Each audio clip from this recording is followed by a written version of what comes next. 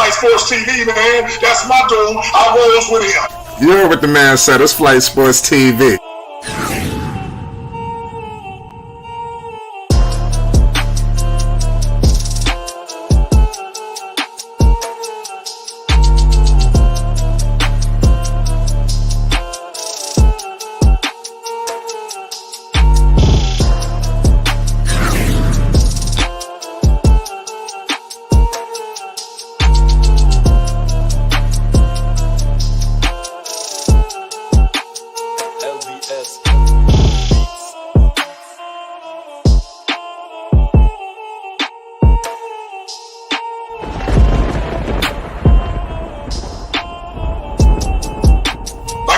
Flight Sports TV, that's where it's at. Flight Sports TV.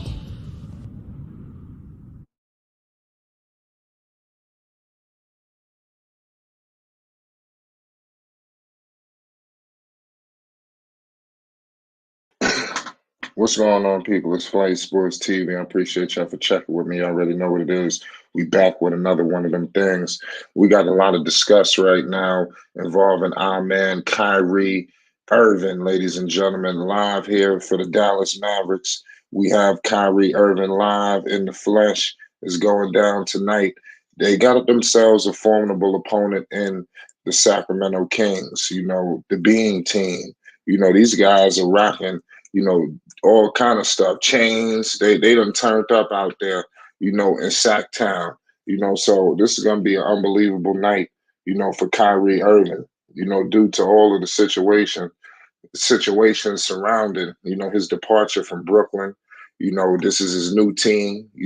Luka Doncic as well is not going to be playing. This is unfortunate, for Luka Doncic. People wanted to see this tandem, take full shape, but obviously it's been, crazy. Injuries is just retarded. This season has just been a snake-bitten situation by injuries.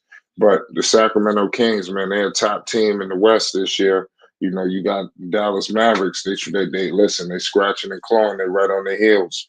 The Sacramento Kings are 31-23, and obviously the Dallas Mavericks are 30-26. This is going to be a big time game. Involving these basketball teams. Y'all let me know who y'all got tonight. I got Dallas. In a good time win. I think obviously you got Kyrie Irving coming to the Mavericks. This is just a whole nother level of a type of player. I understand De'Aaron Fox is doing his thing this season, and that's more power to him. But I think that it's just levels to this. It is levels to the Kyrie Irving situation, man. As his arrival in Dallas is taking full shape. It's man, he ain't even get started yet, y'all. He ain't even get started yet. Give credit to the Sacramento Kings. I like what Mike Brown is doing. Prior to the situation when Mike Brown originally took over the squad, it seemed like people was upset because they wanted Mark Jackson. They didn't go that route of Mark Jackson, but it is what it is at the end of the day. They picked the right coach, in my opinion. Nobody could discredit the job that he has done. And I think he should, if not already, be the leading go-getter for the coach of the year. I mean, seriously, who's coaching better than Mike Brown right now, especially for a team that has just been sorry? Nobody believed in the Sacramento Kings. I know I didn't, so it's just unbelievable what is taking shape. You got the trade deadline just wrapping up. It's just sending shockwaves. Kyrie Irving and Kevin Durant completely took over this whole situation, involving the trade deadline. Nobody even thought these names was on the books, but they were, and it is what it is.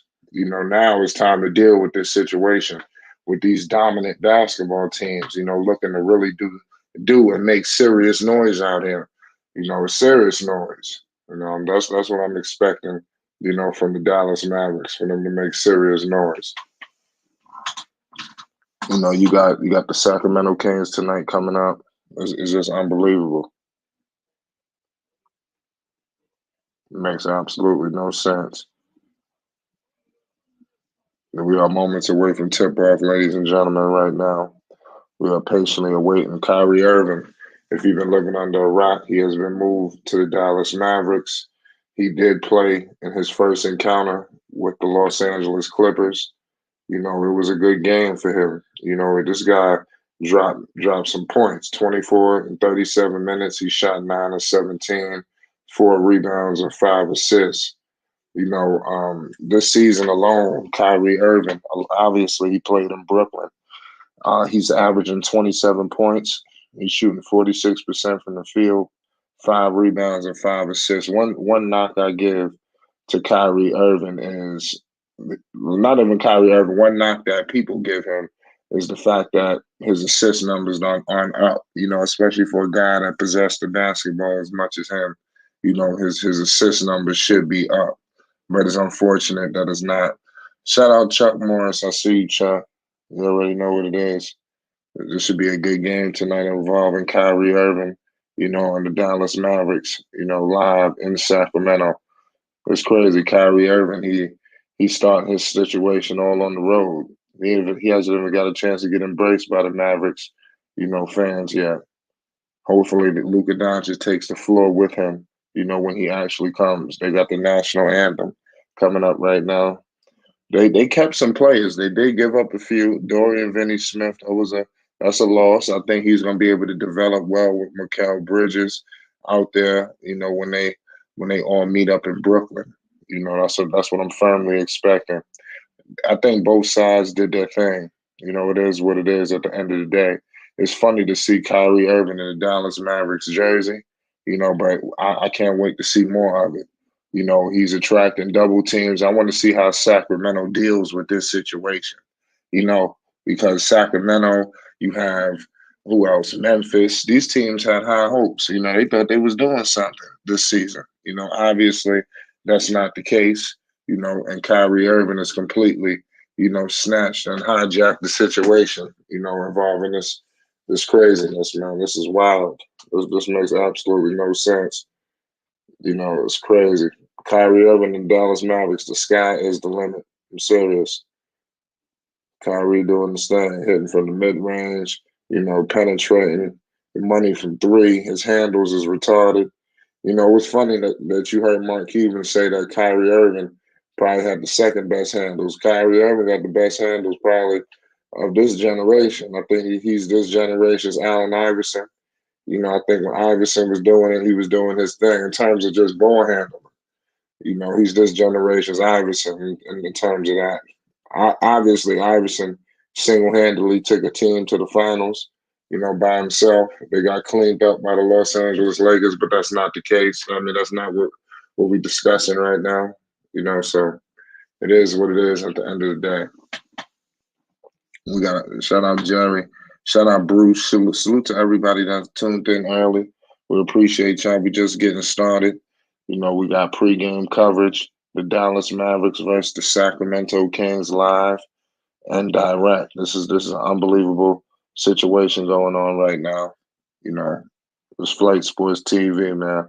Let me know your thoughts. We got Super Bowl weekend, ladies and gentlemen. This is a big situation this week. It's going to be a busy week, especially for the people in the West Coast. You know, I know it's going to be a lot of travel, you know, to that area. Let me know who y'all think going to win as well. The Super Bowl is going to be an unbelievable situation. Even if you don't watch football, the Super Bowl is just something that really just gravitates to people, whether you watch them for the commercials. It seems like everybody, even if you don't watch football, has some kind of stake in the Super Bowl. You know, and now with all of this gambling going on, I think we're going to see an even more bigger presence. So this is a big-time sports weekend. You know, and the NBA is kicking it off big time, you know, with some amazing games, amazing superstars on display. You know, so it's going to be interesting for the night. Let me know who y'all got tonight, the Dallas Mavericks or the Sacramento Kings. You know, both teams looking to, obviously, they're going to be in the playoffs. Sacramento, I can't believe that where they're at. I would have never envisioned that. Shout out Slim Can Hoop. Salute to everybody that's in the building. Feel free, everybody, hit that super chat, ladies and gentlemen. Support Flight Sports. Support us in the Cash App as we continue to bring, you know, amazing encounters to the channel. And like I said, we're just getting started. We got some all-stars tonight as well. Like I said, you got my man De'Aaron Fox out there. just was named the All-Star today. Obviously, they got Sabonis. That's proven to be a major pickup. Slim Kid Hoop says, "Yeah, I'm gonna take the Eagles." Yeah. I got the Eagles too. I'm gonna just pick the Eagles because they're closest to New York. Man, that's why I'm gonna roll with the Eagles. But I like Kansas City. They both good teams. I really would have loved to see Cincinnati in there, but I mean, it is what it is. We can't get that. But it is what it is, man. Salute to everybody tuning in right now. We got the Sacramento Kings. They turned up. The beam team, they lighting beams out there, like I stated. They have completely changed. You talk about a culture shift. I still don't think Sacramento. And you know what's so unbelievable about the Kings? And we're gonna have to pay homage because I was actually when I was talking about the Kings this summer before the season started, letting everybody know the Sacramento Kings was gonna be a big time team. They was gonna turn things around. I just seen, how everything was going. They didn't start the season off good, especially the way they are now. But it's like I can't do everything, but I would have loved to have caught what was going on with Sacramento because I knew there was going to be a top team. I didn't know they was going to be this good, but it is what it is. We got ourselves a hell of a game tonight, ladies and gentlemen. We got Kyrie Irving on the floor, Tim Hardaway Jr., Dwight Powell, Reggie Bullock, and Josh Green. Kings got Fox, Herter, obviously Sabonis and the crew. Kyrie Irving and the crew is taking the floor right now. You got head coach Jason Kidd. This is his second season. This is a Hall of Famer, ladies and gentlemen. We got to pay homage. Jason Kidd is going to be coaching two great point guards. This is wild. I mean, really pick your poison. It's going to be deadly. Don't let him get a big man. Don't let him make a move this summer and get a big man or some craziness like that. It's going to be a wrap. Don't let him get a center. Top centers need to be flocking, down there to Dallas, to figure out what's going on. But you got Keegan Murray as well. Shout out to Keegan Murray. Keegan Murray is doing his thing. Shout out Thunder. Shout out Chuck Morris. My man Keegan Murray is balling. Mike Brown, 31 and 23. Right now for the Kings. Mike Brown done came in here and just remixed everything. He deserves homage for real. And I ain't gonna lie, I wasn't high on Mike Brown. I was one of those guys kind of like, I don't know about this dude. But Mike Brown has kind of won me over. Josh Green doing his thing. They was able to retain him in this move. He put up a monster night in his previous game. Let's see how this thing all works out. Kyrie Irving is about to take the floor, ladies and gentlemen. You got De'Aaron Fox versus Kyrie Irving. You did two All-Stars going at it. It don't get no better than this on the Friday night, ladies and gentlemen. It don't get no better than this. We got Kyrie Irving. They about to tip things off right now in Sacramento. And we are up and running. Sacramento is controlling the basketball. And you have De'Aaron Fox controlling things. De'Aaron Fox kicks it to Sabonis and off to Herter. You got Barnes with the rock, dumps it up to Sabonis. Sabonis backing down Powell, and he missed it. Rebounded by Reggie Bullock. You got Josh Green bringing the basketball up the floor right now, ladies and gentlemen. Luka is not playing tonight. Luka's out still, suffering with his situation. You got Josh Powell gives it to, you got Fox. You got Fox and Sabonis doubling Kyrie Irving, and Kyrie dumps it off to Powell, and Powell converts on the N1 off of a pass from Kyrie Irving. Kyrie just attracts so much attention, and that's the problem, the attention that Kyrie Irving attracts. It makes absolutely no sense, at all. We got the Dallas Mavericks live, ladies and gentlemen. This is Kyrie Irving's second game. It's unbelievable. Unbelievable right now. It's crazy. We are live, ladies and gentlemen. 3-0. You got Dallas. 11-17 to go in the first quarter. Kevin Herter with the rock. Dumps it off to Barnes. They keep dumping it to Sabonis. Sabonis looking to operate on Powell. They're going to need some help down there on Sabonis. Sabonis trying to eat tonight. Breakfast, lunch, dinner, midnight snacks, everything. Sabonis violating. Sabonis looks so friendly, but this dude he played that old man basketball. I love the way Sabonis play. And he this guy don't even look that strong, but this dude's strong as hell. Almost like Carmelo Anthony in his prime, the way he was backing dudes down. That's the power this dude coming with. It's crazy. Sabonis is a big time player. I wasn't surefire on Sabonis either. I thought when he was an All-Star in Indiana, it was kind of fluky. I was watching him. Obviously, he was drafted by the Oklahoma City Thunder. Oklahoma City, they done screwed off so many picks, so many players that they should have had. But Sabonis right there makes his free throw. It is 3-2 right now. You got 11 minutes to go in the first quarter. You got Green. He dumps it off to Powell. Powell is guarded by Sabonis. And then he dumps off. You got Kyrie Irving. Kyrie Irving with the rock penetrating. Oh, man, they just called a move. What the hell? An offensive foul. You got a screen on Powell. They called the moving screen on Powell. This is retarded. Unbelievable. Can you believe this, y'all? Kyrie Irving is live and direct in the flesh, ladies and gentlemen. Let me know who y'all got in this game. This is going to be an unbelievable matchup, ladies and gentlemen. Unbelievable.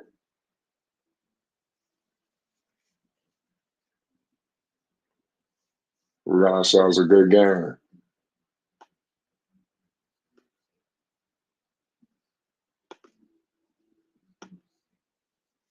Kyrie Irving right now doing his thing.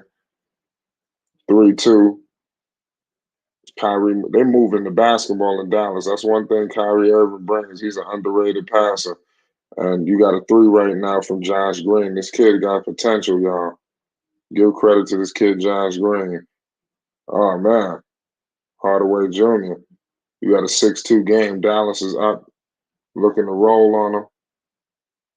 Sabonis, and one. Sabonis. Oh, he hobbling. Sabonis. Something ain't right with Sabonis, y'all. That right knee. Something is going on with Sabonis. Sabonis is limping. What happened? He looked like he went knee to knee with JaVale. Yeah, that's exactly what happened. Looked like they banged knees with JaVale. He banged knees with him. That's crazy. Yeah, this don't look too good, y'all. Shout out Justin Fab 21. Luka not playing Mavs winning if Kyrie goes off. Oh, Kyrie gonna definitely go off. Kyrie like a microwave. This thing it don't get hot right away, but it's coming. It's coming. What's the deal, Zan? Hey, what it do, man? What it do? Happy Friday night to everybody out there. How you doing, Flight? No, I can't call him. Sitting here rocking right now with these Dallas Mavericks. We got ourselves a hell of a game. Are you checking it out? Yeah, I got it on. Yeah. I heard that's what you was watching. I got the Blazers at 10, but I'm pretty much free and loose until then. Okay, we got Kyrie Irving just alley-ooped it up there to JaVale. And JaVale just converted it. Blazers should be playing now that I think about it. I might have been looking at Eastern time, so I'm going to get both of those games up. Yeah, they're playing right now. It just tipped off. So I'm going to have them both up, but I'm going to rock with you on this Sacramento Dallas Mavericks joint. Yeah, you just keep people up to date what's going on. But I got Tim Hardaway Jr. with mid-range. He missed it. Rebounded by Sabonis. Fox pushing it up the floor. Gives it to Barnes. Barnes missed it. Rebounded by Josh Green. Are you familiar with this kid, Josh Green? No, can't say that I am. Me neither. Tim Hardaway for 3, and he made it. Tim Hardaway cash 11-4. Dallas. Right in Sacramento had to call that timeout. Sacktown just called that timeout. Right in DiVincenzo's face. Tim Hardaway Jr., man, maybe he's an underrated player that just needs a little light shined on him to grow a little bit more. Yeah. Bigger role, maybe. Shout out Ball Facts. He says Dallas is way more peaceful than New York. Good move, Kyrie getting peace back, and he finna shock the world. Now, I agree with that. Kyrie Irving gonna definitely do his thing. I ain't tripping on Kyrie. I like the situation that Kyrie is in Dallas. I think it's gonna be a good look. We still ain't gonna be able to really see it until they get Luka. So all this is cool and all, but we got to get Luka back. Without Luka, it just don't make no sense. I guess I wouldn't say it don't make sense. We just ain't seeing the full potential of the situation. Yeah, we ain't seen the show yet. We're gonna see Yeah, the show. right. Yeah, there's not a but show not yet. Yeah, it's coming. In this offseason, one more piece. They're not gonna win anything this year. I'm pretty sure that they ain't winning nothing. But I mean, they would need a better center than that. If they could at least get a better quality center, but I don't think that's possible now. well, I will at the offseason, I will give them one. If they just give me some functional pieces, they can have a center. They can have Yusuf Nurkic. They can take him. Take him, please take him. Yeah, I don't know how many shoot. They don't know how many pieces they got in Dallas. They just let go of some of their parts. They got Hardaway there. I don't know how appealing he is around the league, but they got some people. Well, they held on to him through this trade season, so that should speak at least to some affection for him. Kyrie's great out there in Dallas. He's gonna be good, man. It's funny to see him in that jersey. I would have never thought he would have been in Dallas. But we on commercial break right now too. We ain't missing out. Downtown Sacramento at Golden One Center, hoping to light the beam tonight. Yeah, that's what the beam team. Yes, sir. What I will say about Kyrie Irving, I was playing with him in 2K. All I did was just hit the flick stick, like the crossover did, like the defender just backs up like 10 feet. It's like, oh man, this is crazy. It's like, free shots. Yeah, basically. Kyrie, and that's how he be playing. He just got the defender backed out so far. All right, now man, this dude is a problem, Kyrie. I just got my first look at Cam Reddish in the Trailblazers uniform. Boy, is that exciting. Well, that's good. We didn't get a chance to see Hart. He's still transitioning in New York, I suppose. Yeah. What did Cam Reddish look like? He's about 6'8". Yeah, he's starting. Doggone right he's starting. That's what we needed. Josh Hart, 6'5" at 3 is too small. We needed somebody to be able to play D at 3 and help out because that's too much pressure on the front court. Keegan Murray just hit a 3. Okay. I see him. Wonder what's up with his bro. Who's his brother? His brother Chris Murray is his twin. He plays at Iowa. Okay. I don't even know he had a brother. Kyrie Irving dumps it up. He got Bullock. Bullock just missed the 3 in and out. Rebounded by Fox. Kicks it to Kevin Huerter. Kevin Huerter looking for Sabonis. Kevin Huerter with a floater, and he converts. Dallas 9-11. Chris Murray with a K. Man, they are identical. They're absolutely identical, Flight. Oh, JaVale with a rebound. 13-9. I'm happy they held on to JaVale. They was talking about trade him. That didn't make no sense. Nah, good rim protection when you got JaVale McGee. If nothing else, you got rim protection. So why the hell would you trade JaVale McGee? Does that even make any sense? I don't know, man, but what if Sacramento's lucky enough to end up with twin Murrays? How dope would that be? And you got another set of twins coming into the NBA this year, too. The Thompson twins. Yeah. Who are they new twins? Yeah, these boys, they're elite. They're with OTG or OTE. Mm-hmm. Dallas on the road, Thunder. Dallas on the road. Yeah, we got Fox shooting a couple free throws. It's 13-10 in Sacramento. Yep. I got 11-13. And then I got Kyrie Irving with the rock, guarded by De'Aaron Fox. And you got a switch. Kevin Huerter picks up Kyrie. Baby mama camera. Now Fox is back on Kyrie. You got multiple defenders guarding Kyrie. He dumps it to Tim Hardaway. He missed it. Rebounded by Kevin Huerter. Kevin Huerter is pushing it up the floor. Gives it to Sabonis. Back to Kevin Huerter with a screen for 3. Bricked. Rebounded by JaVale McGee. Kyrie Irving pushing it up the floor. Gives it to Tim Hardaway Jr. And then they're moving the basketball in Dallas. Josh Green converts with a layup. Nice little guy, Barnes, is coming up hobbling. Yeah, Barnes is down. Yeah. We don't know what's going on. Sloppy out there. Yeah, it looked kind of like a knee clash. I don't think it was anything serious. Just one thing about Kevin Huerter, he's going to keep shooting. I don't know. Somebody must have told him. I'm guessing Mike Brown told him green light. But look who's out on the floor. He's the only shooter out there. Fox is going to drive. Well, Fox can shoot now, too. He's a good mid-range shooter. He ain't going to kill you from 3. But as far as three-point offense, Herder's it out there. Kyrie Irving pushing it. Kyrie gonna pick his spots. It looked like they was moving. Kyrie was step back. Missed it. Right That over would have been Sabonis. huge. Yeah. That would have been dirty if he'd have made that. 17-11, Mavericks over the Kings. Yeah, I got Fox with a little floater. Yep. Nice move by Fox. Big play from De'Aaron. We got a good game going on right now, ladies and gentlemen. Bro, it's good to watch a game with you. Yeah, facts. You got oh man, Kyrie, look, he banging knees. What's going on? Yeesh. Hey, did you see what I sent you last night? By the way, no, I think I might have missed it. I may have. I'll check it out. Okay. I'm looking at it right now. I think you'll dig it. Something I owed you from a little while ago that I just got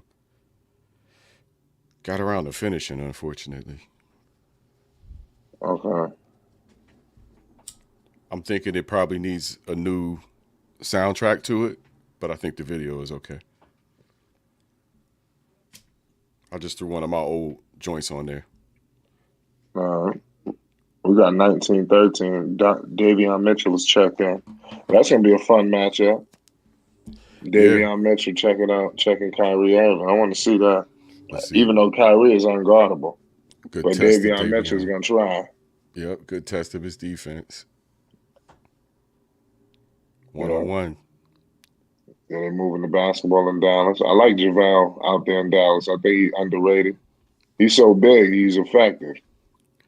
Dallas is just like the Kings are switching on the perimeter, so we're gonna see what happens when Kyrie gets ice. Sabonis tried to violate. That's Arvidas, boy. Yeah, I like Sabonis. Sabonis play that old man basketball. Hey, Portland's own. That's he from Portland too. Yeah. Grew up here. His dad played here. Blazers legend Arvidas Sabonis. You got Sabonis from the free throw line. He converts 19-16. We got guys coming in the game. Christian Wood coming in. Josh Green sitting down. Kyrie hasn't even got going yet, ladies and gentlemen. I want to get a good look at Christian Wood because he's going to be key to whether or not they're able to advance at all this year. And I just don't think he's mature enough. Well, he could be a 2010 guy, so let's see if he ever turns into that. Reggie Bullock is underrated. Every time I watch the Mavericks play, I'm impressed by Reggie Bullock. I like Reggie Bullock, obviously, from New York. Kyrie don't look right in that uniform, man. It don't feel right. It don't look right. I got to say that. At all. Not to mention Mavericks needs to upgrade them joints anyway. Right. They still playing in the 90s joints. Like, come on now. Yeah, Davion Mitchell kicked it. Malik Monk, brick, rebounded. And pushing it right now with Tim Hardaway. Kyrie from deep. Cash. Yes, Kyrie sir, is on the board. 24-17. Kyrie is on the board. With Sabonis in his face, too, I believe. Yeah. Davion covered by Kyrie. Now, Davion's not a good offensive player, but he should stick you like glue sometimes. But what the hell just happened? Why my man throw the ball way out of bounds to nobody? Who did that? Malik Monk. Yeah. Good pass right there. Christian Wood, good vision. Can't nobody guard Kyrie. They're going to need multiple defenders, all different people. Davion Mitchell is back on Kyrie. I want to see Kyrie just violate him. Old Star-Lord Doncic over there with his foot injury. Yeah, I can't wait to see Luke and him. I want to see how that works. He reminds me of Star-Lord from Guardians of the Galaxy. Wow. And Star-Lord. Salute to everybody in the chat, ladies and gentlemen. We got Kyrie Irving live and direct, 26-17. Kyrie taking a seat. Kyrie is having a seat. being met by his teammates. I see you, in Thunder. Dallas. I see you, Chuck. I see you, Basil. Yeah, salute to everybody in the chat right now, ladies and gentlemen. We got ourselves a hell of a game in 26-19. Everybody make sure you hit the like button, share the video so others know. We up covering this game. Bullock Yep. for 3. Knocks it down. That was not the prettiest jumper, but it went in, Flight. Yeah, I mean, he got an ugly shot. But, I mean, it is what it is at the end of the day. Malik Monk stepped back. He missed it. Malik Monk's been having a good season, too. Christian Wood, he needed – oh, man. Christian Wood draws a foul on Malik Monk. Monk definitely reestablished himself in Sacramento quickly. Yeah. So his journey was what, Charlotte, LA, Sacramento? Yeah, you know what the thing about that situation is they played together in college. Malik and Fox? Yeah. Okay. Now you got Brunson playing with his college teammate too. Yes. So that's gonna be unbelievable. You know what I'm saying? It's like you can use that as an example. So 32, Christian Wood just hit a 3. Sure did. I wonder what's up with this Rashawn Holmes guy, man. What's his issue? Was he on the floor? Nah, he's never on the floor. He's supposed to be healthy this season, but I hear nothing about him. Right. Well, Mike Brown, man, they doing something right. They got a good seed right now in the West, so they're doing a lot right. Yeah. The ball movement for Dallas is good. It's crazy. They up, and then, like I said, there's no stars on the floor, and they still up. They just play a winning style. Mm-hmm. They put points on. Wood for 3. Wood knocks down another threes. one. Back-to-back threes for Christian Wood. That could be ugly. You know, Davion trying to operate. That could be ugly. You can actually run a double pick and pop where you have, let's say, Kyrie brings the ball down and catches a screen off Luka. Luka pops off one side, and at the same time, Christian Wood fades out to the other. Boy, they're going to be dangerous. If he's shooting like that consistently, they're going to be dangerous. At least those 3. The rest of the team, they're about an inch deep. Yeah. They have no depth in Dallas. None. You said no depth in Dallas. No depth, nah. Surprised they're winning. To be Yeah, honest, I mean, if Kyrie wasn't there, yeah, they'd be dead. So, yeah, Mavs could do the pick and pop all game. All game. Yeah, they got a good style. It's the system that they running. Solid, though. I like them. They're doing their thing. By the way, I took a free agent option and left Portland in the offseason to join the Cavaliers, and my Cavaliers are now 12-0 on 2K. Wow. I just wanted to put that out there. Yeah. And you playing on PC? Yeah. Right. Yeah, that team is stacked. We got P.J. Washington. We got P.J. Washington and Miles Turner coming off the bench. That's some firepower. Yeah. Yeah, it's ugly. Yeah, I got to run some 2K this weekend. See if I got some time. But I definitely played it when they traded for Kyrie. I said, I got to see what this looked like. I was struggling playing with Luka, but Kyrie was a shoe-in. We're on a commercial break, ladies and gentlemen. Dallas is out. I got to get done with this season so I can play with some other teams. I've been, playing my seasons, but need to get into that 5-on-5, switch around. That helps you know the league better. Yeah. I see Matisse Thybulle is in street clothes. He's not playing tonight. We did get better, I think, defensively. We got dogged for our trades.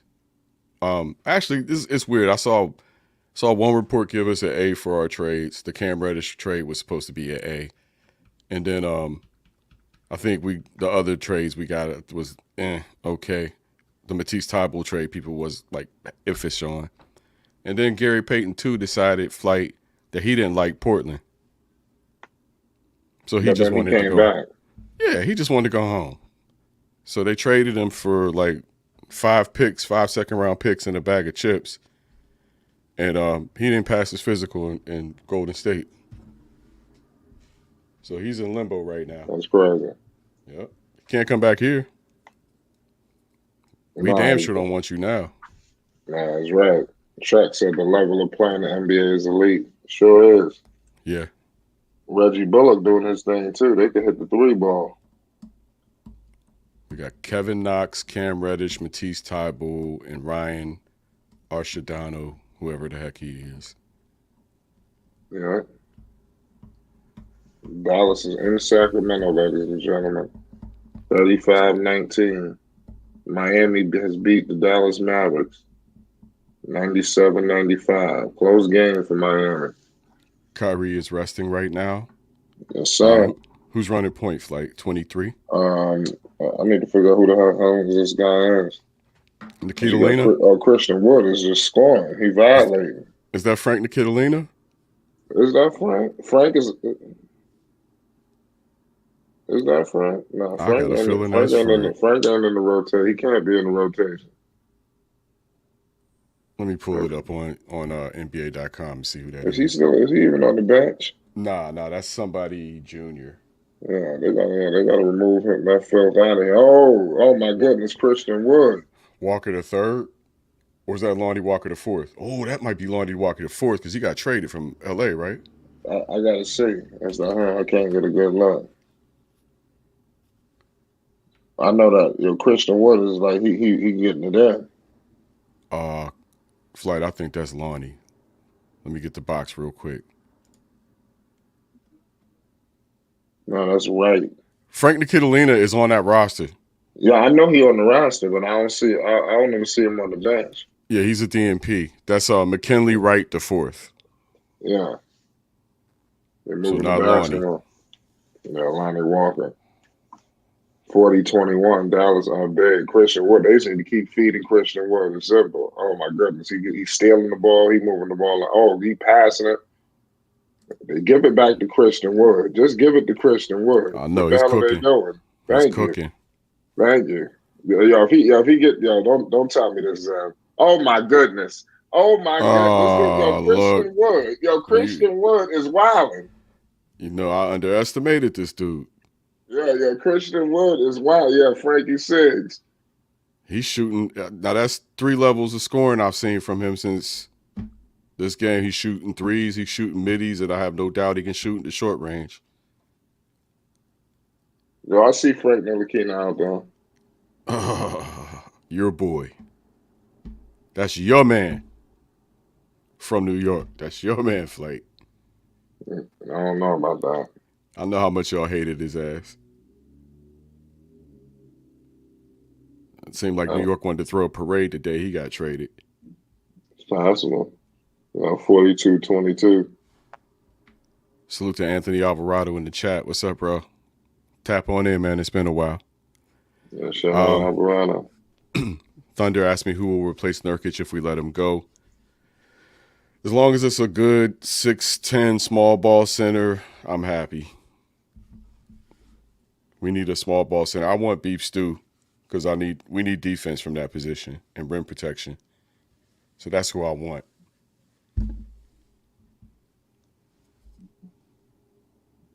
Yeah. We got 42-23 in Sacramento. Dallas is putting the whoop ass on the Kings.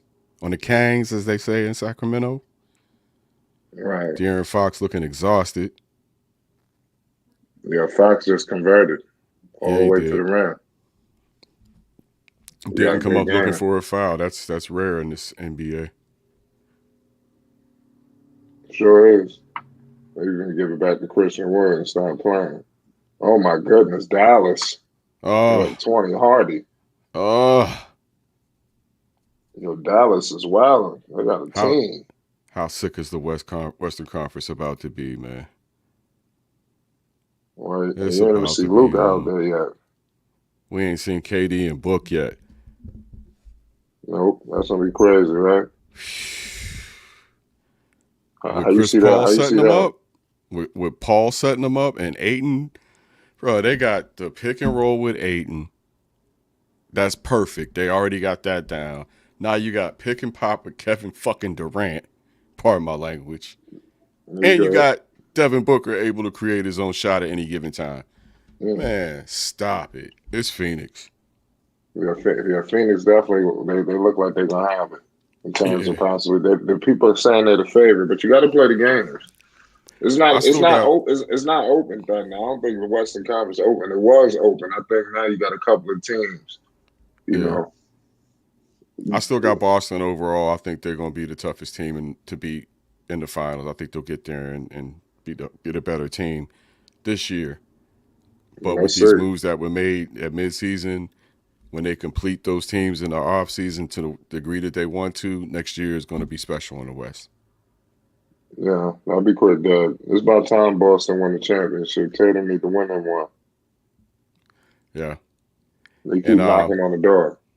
I'm thinking of a trade that I think will work for all of us after the season. It might depend on if Boston wins or not, but how about Damian Lillard to Boston for Jaylen Brown? Good call. I'll take it. It's not bad, man. I'll take it. That's all I know is that it's going to be a bloodbath. It's going to be crazy. But Jaylen Brown's coming free this season. I don't think he signed an extension. In fact, I'm sure he didn't. So, I mean, they can't lose him. Let me take a look and see what his status is. If I'm not mistaken, he's a free agent at the end of the season.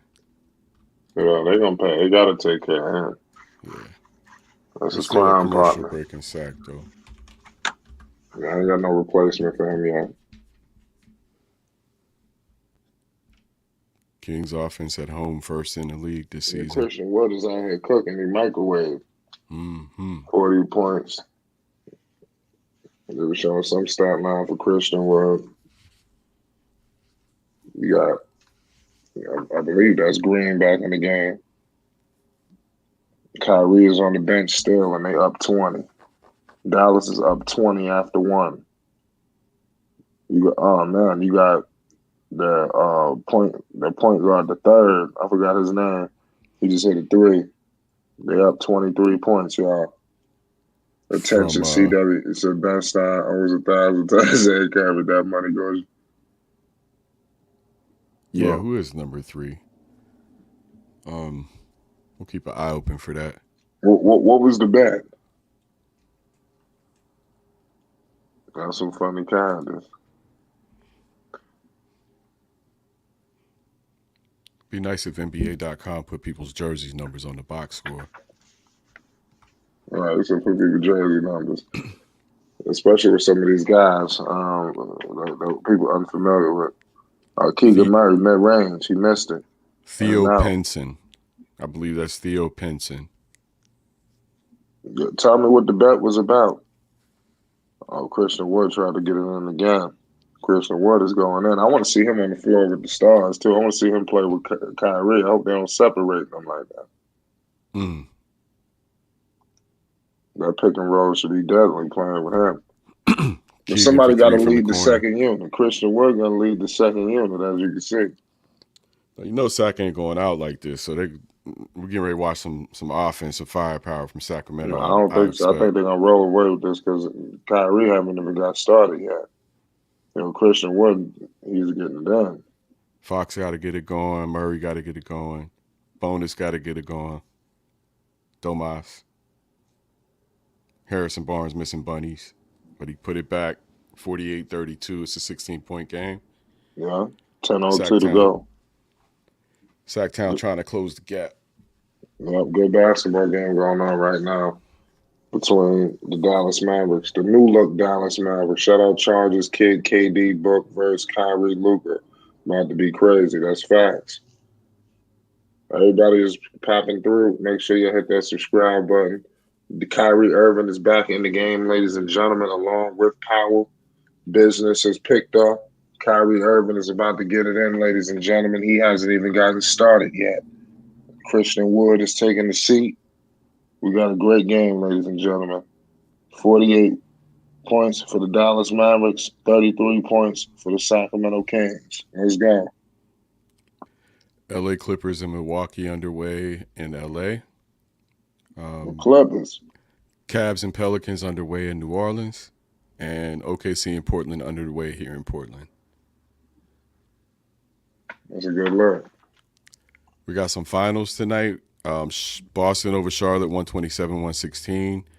Philly over New York, 119-108. Phoenix over Indy, 117-104. Detroit, 138. San Antonio, 131. And those are all the finals, I believe. Let me just make sure. Memphis beat Minnesota 128-107. And Miami over Houston, 97-95. Low-scoring game there. Full schedule for the NBA tonight. Yeah, it's a great schedule. We having a hell of a one right now, 51-33. You're on the record of saying that the Kings are going to try to, make something out of this. We'll see. Let me get my Blazers game back on. There we go. Yeah. Let's get the Blazers game on. Yeah, man. I'm gonna watch, you know what I'm saying? Now the expectations are gone and I can just take it game by game and no pressure with them. They're dead. If they build up some wins, get on a running, start climbing the charts, we'll look at it. But until then, they dead, as far as I'm concerned.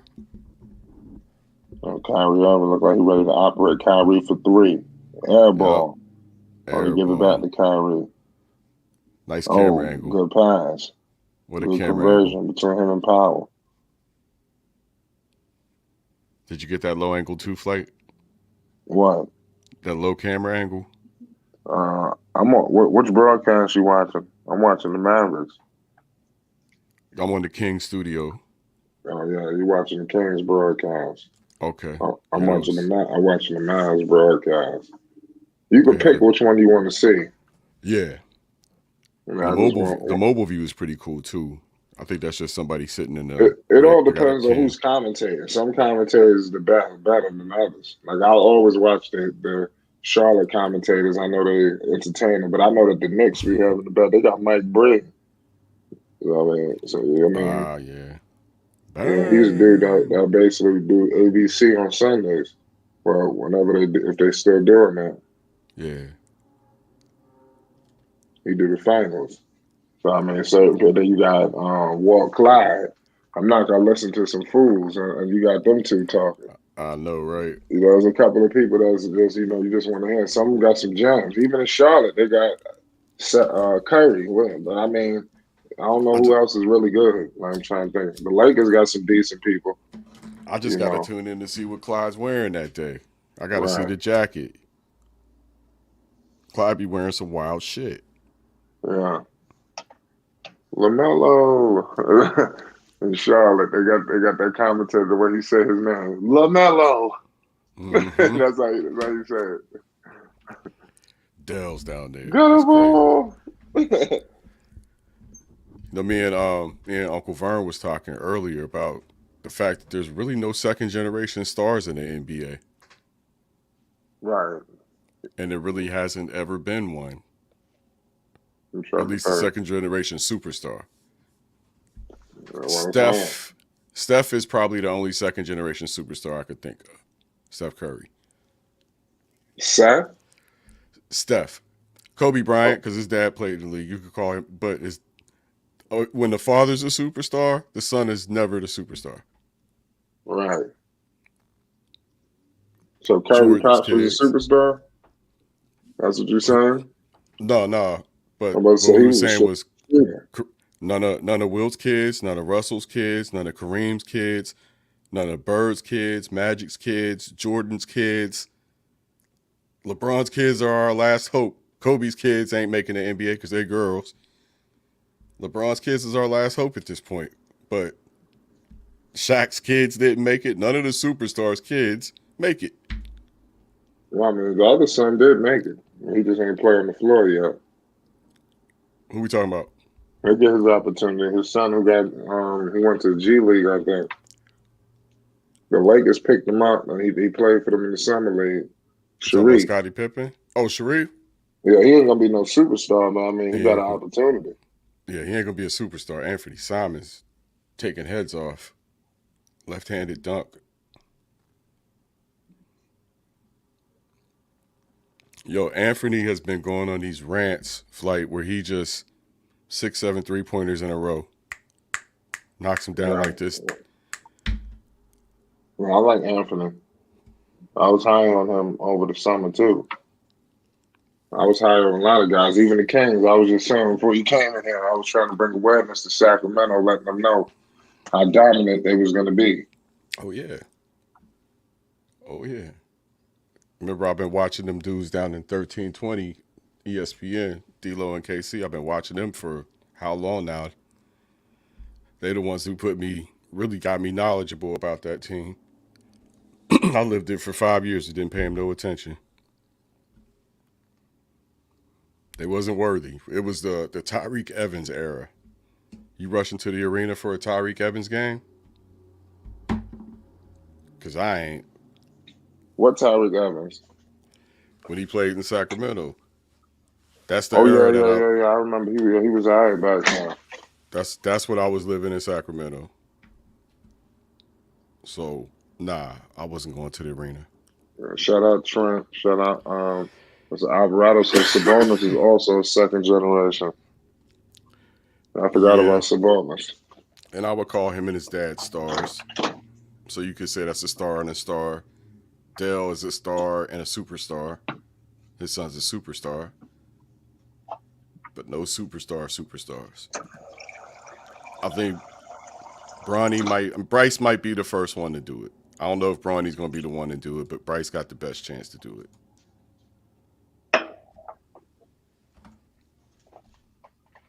And we're going to find out. Right now, you got the Kings. They're trying to make a fight for it.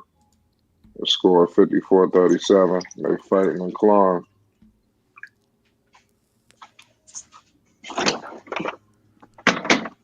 Mm-hmm.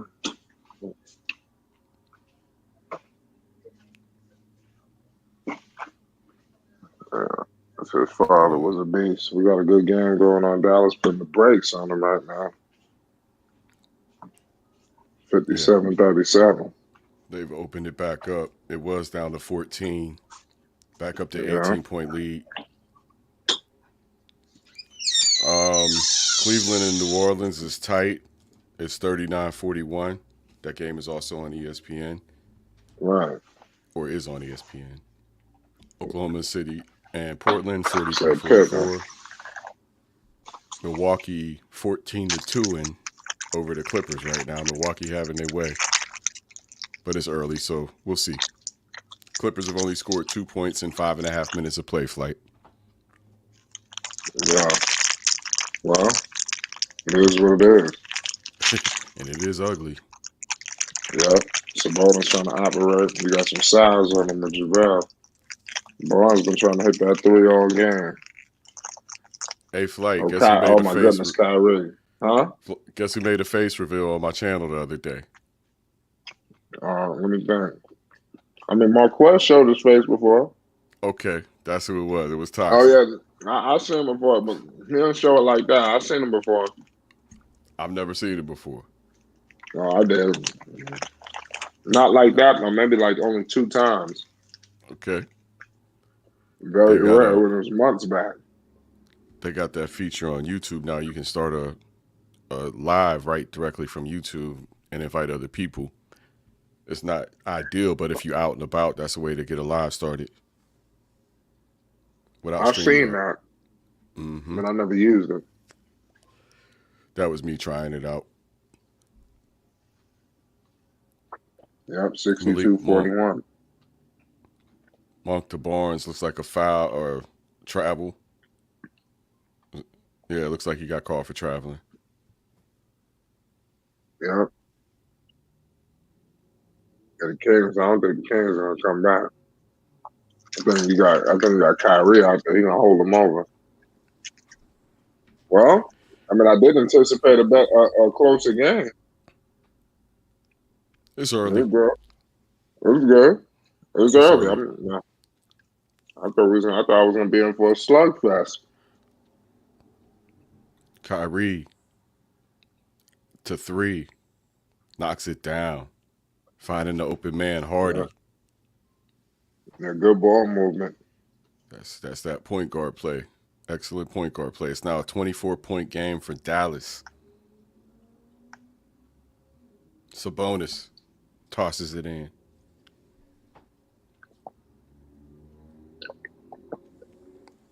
So New I am Orleans happy for didn't Sac, work. man. What you say, Flight? Trent said New Orleans getting worked. By the Yeah, it Cavs. was. 55-36. That game It's just got definitely been a busted. shocking turn of events out there for New Orleans. That game just got busted wide open. It was close. They're definitely missing Zion, man. Yeah, this game is over. Brandon Ingram's back. Zion's out. Is that the way this team is going to be? Well, that is true. Like once one can't go out, the other one, don't make sense. They all need to be on the floor. They all need to be on the floor together. I'm gonna see. He's out through the All-Star break. Is Zion Williamson with a hamstring injury? Yeah, Scott definitely want goals. He don't answer the phone no more or nothing. Sure did. You see how they do? Hey, man. At least you know one of the homies is here for his losses. Oh. You can't enjoy the wins. Don't come up in front run. Because Right. nobody respects that at the end of the day. Oh, yeah, you flipped the coin and won. It's when people see you go through the heartache and pain. That's why I ain't jumping teams and abandoning ship. Yeah, man, you just gotta stick with your squad, man. You rocking with a team, rock with them. Mm-hmm. Like I said, it is what it is. Like I can't wait to cheer for the Knicks. Like I'm about to, like I said, I like the New York Knicks, man. They lost tonight, but I was like, I gotta try to squeeze in some effort for the Knicks. That is my team, and I hardly get a chance to watch them because I'm watching more Hornets games than Knicks games. And that's the biggest market in America, man. So I'm sure covering a Knicks game or two is going to yield you some results. Yeah, I don't want. The Knicks is crazy, and I'm really a Knicks fan, at heart, So, but I never get a chance to exhibit it due to the business of what we got going on here. Obviously we rocking with the Ball family. That's most important.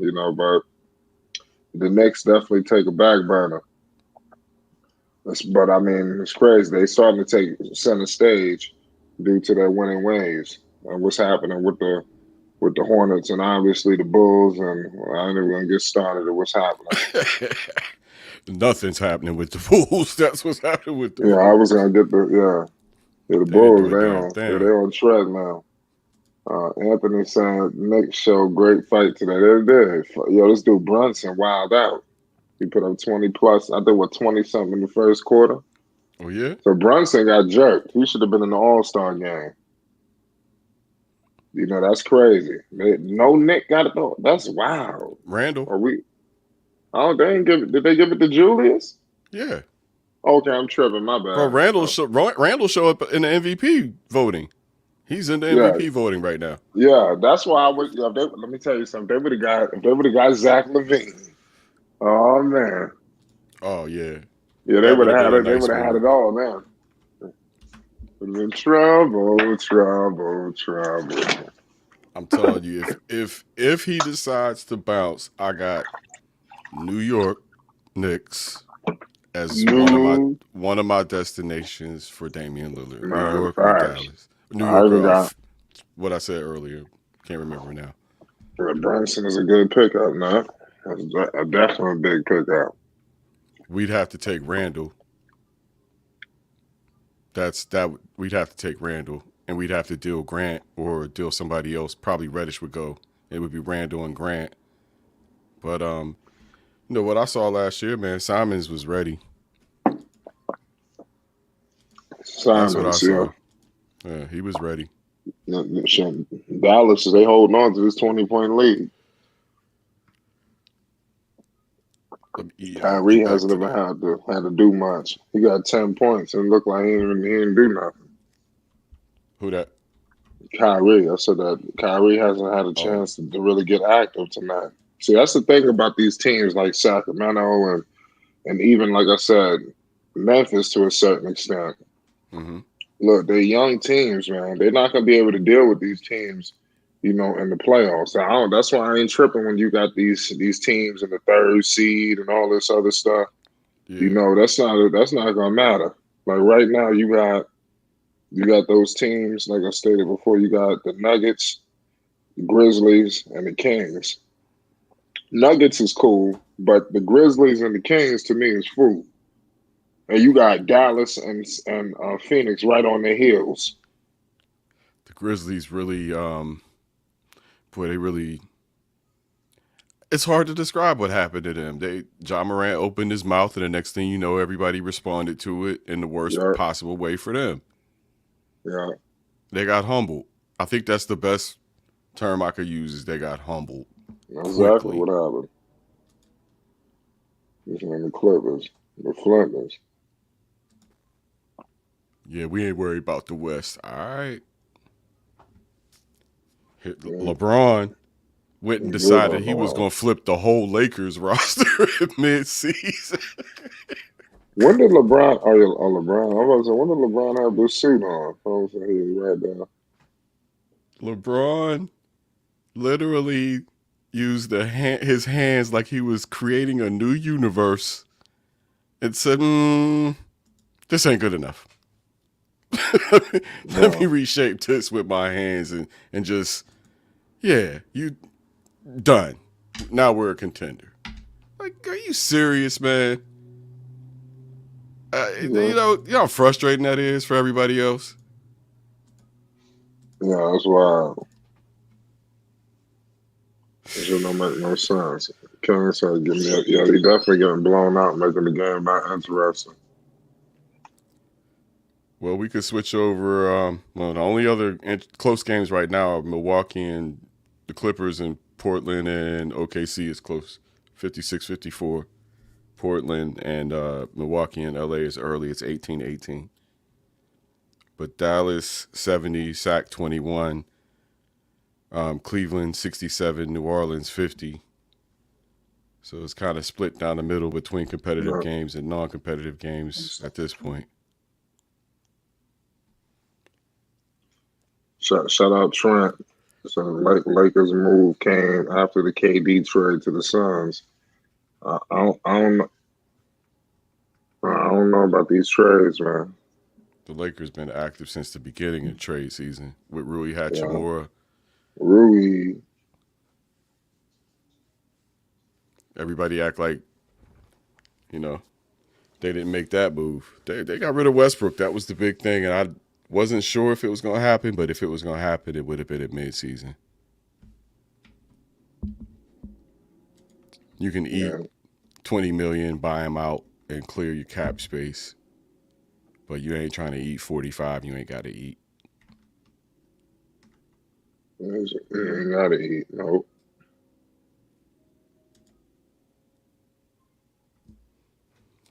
We got Shea Gilgeous-Alexander downtown. I really kind of wish I'd have went now.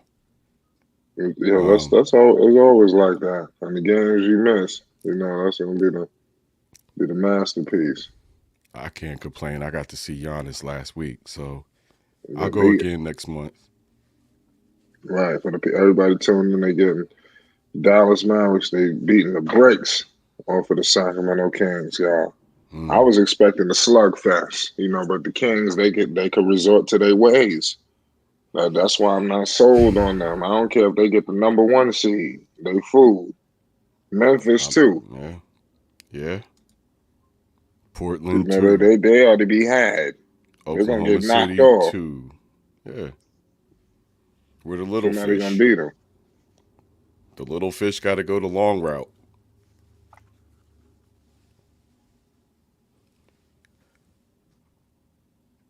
Looks like Anthony Simons headed to the stripe down by 1. We got 70-49, 72-49. Kyrie sinks a bucket. Fox with the ball at midcourt. King showing no signs of life, giving up at least 72 points and a half. Let's see what the Mavericks actually end up with. I'm guessing they'll end up with about 80 points in the first half. 72-49.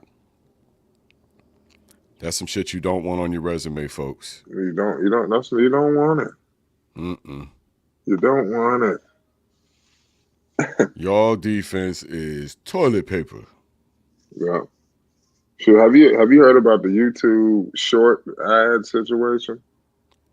I heard a little something, but I really can't claim to know about it. What's going on? No, I don't know either. I mean, I need to do some more information because I've been hearing about it, but I need to see what's going on. They showing more attention to the shorts. That I did hear. Huerter drops a beautiful little floater. The CWE Bedstein. See, shorts is, I guess it's different. I need to see how they do it here. Because I know on Instagram, you can do whatever you want. I know there's been a lot more of them. Yeah. Don't have to worry about issues. You can play music. But see, they're talking about putting ad dollars on these shorts, and that's where you come into those, content issues, the profanity and whatnot. So, like you, I need to check the rules. But when you and I think that's for everybody. Like, you don't ever have to be I think anybody. That's what I heard. I gotta. Hopefully, I ain't misread, but I gotta maybe double check. But I heard anybody could be, not anybody, but you don't have to have 1,000 subscribers to be eligible for that. But it's 74-53. Okay, for sure. We headed towards the halftime, ladies and gentlemen. The Kings, they cut it under 20 right now. We got an 18-point game. That was a big three. Kyrie Irving with the rock. Testing 1, 2, 3. If you're praying for CTE, just pray that he makes it to heaven because he is obviously dead. Yeah. He knows that. I looked at their roster. You need to pay that debt. There you go. There goes CW right there. I heard you owe some money, CWE. Ooh. I looked at that roster and I just thought to myself, how? How does this possibly even fit together? They're just gonna be out there getting cardio. The Brooklyn Nets is in it for the tank at this point. Safe to say. That's it. They're for the tank. Brooklyn. Thomas Bryant. Is a raw man. I keep telling. What team? What he playing right now? He's in Denver now. And they playing? I don't think so. I think they played earlier tonight. I don't remember seeing the Nuggets on the schedule. No. Right now you got Memphis and Milwaukee and the Clippers. Yep. You got your team playing. Sorry. It's halftime right now, ladies and gentlemen. I'll check out your game right now. So it's halftime. And I will be on the Blazers telecast. Still got 3 minutes in that joint. Yeah, and it's a tie game. We got a commercial break. Yeah. I get the bootleg. Oh yeah. Well, where you at on the bootleg? I got two. I'm on 252. Yeah, Eubanks just missed something or got fouled. Looks like Eubanks is going to the stripe at 252. Yeah. I want to see how it seemed like when we were doing that kind of stuff, it was kind of on the money. So I want one day. I need to double check one time to see how much on the money are we, or how much are we delayed. So let me explain to you where that comes from, Flight, so you make sure you fully understand the concept. The Army, when you're running in formation, as a platoon, as a company, you only run as fast as your slowest person. The one thing you don't do is leave nobody behind. So when there's 5 of us on a panel, my instinct is to say, okay, who's the furthest behind? Everybody else pause and wait for them to catch up. Now let's all run together. Let's run together, man. That's where it comes from. Isaiah says, "Why you betting and you don't even got? What's the point of that?" And the thing about it is, people at home that's watching on the channel with us, they'll pause too because they want to be with us. They want to, watch the game with us. That's right. That is what it is, man. We got a good game, 61-60. We want y'all with us too at the same time. Who cares if the game ended 10 seconds before we know? Who cares? Right. You're right about that, man. I got Anthony bringing the ball up at midcourt flight. He just dished it off to Dame. I got 2:23 right now. 2:24, pardon me. Dame headed to the stripe. Yeah, I got a close one. Time down. Salute to everybody in the chat right now, y'all. Got a hell of a game on this Friday night. Y'all could be anywhere in the world, but y'all rocking with us. This is the best season of Damian Lillard's career, statistically. Yeah. That's how good he's playing right now. He has some blue kicks on, too. Yeah. His sneakers, they need to be showing off a little bit more. I guess they big in Portland. People be rocking them in Portland, right? I got some, but the younger folks, they kind of just Dame's 32 years old at this point, so they on to the next one. They more into Melo, the Rick and Mortys you see everywhere. But I got 3 pairs of Dames in the closet. I've had a total of 4.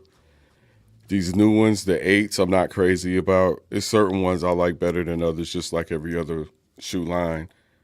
But I've had people be like, "What are those?" You get that "What are those?" comments, and sometimes "What are those?" is like, "Damn, those is dope. What are those?" It ain't always "What are those?" So I got weird taste in sneakers. I admit it.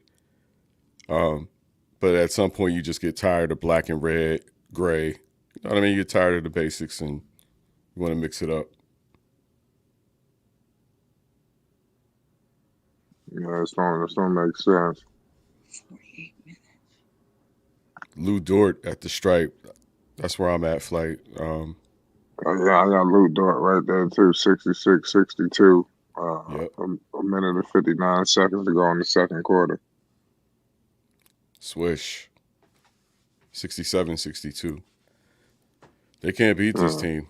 We've lost to them the last 2 times they played them. Now, Yusuf Nurkic is out nursing an injury. So we are without our starting center who everybody wants to trade, including me. But he does provide rim protection. And you'll see that pretty much most teams at this point know that they can run straight down the middle and ain't nothing we can do about it. So at crunch time, if we don't have running up on the ref like that. Yeah, he was. If we don't have a good lead at crunch time, you'll see the other team start to go to the basket and get fouled. Yeah, I want to see what Cam Reddish do. Oh, there you go. Yeah. That's good for him. Yeah. Yeah, it's good for him that he'll figure it out. Poor Dame. I'm telling you, we all there, Flight. The whole fan base is there now. Acceptance. It ain't that we want him to leave. It's just if he got to go, we all understand. Yep. People are pissed off. They mad about this trade season. That's why they're like, F it. If it's time, it's time. Y'all ain't doing nothing for him. I guess, yeah, and they offered Grant the money, and they still didn't. They still didn't want it. Yep. So he signed to a big ass contract. The value we can get for Damian Lillard will be obscene.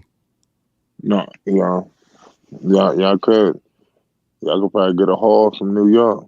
I hope the Knicks wouldn't trade for him. Well, they need to get LaMelo. I think Dame, as he's getting old, Dame is the truth, though. Y'all gonna take all our assets, and he gonna get old on us. How old is Dame? 32? 32. I don't know. They better trade him now. The life of the NBA player is extending, my brother. I don't know. I believe it is extending. They're playing less games per year. They're starting earlier. Better medical treatment. We'll see in the coming years, but I think these guys are, and it's less physical. Yeah. Ooh, nice backdoor pass. You see that? Yeah, I seen it. Ooh, 70 on the 65. That was pretty.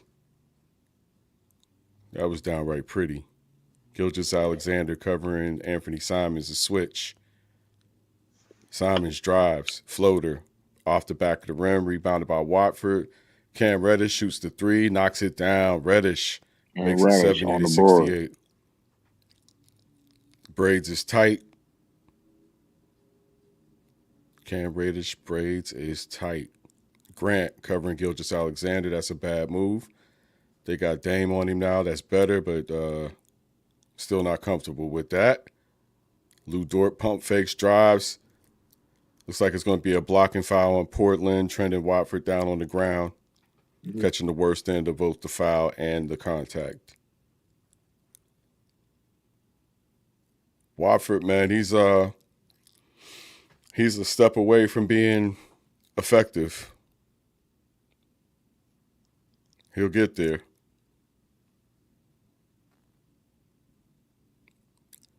Yeah, man, he will get there. Yeah, I got 7 and 68. Yeah, Wilford. Yeah, I got to get more familiar with these guys. But Cam Reddish look like he gonna do something for y'all. Y'all starting them too? Bro, that uniform make everybody look good. I know he got it. Yo, thing is, y'all team, y'all need all the help y'all can get. You know, that's y'all problem. Oh, this conference is so loaded now. Forget it. It's over for us. Unless there's nothing. I'm not going to just assuming health. It's over for us.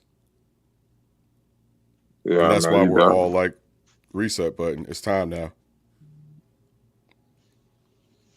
Dame is not going to win here in the next 4 years, given who is in the conference now. Why not? Look at everybody who just came into the West. Kevin Durant just came into the West. Kyrie Irving just came into the West. You still got Jokic. You still got Braun and AD. You still got Steph Curry to deal with. Houston Rockets are coming. OKC is coming.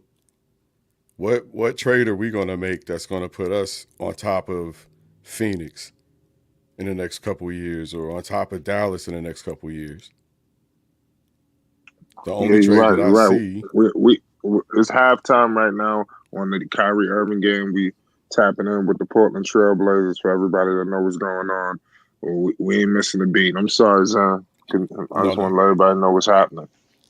All I was going to say, Flight, the best solution is going to be at some point to steal one of the monsters out of the East. That's going to be the best bet at some point. Shout out Chris Simmons, Anthony Edwards, De'Aaron Fox, first-time All-Stars. That's facts. Everybody, man, hit that like button if you knew you stumbled to the right place. We do this every single night. We got some of the best in the business. Hit that subscribe button, man. It's Flight Sports TV. You already know what it is. We got a lot of things cooking up at Flight Sports. We're not looking. We're on the way of doing big things. We're on the phone with a lot of powerful people. Definitely help us in our journey as we continue to shatter all of the goals this year.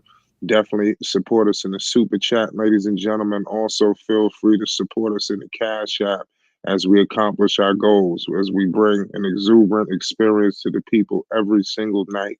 It's Flight Sports. I'm sorry, Zan. No worries. I muted myself.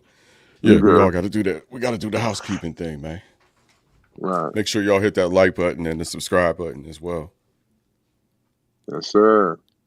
It's halftime in Portland now. Check out Zen Master as well on the Black Basketball Channel. Head to the scoreboard on NBA.com and see if Cleveland and that game is getting any more interesting, Flight. Yeah. Or if it's all these games getting interesting. Cleveland and New Orleans is still a 17-point game there. Dallas and Sacramento are warming up, shooting jumpers right now. LA has overcome Milwaukee. They overcame that 12-2 deficit. It's now 38-31. So that LA Milwaukee game looks like a good one. Yeah, we got Uncle Vern that stepped in the house. All right, now what's good, Flight? What's good, Zen Master? King Vern was cracking. Nothing, man. Same old. In the rent, man. Somebody got to pay it, or we got to get out. Yes, sir. Yeah. I spent 2 hours what did you say? earlier today. I said the rent, Flight. That's what's up. Somebody got to pay it. If not, we got to get out. Oh, I thought you said your rent. Yeah. R-E-N-T. It's due. No, I'm joking. Flight, we own the house. Sacramento got a lady DJ. Uh-oh. Salute to all y'all that's in the house rocking with us, ladies and gentlemen. I think every arena has a house DJ now. I know we have one here in Portland, DJ OG1. Yeah, I think they got a DJ. Yeah, they do because they got a DJ over with the Bucks too. At the Bucks at the Forum, they got a DJ there too. I think in Chicago too, they got one. That'd be a dope job, man. Imagine you do that full time for a living. Hey, Kyrie playing is Luka playing? No, Luka has the foot injury. No. Yeah, right.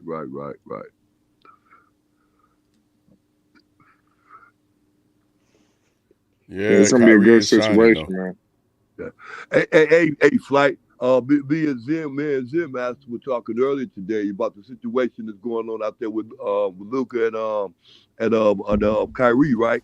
And I said, look here, Luka go win all the way around the board. Even if Kyrie don't stay, it don't matter because Luka's what he built his chances up. He would have come up real close to that MVP voting, and it wouldn't have been no good chances of him doing it without some help. What you think, Flight?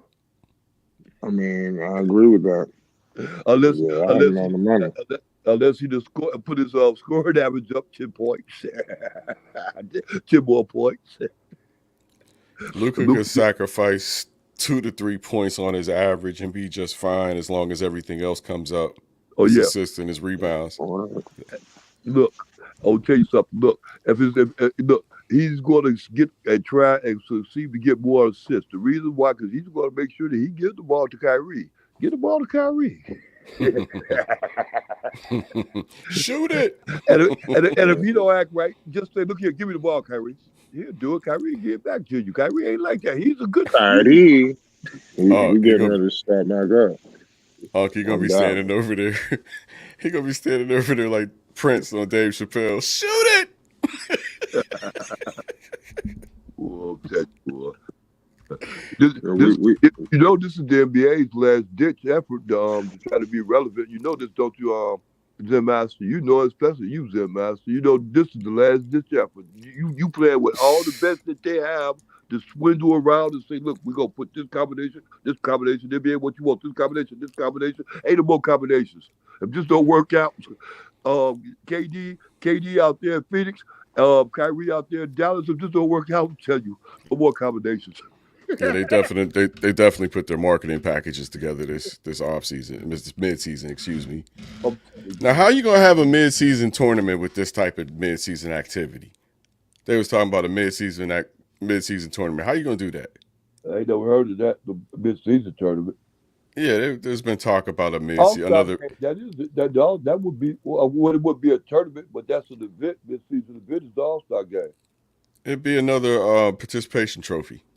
Okay, I get what you're saying. Yeah. In my opinion, it ain't an NBA championship. Now you want to add more trophies. Right. How many trophies we gonna have, NBA?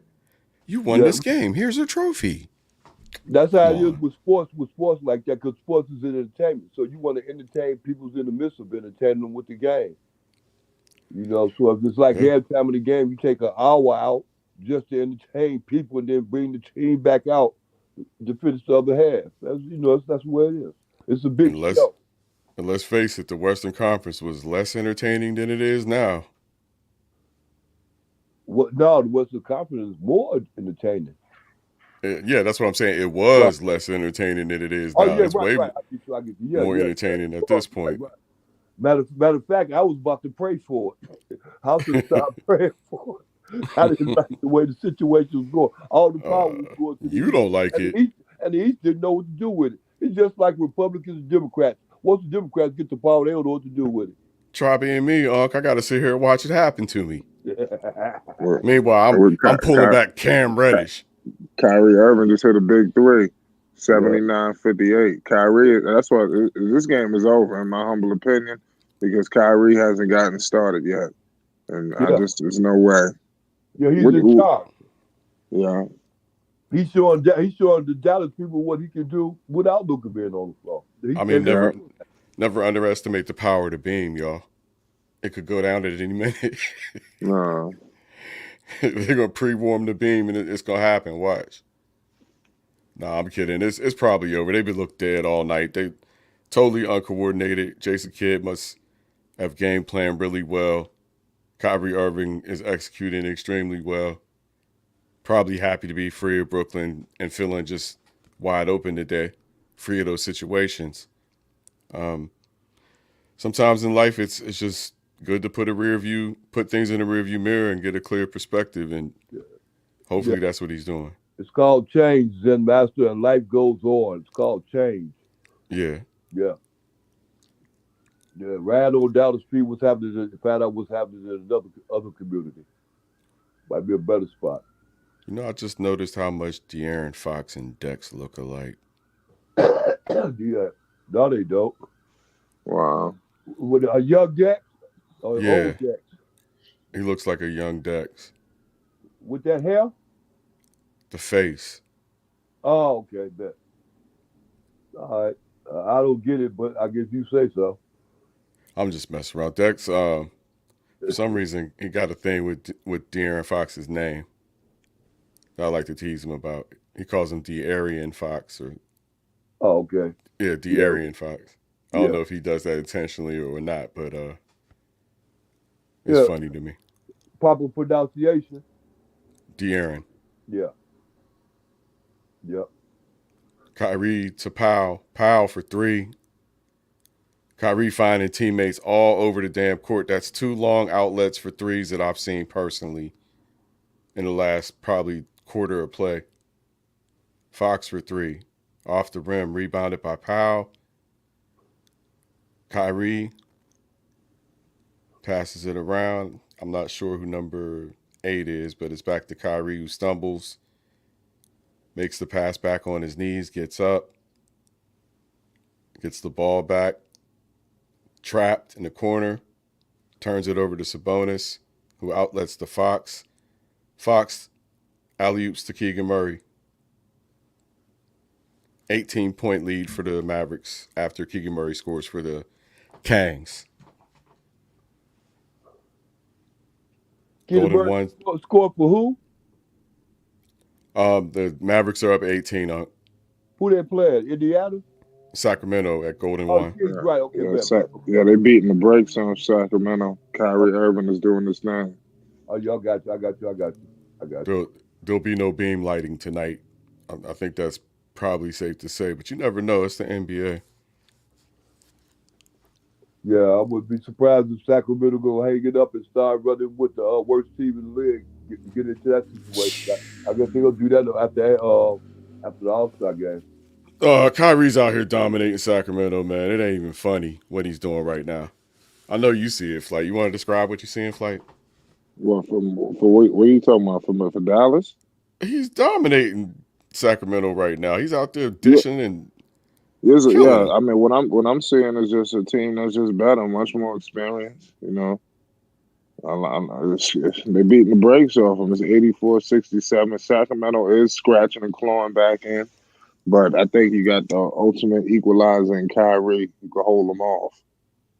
He's having his way with these boys, from what I can tell. Yeah, and that's the point. Giving the other players confidence too. Mm-hmm. That's what he's doing. He in control. He can control that because he played against the team before. He knows what teams he can play good against and teams he can't play good is going to be a problem. He already know that. He can control them. Hey, look, the uniform don't matter. My handles is my handles, and I'm going to shoot it how I shoot it. That's all it is, because I'm Kyrie Irving, and that's all it's going to be. You think a pimp ain't going to pimp? That's what a pimp going to do. He pimp. Right. Yeah. I'm gonna tell you something though, but it ain't gonna be two pimps in Dallas. Don't get it twisted. Dallas too small to have two pimps. Yeah, that's crazy. That ain't gonna Uh, happen. And remember, you remember Jim Master. You so remind me of this real fast. You know how what's the name came out and said, look, the owner of the team came out and said, "Look here, Kyrie. You know what's happening though." wow. You heard them put Kyrie in his place, didn't Yeah. they? Yeah. Yeah, you ain't getting no 4-year deal like that. Hey, look, you got if you want it, you gotta earn it. I'm telling you, Kyrie ain't trying to earn no 4-year deal out in Dallas, dog. You know what, man? You never know. Him and his family might fall in love with Texas. It happens. No, it ain't gonna happen. It ain't It the same. happens. But Kyrie gonna do that same old, you know what I'm saying, build up that, you know what I'm saying, build that security, get that little money, you know what I'm saying, to move on to better pastors. And he ain't thinking about trying to be out there with Luka, man. This is a come up. This all it is a come up, and I don't blame him. And this, hey, Flight, this goes right back. Wow. Sorry, Unc. This go right back before I bet. This is the last ditch effort for the NBA. Y'all don't see it. The NBA is struggling right now. This is the last ditch effort. Well, To pair these peoples up like they're doing. And really look, what they're doing, they're letting the league have its way. Whoever got the best money, got the highest money can get it. yeah, we saw the Lakers do it. Yeah. And then it goes right back to what I was saying before, Zim Master, because we had asked about, okay, them peoples over in Europe and stuff with, you know, European league and stuff like that, well, how they doing it is different from how the NBA is doing it. And the European players that come from over there, they come to the NBA getting over like fat rats. Yep. And we got one more coming that everybody's anticipating right off the rip. Yeah, Uncle Bear called him a fat rat. Right, it's just that simple. Look here, just like with college sports. If you see all those good players coming out of certain places like Florida and Duke. California, and them places where they play football all the time, Yep. you want to be interested in them people because they're the ones going to make you successful. Absolutely. So these Europeans players comes up tough, playing in tough league, and they come to the NBA, they have a field day. The NBA's been planting seeds, you know, around the world for this. So this is just harvest time. NBA Africa is going to get really, really good. Jonathan Kuminga played in NBA Africa over the summer, and I could name at least, like when I was watching the game between the two teams, I knew at least 8 players from the NBA on those two teams. I'll say let's say 5 to keep it real. Yep. Between two teams, I could identify 5 NBA players. Yeah. There's that many of them playing in the NBA. Only reason why Europe is so far behind because of soccer. You don't even think of a guy like Jordan Nwora. Jordan Nwora is an African. Yeah. We don't even you got to really be paying attention to the name to notice how many Africans are in the NBA. It's a lot. Yeah. But that's what it is. You know, the game is going away from being good. So you're gonna find a lot of those European pickups from Europe and stuff like that. Not just necessarily Caucasian and stuff like that, but from another country and come to the United States and just get over like fat rats. Because the game is open for them. It's wide open. The game ain't open. The lane is open. Yeah. That's what they were saying. They, Jokic, Giannis, Luka, all 3 of them had said that Euroball is more difficult because the spacing is closed. Right. It's not as wide open as it is in the NBA, and it's more physical there. So, some interesting stuff. Nobody play defense. I'm telling you. There's that. Yeah. There's that part. I don't know. Every now and then you see some special defensive performances in the NBA, but it ain't as often as it used to be. It's called an effort. They put forth the effort. And the effort that's not a long-lasting effort. Some people don't expect, like I said, with Lonzo, it's a different thing. So you have to look at the players. With Lonzo, it's a different thing. He actually concentrate, not specialize in, but concentrate on defense, make an effort for it. A lot of too many people don't do that. Right. Especially the best players, the better players, because they got to play two-way.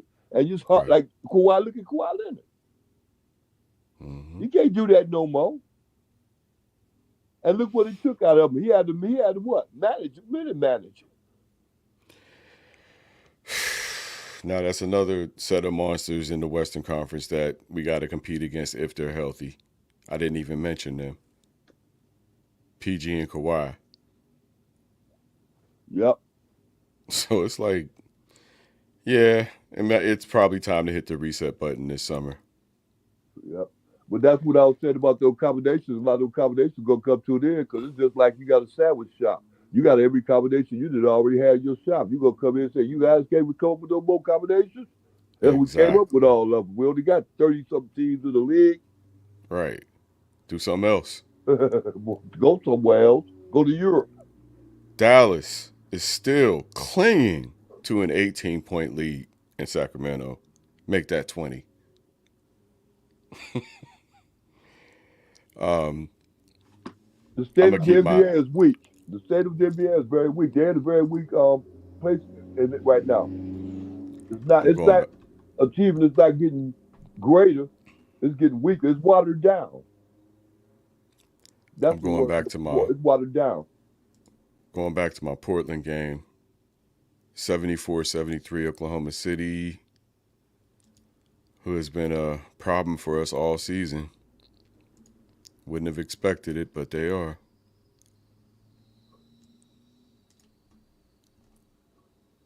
Cam Reddish, 4 for 7.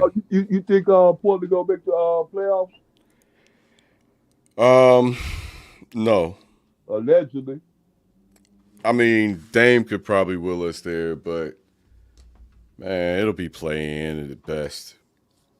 Yeah. Yeah, my hopes for this season are dashed. It's over for us. Now they can prove me wrong, and I will be happy to be wrong. Right. But I don't see that coming. You never know. I mean, Cam Reddish tonight, 4 for 7 so far, 2 for 5 from 3. So he's paying dividends right away. Jeremy Grant's doing well tonight. Simons is struggling. Dame 5 for 8. Nazir Little 1 for 2. Shaden Sharp 2 for 4. Jabari Walker 4 for 6. Trendon Watford 1 for 1. No Nurkic, and I think they have a better chance without Nurkic, to be honest with you, against most teams in the NBA. Nurkic's been out a lot this season. Not enough, but yeah. You say, boy, When we come up against a team that has a dominant middle or a power forward that can play offense, we dead Hey, immediately. look here. Let me ask you this question then. If you said it like that, then would you trade Nurkic for that center they got out there with the Bulls? I would trade Nurkic for 2 used condoms and a pack of hot dogs. Would you trade it for what's his name? Vooch. Oh, absolutely. You will? Absolutely. I like Nurkic better than I like Vooch. I like Nurkic because he will play hard. Well, I'll call Mr. Cronin. He'll give it his all, but he ain't got a lot. That's what I mean, Zim. You don't get it. I'll call Mr. Vooch got a Cronin. lot, but he timid. We need somebody that plays small ball with us. Vooch can play small ball. Okay. Yeah, Nurk that's be can't. effective. I agree with that. He can't play small ball and be effective. He don't play no defense, but then they go right back to Nuggets. Don't play none neither. No, Well, he they're doesn't. not effective. They don't play. It's just they're not effective. I'm sorry. Just play rim protection. We just need you to be a good rim protector. Don't let everybody waltz to the rim. Not with Nurkic and Vooch. How many blocks they get a game? Yeah. I mean, how that's many they get a month? That's the problem. Get a month? But at least we could get some offensive production out of Vucevic that we don't get out of Nurk. Yeah. At least. Okay, I have to agree with you. You know, Vooch bring it on sometimes. These Nurkic just be all right all the time. Yeah, every now and then he'll have a game. And he's starting to shoot the 3 and stretch the floor. But it's a rarity. It is 92-72 in Dallas. I know Flight wants to cover this game. But this is broken open. Flight, where you at? Okay, so it's just us right now. Yeah. I'll cover both. I got my eyes on it. Like I said, 92-72 in Sacramento. As Davion Mitchell, I'm sorry, that was not Mitchell. That was the third, whoever the third is. I forget his last name, but one of the randos for the Kings knocks down a 3. Oh yeah, that other Mitchell, the young guy. I don't know that order, but yeah, I know which one you're talking. The defensive specialist. How he been doing so far in the NBA out there with Sacramento? I don't know who he is. I'm trying to remember the name. Right the third, I think it was, or something the third. Okay. But I have this is the first time I've actually heard of him. I had to look him up. Okay, I thought you was talking about that guard they got, that point guard they got a couple of years ago. About a year ago, this last year he was a rookie, or year before that he was a rookie. Davion Mitchell. Defense. Yeah, Mitchell. He looked like the other Mitchell that played for out there in Cleveland. He looked like him. Like But Donovan, his specialist is defense. Yes, yeah, he's good. He gets a lot of playing time with the Kings. Okay, bet that's what I'm talking about. A lot of playing. Matter of fact, I don't think he's the starting two guard. He backs up Malik Monk. Okay, so he's a problem. They gonna hold on that film for a minute, then, huh? I don't know. Sacramento's they're trying to be ambitious. Their owner is pretty ambitious. They're gonna be active. What's the name for a coach? The Say again. Lakers go away. Oh, Mike Brown. No, not Mike Brown. The other one, the one the Lakers get the white guy. Lakers that Mike Brown. Walton. Yeah, the young one. No. Their coach is Mike Brown. They hired Mike Brown in the offseason last season while he was still coaching the Warriors with Steve Kerr. Yeah, okay. Where's at the Lakers exit? Where he go to? Walton is assistant coaching somewhere in the Midwest. I can't remember exactly. The Midwest. What, Indiana? Indiana, I think. Yep. Either Indiana or Detroit or one of the two, but some obscure place in the Midwest. Oh, yeah? Yep. Oh, so he found him a job there, huh? Oh, yeah, he's going to have a job. As an assistant, at least, he's going to have a job. Walton, first he was the head coach, now he's an assistant.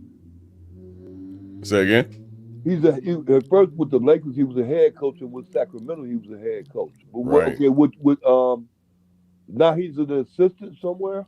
Yeah, he's been demoted, basically. Oh, okay, bet. I get it now. I get it. Luke Walton. Mm-hmm. Okay, I got you. Got to wait for another reference, somebody to say he's ready. Right. Mike Brown was the same way. Yeah. Well, I don't know about Mike. I don't know who Mike Brown. I just remember that Larry Brown guy that was Philadelphia. If I'm not mistaken, Mike Brown was head coach of the Lakers at one point and the Cavs. He coached LeBron in Cleveland. And then he kind of disappeared for a while. And then he became an assistant at the Warriors. And he's been there for a while. And then he took this head coaching job at Sacramento. Okay. I might have got some of his history wrong, but he's a guy who was a head coach and took a step back to an assistant position, won a championship, and now he's off and running. Yeah. Okay. Yeah, I'm gonna look back and look into it. Mike Brown. I remember the name and stuff, but Mike Brown. Yeah, I remember when it was associated with Cleveland, like you said. I would love LeBron James. I remember that. Dolphin teeth. Yeah. What the hell was that? Malik Monk driving to the hole.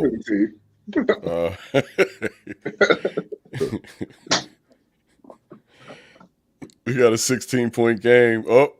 Yeah. Make that a 19-point game. Malik Monk is down from the looks of it. Yeah, it's over. Stick with four. Malik is down bad. Malik. Hey, but you know one thing about Kyrie, though? When he want to play, he going to play. And he don't really get often, especially with his time in the last part of the season and stuff like that. I know he done it before, especially in college. He got hurt like that. But lately, he been coming through when it's time to come through. Did he land on JaVale McGee? Yep. Twisted his ankle, landed on JaVale McGee. Yeah. If he can play, he ain't going to play hurt. He ain't going to be playing like he's hurt. He don't want to sit up there and be successful. I think he's going to come through for Dallas. I think he's going to play a lot of games. I see him playing more games in Dallas than he did in Brooklyn. Being available for more games in Dallas than he did in Brooklyn. I think. You know what? We all went through that pandemic, and everybody got to come out of it one way or the other. And maybe this is just him finally coming out of that phase of his life. I really believe that this is him coming out of that phase of his life. Right. He can put it all behind him from here on out. Good on you, Kyrie. It's easy because he's in control. He's in control of his own. He's the master of his own self, and his game is good. It's really hard to stop. Yeah. It's really difficult to stop him from being successful. And he mean, when wants you to make, work with other person that's just like that too. That's his character. He real good with that. if you look at it this way, he's a TV star who basically makes $500,000 an episode. Yeah. And you know the stupidest thing That's how you got to look at basketball. You know the ridiculous thing he ever did was to sit up there and say he didn't want to play with LeBron James no more because he had to turn around and do a whole 360 and beg that man to come back and get in his good graces again. And that was the stupidest thing. I said, boy, you stupid for doing that. I said that then. I took it differently. I took it as him teasing the media because here he is traded, and you're asking him, he requested a trade, and you're asking him, did he still want to play with LeBron James? Well, obviously I didn't if I requested a trade. So why are you asking me? Yes, I no longer want to play with LeBron James. Right. But really, to be honest with you, I didn't look at it like that because I saw past it. I saw him coming up out of his feelings, his emotions, more than anything else. I thought he was being a smart ass at the people who asked him the question. And then I seen him try to show with that he tried to show dominance. But see what I noticed with him with Kyrie, he always went to the better player and did try to play up under him because he was never considered the better player with none of them players. He was like try to stand up under him and try to be a combination with him. It's hard to be a combination with Kyrie because he thinks the world is flat. It's weird. It's weird because he has a lot of alpha behavior, but he wants to be a beta on the team. He's not an alpha on the team, though. Jim, I'm sorry because I don't want to cut you off because you're right. No, flowing. He do got that alpha understanding, but he ain't the alpha though. No, he don't want to put in the. You know what? He don't want to put in the pain and the work. He watched Kobe and say, "Oh, Kobe do the pain and the work and everything else," but he don't go with the pain and the work. He do it all off talent. Oh, Zen Master, what he doing tonight? That's off talent, Zen Master. You heard it from Uncle Vern. Listen, man, we're joined by the second half of the Stay Lethal podcast. My man Quiz is in the building. Quiz. Hey, what's good, fellas? What's good? Good, this game is not. Yeah, I thought it would be a slugfest. Straight blowouts, all of them. I'm watching the Pelicans. Sorry, they're having barbecue pigeon tonight in Cleveland. Yeah, they are. Oh, they're doing it in New Orleans. All right.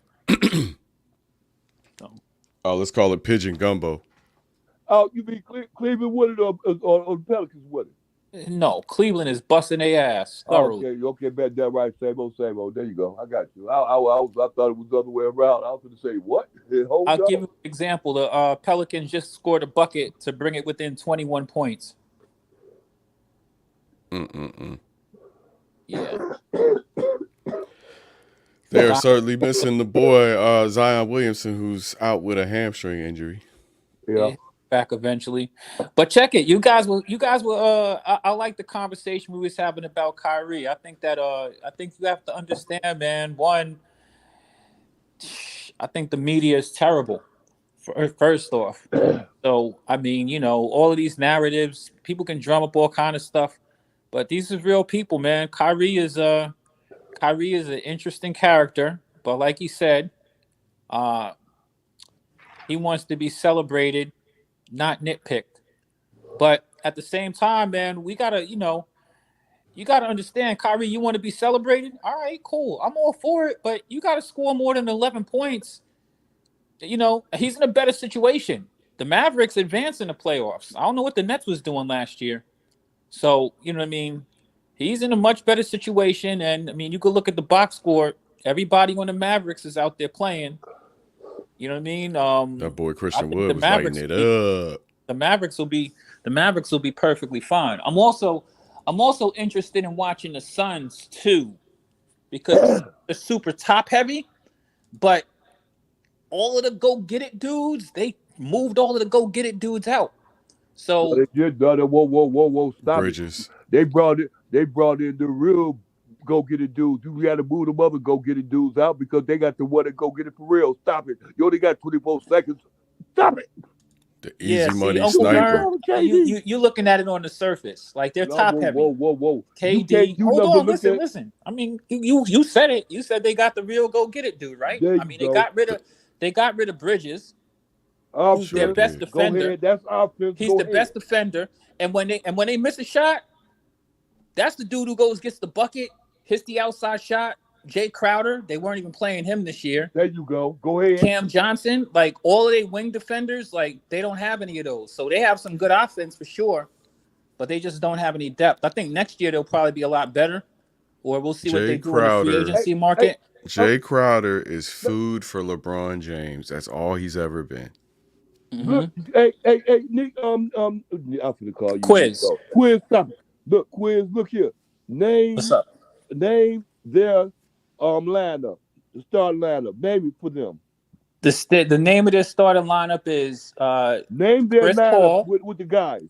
Chris Paul, One, Devin Booker, two. Kevin Durant, DeAndre That's Ayton, the point. That's what I and mean. anybody, Wait, the water boy off the bench. stop it. Quiz. That's what that's disrespectful. I do it. It was something. It was hate coming something on that conversation. That's not hate. Listen, Uncle Vern, I'm not. Listen, Zen knows I'm a very down to earth person. What I'm trying to tell you is, KD is a great offensive player. Devin Booker is a great offensive player. I'll give him that. Chris Paul ain't a great defensive player. DeAndre Ayton is an okay defensive player, but they've got no depth. They don't have like the good defenders. They don't have those anymore at all. So I mean, like they're gonna need to score. They're gonna need to score 140 points a night to win. First. They had okay defenders. That's why they didn't get the championship. Oh my goodness! You telling me that? Man, you must not have watched the Suns. Okay, Quiz, you won't get it if because I can hear you saying it, but I'm just saying. Look, what they really need, they fulfilled. They needed another score, and God dang it, they went out and got one of the best in the NBA. Yeah, I'm not disputing that, Uncle Vern. I'm cool with that. I'm saying that they got to go out there and earn it. Like, all right, they're a better team for sure. You see what Kyrie doing? You see what Kyrie doing? I saw Kyrie drop 11. I hear you guys walk over Kyrie. I saw Kyrie drop 11 points, not once but twice last year in the playoffs, and he's out of this world. If I'm to listen to y'all, who you saw the Nets wasn't able to stop anybody last year. Who you talking about, Craig? You saw the Nets was not able to defend anybody, right? Who, Kyrie? You saw the Celtics get points whenever they wanted a bucket against the Nets because they didn't have no defense, right? Okay, now we saw that. All right, now let me address that, please. The Suns are not a strong defensive team right now at all. They're a nice finesse team, so you got to go out there and earn it the hard way. The Suns is a better team with the way they made up right now with the guys they got right now, and even without Durant. With the guys they got right now, they can come in and beat Brooklyn any time of the day or give Brooklyn a run for their money. And that's without them having Brooklyn Durant. is trash right now. I mean, anybody can give them a run for their money. Who they got? Nobody. Man, Come on, Ben Simmons. You know Ben Simmons is making over $200 million. This is my point. You put too much emphasis on defense in the NBA. Listen, you Uncle Vern, you've been watching. You know that they say it takes defense to win a championship, right? It's not too much emphasis on defense. You gotta have some defense. Bro, be honest with you. It takes offense to win the championships. But the teams that have been winning championships lately and winning multiple championships like that, they usually do it with offense, bro. The Golden States of the world. Golden State Warriors don't have Draymond out there. Isn't Draymond supposed to be the defensive player? What you call it? You don't think that he contributes? Since I last seen him play, or when I first seen him play, he wasn't shutting nobody down in Michigan. He showed it up to the NBA and shut down nobody, but they've been winning championships. Isn't that the same dude who said he was the all-time greatest defender in the NBA? He said that. Well, that goddamn, he ain't got no trophies for it. I mean, you could act like Draymond don't play defense. You know that's primarily what he does. Offense win games. You know that Klay Thompson plays defense. Defense don't win no games, bro. Hold on a second. This ain't chess. Nah, you tripping. This is domino. Klay Thompson is a good defender. The only weak defender that they have on that team was your boy Steph Curry, and he's a better defender than he was when he first came into the league. He's much bigger, and he plays defense. Stop acting like the Warriors don't play defense. You capping hard. I'm saying the world wasn't known. The Celtics. The Warriors. You saw what they did last year. Zen could tell you himself one of the reasons why the Celtics came out the East. Why did the Celtics come out the East, Zen? Be real. Defense. That Thank defense. you. Come on, defense wins championships. This isn't something new. This isn't a new philosophy. Whoa. Listen, Uh-oh, Zen Master. This is okay. This is what I mean, Zen Master. I need you to hear this because you just said No. it. You need Wait, to hear uh-oh, this. The reason why Giannis won a why championship is Zen because the Master? Let me Bucks ask play you that same defense. question. Let me ask Drew you that Holiday's same one of the question best again. defenders. Why PJ did Tucker, Boston win the Giannis, them dudes Why play did D. Boston go to the playoffs and did like they were successful like they did, Zen Master? And don't tell me no goddamn defense. I mean, you Because gotta have both. They had them two boys out there who can light it up at any time. You gotta have both, but Jason Tatum is Team a gotta have both. But this is the NBA. This is new NBA. We just talked about that. This ain't Europe. Come on, Zen Master. Don't get it twisted. All I'm saying is Jason the Tatum Warriors is one of the don't play best two-way defense. players in the NBA. Stop Bruh, acting like they the don't play Warriors don't play defense in the NBA. defense. The Warriors play defense, bro. Come on, stop sitting here and lying to yourself. Look, okay, quiz. Let me say this, quiz, because we cover what's the name? New Orleans too, right? So if you want to say that deep, say quiz. Look, quiz. I know I talk fast, but listen up, please. New Orleans ain't win a championship. What you talking about them for? Quiz, you ain't trying. You just trying to get your point, and your point is well taken.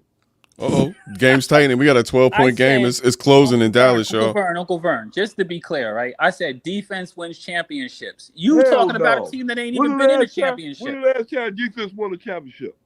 Last year. Nope. Detroit.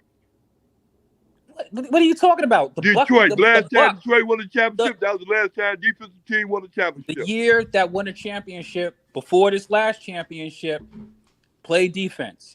Hey, first of all, you can't go back with the Bucks because the Bucks was the offensive team. They never said it wasn't a defensive team. It was the offensive team. Oh, my goodness. You Come telling on. me that? It ain't their team that won no championship. Wasn't right. You're right, Uncle Vern. Uncle Vern, you're right. You got it. No. You say I'm right. That's to appease me. But I want to say I'm right because you just caught on. We got a 10-point game. It is what it is. I'm not going to flight you there. All right, Quiz. I'm leaving it alone, Quiz. I love you. I love you too, Uncle Vern. You know that. Yeah, I don't want you to think it's nothing to agree with. We could agree to disagree, and I ain't mad at you. I mean, you definitely need offense in the NBA right now. Well, you better have you better have it. If you ain't got it, you better go get it. Because if you ain't got it, boy, you better go get it. Because you ain't. We got a 10-point game in Dallas. It's tightening up. The NBA ain't based on defense no more. Quiz, you just don't get it. No, I get that. I mean, I think the defense in the NBA is. We got a 10-point game. 10-point game, ladies and gentlemen. It's a close one. Yeah, don't sleep on this Mavericks game, ladies and gentlemen. Don't do that. It wouldn't be healthy for you. Well, I think the Mavericks don't win. Well, the Kings are ranked higher than all the rest of these teams. Kings are ranked third in the West. Yeah, exactly. They're overrated. You know they're gonna come back down to earth. No disrespect, Kings. I didn't know that. I didn't know they was rated third. I thought they was on their own to lose. No, they're third. They're the third best seed in the West. Oh, I didn't know that. Yeah. And I think Dallas is fourth, so Dallas is trying to send them a message. Yeah. It's important to note the Kangs ain't made the playoffs in 16 years. Oh, they're going to make it this year. Yep. I don't know. I mean, you got to assume that this isn't the way they normally play. So who knows what's going on? And they're not even playing Rashawn Holmes. What's up with Rashawn Holmes, Dan? You know anything? I asked the exact same thing earlier. I have no idea. I really was hoping we get him somehow through trade this mid-season, but didn't materialize. I don't know what's going on with dude. Because he only plays maybe 5 minutes a game now. And I mean, it's straight dumpster juice. So I don't know what's up. I mean, I know he came off with an injury. Maybe he's not 100% and they're just going through the motions. But, I mean, if the dude can't play, man, just keep it real and stop playing with yourselves. I mean, 5 minutes ain't nothing. And he ain't even doing nothing in the 5 minutes either, Zen, at all. No. I want him as a rehab project up here. That's what I'm interested in because he's got very talented. You know that. I mean, he's super talented. But, guys fall off and they get in bad mental places. And Sacramento ain't an easy place to live. I'm going to let you know. I lived there for 5 years. These guys are millionaires. They got it good, but it ain't an easy place to live for a lot of reasons. Yeah. Well, we'll see what it is. The Kings, one of the reason the Kings do so well is, man, they got that dude Sabonis is a beast. De'Aaron Fox, he gets busy. Sabonis is hella underrated. That's one of them dudes. Like there's a handful of dudes in the NBA. If you can get him, Yeah, they gave up Halliburton for him. Yeah. Yeah. Well, they had him. Yeah, they did. They traded Well, Halliburton. do you think it was a good move? They had to. You know 'cause something, to be honest, Fox's contract was too Did deep. Halliburton make the All-Star team? Yes, he did. Yeah. Yes, he did. And Halliburton is a great player. In fact, remember last year's flight, they was talking about moving somebody else over there, and Fox. Yeah, they was talking about. It was a choice between Fox and Halliburton, Yeah. but Fox's contract was too deep for them to move, so they had no choice but to move Halliburton. But let me tell you, everybody in Sacramento wanted Fox to go. Mm-hmm. That's how that whole conversation went. They was Now mad as hell when Tyrese Halliburton got traded. Halliburton was real. So sometimes addition by subtraction. You had too many people. You got Mitchell. You got all these people. Halliburton had more value than Mitchell. If they could have kept Halliburton and got rid of Mitchell, they would have been good. But at the end of the day, Flight, I don't think it was a lopsided trade. I mean, Sabonis was underrated, underappreciated. No, they both won the deal. Yeah, look what you got back. Sabonis is a 2010 dude all day and twice on Sunday. He's one of them triple-double dudes. Sabonis will get you 10 assists also. So yeah, they can't triple. They listen. They headed to the playoffs, so they now tripping on Halliburton. But it's gonna be good that they all gonna be at the All-Star game together. I bet that shit gonna be funny. Yeah. So this is the reason why it should be rewarding to him. This is one of the reasons why it was an even trade. Even though they played different positions, you're not losing the assists because Sabonis gets 8-point game, y'all. Sorry, Quiz. Yep, go ahead. Yeah, you go 8-point game. This game getting tight. We might see the heroics tonight. The heroics of Kyrie Irving, the great Kyrie Irving. We got De'Aaron Fox got 22 points. I still got them winning though. I got Dallas winning. Oh, Kyrie shaking and baking. Mm-hmm. Hardaway Jr. Hardaway on the board. Back Big up to an 11-point game. Big three from Timmy. Except Hardaway out there. Ballin'. Yeah, plus they got my young gun out there, Josh Green, getting busy too. The Mavs. Who the hell is he, bro? Me and Flight was trying to figure out who the hell he was earlier. Yeah, light-skinned dude, young dude. Yeah, I could get some intel on that. So in case you don't know, Kyrie's already assumed his position. He's rocking at 2 guards. So he's right. Josh Green is running point guard. So he's going to basically essentially be the backup point guard on that team and swing shooting guard. I like Josh Green. He's young. He's only in his 2nd year. So he's a very young player. Where'd he come from? What you know about him? I don't know where he came from, but I know where he's at right now, man. I'm a big believer in the eyeball test. A lot of times I see players that they're players that of course everybody knows. Everybody knows the big names, right? Mm-hmm. But they're players, man. You gotta look and you see what they bring to the table. That's one of the reasons why DiVincenzo. Remember last year I told you I like DiVincenzo a lot. I like DiVincenzo. DiVincenzo's a good player. He's a 2-way player. He creates a lot of turnovers. Gary Payton II. You're not gonna see them do a whole bunch of, they're not going to drop 30 a night, but you need these type of players if you want to win a championship, players who go out there and get it. A couple of those dudes from the Suns that you got rid of, Jay Crowder. Come on, Jay Crowder's always comes up big, plays defense, plays D on anybody that you want. Dude is food for LeBron, bro. Yeah, well, I mean, he's food for LeBron, but I mean, Jay Crowder steps up to the challenge, and Jay Crowder has hit a lot of big shots, so you need players like that. You need some of these hustle players. This kid, Jalen Green, is only Josh Green, is only in his 2nd year. He plays defense. They say that, the best defender on that team was Dorian Finney-Smith. Yeah. He is also the mentor to the Josh Green kid, who is the 2nd best defender from what they say on that team. So I can tell you Green came from Australia. Looks like he went to the University of Arizona and he was drafted in 2020. 6'7" guard. What draft pick was he? First round pick 18. There you go. 18th pick. That's not a bad player at all. So he's going to get an opportunity. His role is going to expand on the new Mavericks. Plus, they got Kleber coming back soon. I think me and Flight was trying to figure out if it was worth looking up. I think that's kind of where we were with it. And then you came in and was like, my man Josh Green. It's like, okay, I guess it's worth looking up. Oh, yeah. I put my money where my mouth is. Got him on my fantasy squad in the whole 9. Got him early. Shoot. Vern, you still there? No, I'm there.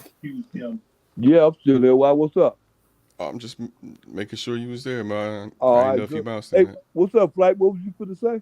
No, I was just tapping in with you. No, they were saying where you was at. Oh man, Bullock just hit a 3. They're holding them off. Dallas, they got that cushion. See, the thing, Dallas was able to establish an early cushion, so they Right. fighting like hell. You know, Yeah, it sucks Sacramento, playing they're from fighting behind. like hell, but they holding on to that cushion. Yeah, but the Mavs will be all right. Bullock plays defense too. Josh Green plays D. Those are their defenders. I don't know what's up with Christian Wood tonight. I can't believe this big dude ain't got no rebounds. That's weird. Oh, he was out there. He was out there cooking, though. Hey, thank you, Quiz. Hey, Yeah, he got a couple buckets. Hey, Go get some boards, bro. You too big to be sitting around here running around being a diva. True. Hey, Zimmaster, we had that conversation because, matter of fact, not even 13 hours ago, you just said it out your mouth. You don't know what's wrong with him. And I told you what's wrong with him. Tell him what I told you, Zimmaster. He's an undersized person playing in the big man game and he can't do it. And it goes right back to the other guy. What's his name that played in Atlanta? Collins? He had that same Josh effect. Collins. Yeah, John Collins. John Collins. He had that same effect. You can't be 7 foot trying to play 6. You can't be 6'8" or 6'9" trying to be 7 foot. Yeah, you're right about that. You're gonna come up short. See, and that's the same thing. I'm glad you mentioned that. That's the issue I'll be having with Anthony Davis. Regardless of how talented you is, you just gonna be all right. Because you out of your class, you're in the wrong lane. So you get outclassed by 7 footers with no game. All right. That's what it is. Me and Zimmaster, we talked about that today, didn't we, Zimmaster? Sure did. Yeah. You know, chopped it up a good that's 2 what's wrong with hours. Mr. Woods. He all right. Well, Zen Christian Woods wasn't cooking too much. He only got 13 points. I mean, ain't that his average? Ain't that his average? Yeah, something around there. He's just doing all right. And what I tell you about all right players, Zimmaster? Yeah. They don't win championships. Right, Zimmaster? Yeah, absolutely. I'll tell you, Zimmaster. Long you stick around, boy, I'm gonna be real good. Why? Because you don't see it. I'm gonna make sure you see it. That man Kyrie, though, I don't know how much you had chance you had to watch the game, Quiz, but Kyrie been out there chefing shit up. He do that all the time. That's what he do. Kyrie's gonna be Kyrie. You already know that. Kyrie is definitely good for the dribble. He's good for setting his teammates up. He draws attention. You know what I mean? He's got a lot of skills and stuff like that. He finally got a haircut. Yeah, he cut his hair a little bit lower. I like that. And not only that, Quiz, he's known for a lot of other things too, setting his teammates up and then messing up a whole lot of throwing around monkey wrenches and stuff in the game too. So we know Kyrie's game real good, don't we? Yeah, Kyrie gonna be Kyrie. It ain't like Kyrie gonna be Kyrie. So on and off the court, don't we? Yeah, you're right about that, Uncle Vern. You're right. But I think that he's gonna be Uncle Vern. I think he's gonna be good down in Dallas. I think Dallas has better leadership. Right. I think he has. I think just. I don't still bring Dallas no championship. If he stay around long enough, stay focused long enough, he can do it because he can do it just off the whim because of Luka. But he ain't gonna bring that championship. He ain't gonna get MVP, Luka. But if I tell you one thing gonna happen, if Kyrie go down there and get MVP, MVP coming up out of the West Championship, Luka ain't gonna be real happy. I don't think you could. I don't see it that way, to be honest with you. Kyrie knows what it is. You guys already mentioned it. Kyrie has that fake alpha thing, but really he's the number 2 dude. He's always been a Robin dude. He's not and Luka's only 23. Luka's averages in the postseason of bananas. I think that Kyrie has games. Kyrie is one of those dudes who could go off for 45. You know what I mean? If Kyrie's cooking, what are you going to do? Stop him? Let him go cook. So you know what I mean? But I don't think that they'll be getting in their way that much. Kyrie knows whose team he's on. Luka's a pass dude. Luka does things Kyrie ain't going to do. Go down. He plays more physical. He's going to go down and get some rebounds. I think that their team is going to be in good shape. They got plenty of shooters over there. Maxi Kleber's a good shooter. When he comes back, they have playoff experience. Kyrie's going to help him get over the top, period. And let me say, we slow down for a minute, because I want to ask you this too. I agree with you. I agree with all of what you just said. But let me ask you this, because I asked Zimmaster too, the same thing. Look here, Kyrie, when it comes down to, Quiz, when it comes down to the end of the season, right? Say for instance, they come out in the second part of go too deep, 2 games deep into the thing, or even if they go win the whole championship. Okay, Kyrie can't lose because they want to get him out there in other places, and they're gonna pay the money to do so. It seems like Dallas ain't gonna pay the money to do so to treat him like that. But if he turn around and win the championship for them, Dallas would do everything and their mama to keep him out there. But when they do that, that's not going to help Luka. Luka ain't gonna stand for that because that takes the ball out of Luka's hand. Nah, I don't think it's like that at all. But I think that we're gonna see like certain things you gotta see. Not only do it just take like the Suns, ball, certain things we gotta see. Not only do it take the ball out of Luka's hand, it also take the pub from Luka. Luka's supposed to be the greatest and want to be the greatest, not Kyrie. Kyrie been known to do that in other places all the time. I don't think that those dudes. I think at the end of the day, these dudes is out there trying to win championships. They're trying to win games. Kyrie's going to give them a better chance of winning in the playoffs than they've ever had. Luka doesn't. They don't want Luka with the ball in his hand all of the time. Why? Because he's going to be worn out at the end of the season. Plus, I think one of the reasons why this is going to work out really well, Uncle Vern, because nobody says this. What they wanted, like when you look at the Mavericks, they didn't have anybody else on their team that can really generate their own offense, and Kyrie can do that. And remember, they had Porzingis down there. That didn't work out really well because Porzingis, he didn't have all of his faculties together to be able to complement what they needed to be done. So I think that what Kyrie does is when you sit Luka. Right? What happened is the Mavericks had the best offense in the NBA with Luka's on the court. And then when you put Luka on the bench, then you giving up all kinds of leads, and they're like the worst offense in the league. So Kyrie's going to give them that second year.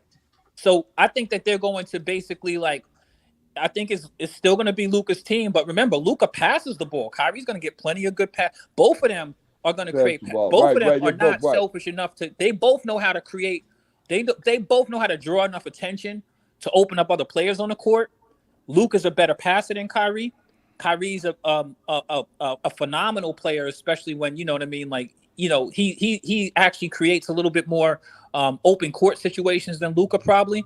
But I think that they'll work out really good because what they're going to start doing, just like how you saw in this game, I think that it's going to be crazy because I think that they're going to be able to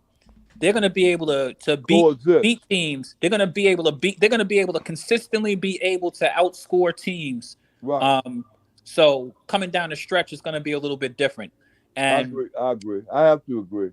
And remember that they're not even 100% strength yet. Yeah, there's some areas where they could get a little bit better, but I think like the reason I like the Josh Green kid out there is because you need like with the Brooklyn Nets. Let's give you a perfect example, right? You got KD. You had Kyrie, you had Ben Simmons, right? Right. When those guys, when Kyrie gets traded, all of a sudden KD's injured, and all of a sudden you're like, wait, hold on, where'd this Cam Johnson dude come from, right? Where'd this Cam Thomas kid come from, who's dropping 40 a night, right? Because you can't play some of those dudes. You can't play some of those dudes when you're super top heavy. You don't have room, and every time the Nets have gone through adversity, that kid Cam Thomas has been able to show he can play. So sometimes like this situation in Dallas, Josh Green is given room now where, you know what, we got rid of Dorian Finney. Like, you got to step up. You're the next man up. You step up. We still have Bullock. We still have Tim Hardaway Jr. We still have Cleaver. They have plenty of outside shooting over there. They got Christian Woods over there, who's a part-time shot blocker, and he can, he's one of these new age bigs or whatever. Like you say, he likes to shoot the three probably a little bit too much, but he also gets plenty of assists from Luka, probably getting them from Kyrie. So, I mean, I think that they're all right. Plus, those dudes have been to the playoffs. So I think it's going to be an interesting situation. Also, the biggest thing is because I think that where you're going with Uncle Vern, because I kind of agree with you and I understand why people feel the way they feel about Kyrie because it's off the court stuff. Right. But remember in Dallas, your owner is Mark Cuban. And let me just share with you about him. He's a dude who will travel with his team on the road to go watch them. He is a basketball enthusiast, and he's a straight shooter. He's a dude who will sit there and talk to you, have a man-to-man conversation. His door is always open. He has good rapport with all of his players. You never see any of his players. Like, he's close with his players. You know what I mean? So, and Kyrie actually has respect for Jason Kidd. Remember, he grew up in New Jersey. He's a Nets fan. He grew up adoring Jason Kidd, and they have a good relationship. So I think that the one thing that we'll see is I think that this is probably the best leadership situation he has organizationally. And it may make the difference between him deciding to do 2 years extra with them or 4 years. We'll see. But I think that he'll be okay because he also doesn't have to like the Luka's the man. Kyrie doesn't want to have the mic in his face all of the time. Let's be real. He He doesn't like talking. You could see it. 8-point game in Dallas is coming down. Well, only a minute and a half left. It's winding down, but 8-point game. I mean, in Sacramento, pardon me. Kyrie never did want to be the man, but then when he went out there with Boston, it was a different thing because it was two men out there, and they were young men. He created too much controversy where people had to talk to him. So I don't think he really wants to do all of that in Dallas. I think he wants to just kind of, and I think the fans there will embrace him a little bit more. Like New York is a big market, so anything you do, you're scrutinized in New York. I think he's in a better place over there in Dallas, and we'll see how it turns out. But I think he'll be all right because he doesn't have all of the pressure of carrying a team by himself. Mark Cuban will defend him or keep him from making a fool of himself to the best of his ability. You know what I mean? Yeah. As long as he could play. As long as he doesn't stop. As long as he does that corny stuff like, I'm just going to take a personal day and just walk off into the sunset, he should be all right.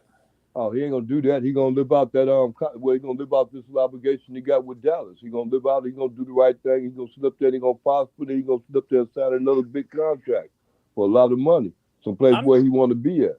And this year, low-key, I thought that Kyrie came into this season kind of locked in, but then you got into he posted a tweet, and I mean, that was the distraction this year is, they made the big whole thing, gave him the 5 points. I mean, yeah, I understand him. Like, everybody's making it like a big deal what he said, man. I felt disrespected for Kyrie.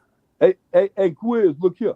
I had already brought this Zen Master's attention too, and he was right up on it. I'm going to see if you're going to be right up on it. You know it's a problem in L.A., right? You know it's a problem going on in L.A. right now, right?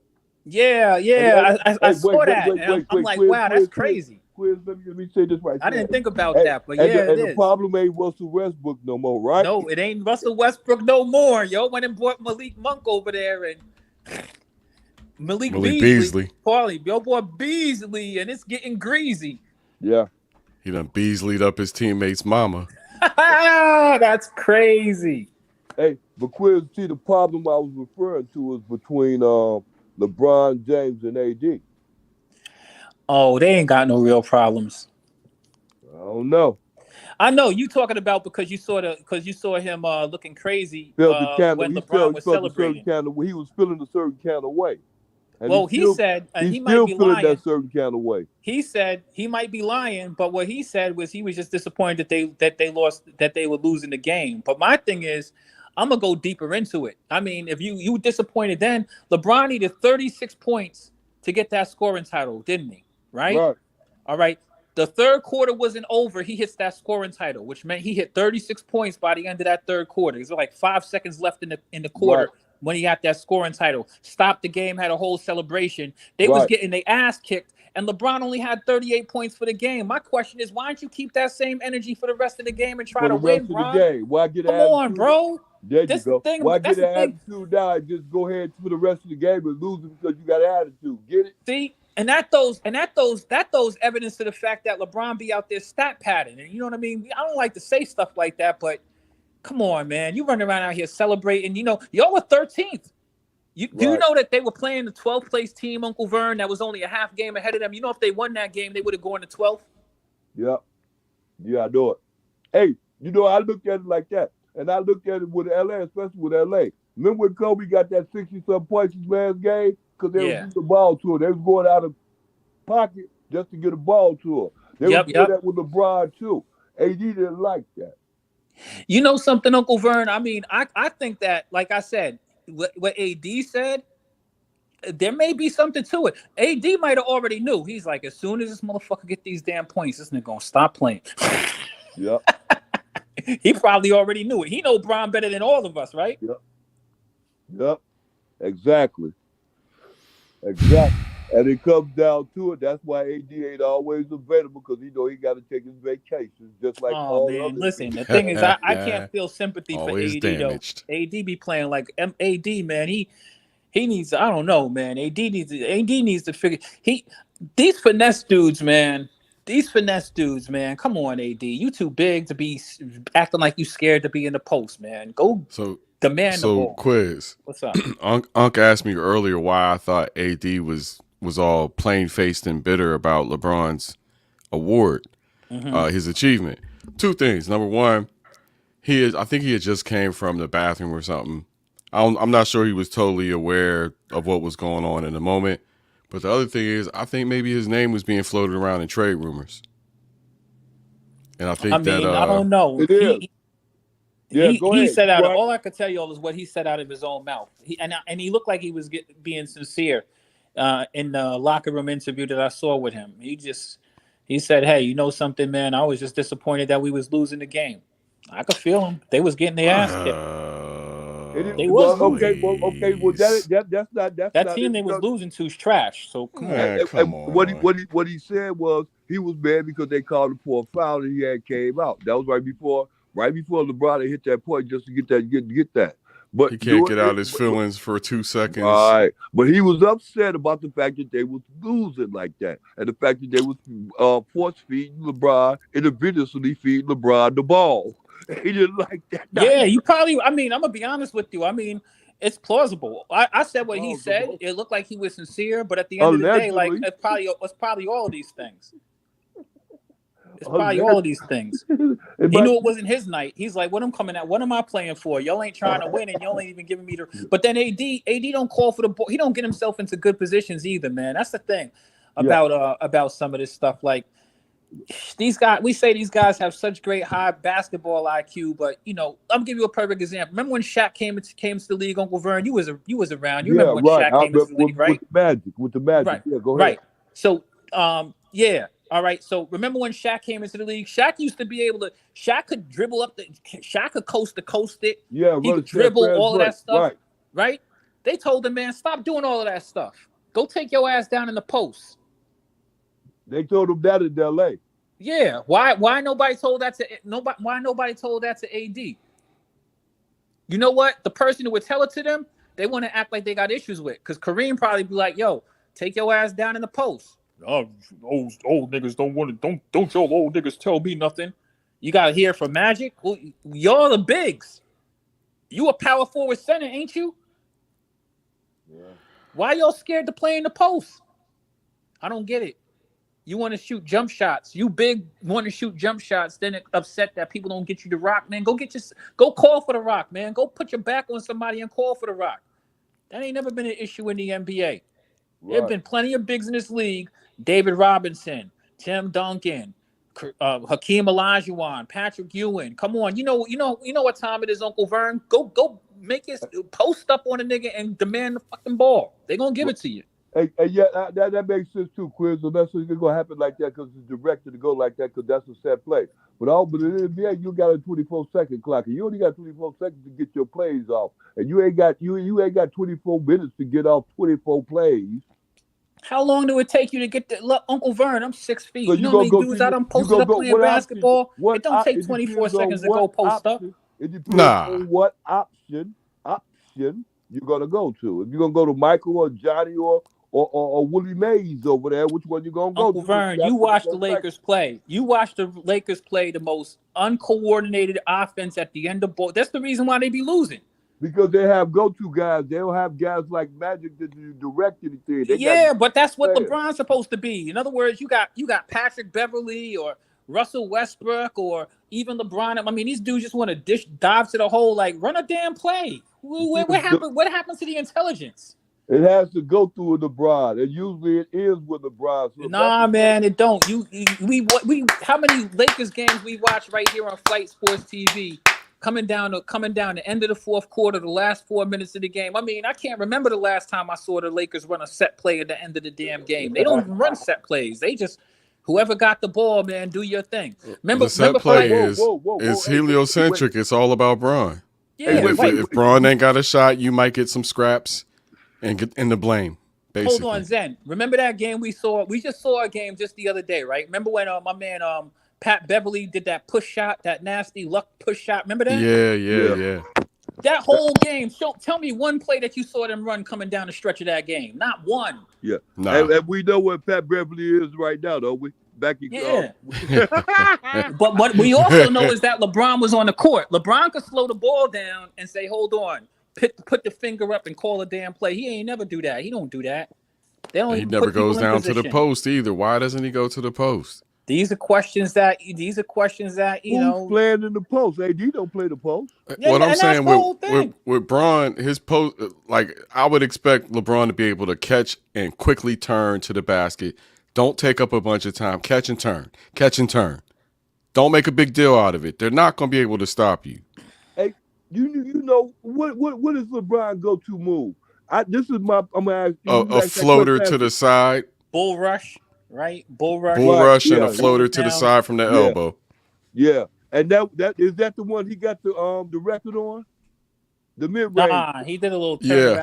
That the mid-range. Turnaround for that. That's his go-to move to me. That turnaround from the elbow, that's not even a great shot for that man. Yeah, he likes to shoot from the elbow. That move, the one I'm talking about, the mid-range, the one that he got to get the the one he got the record. Yeah. That's his go-to move. Yeah, but he's not a great shooter like that. Like he's really not. Going to his left? What do you mean? He do that all the time. When the pressure's on, that's his best shot. That's what I'm telling him. When the pressure's on, that's his best shot. That's what no doubt about it. He don't make it consistently though. Uncle Vern. Yeah. The Lakers in the past 2 years, they lose every freaking close game that they're in. All right. That shot's not dropping for him.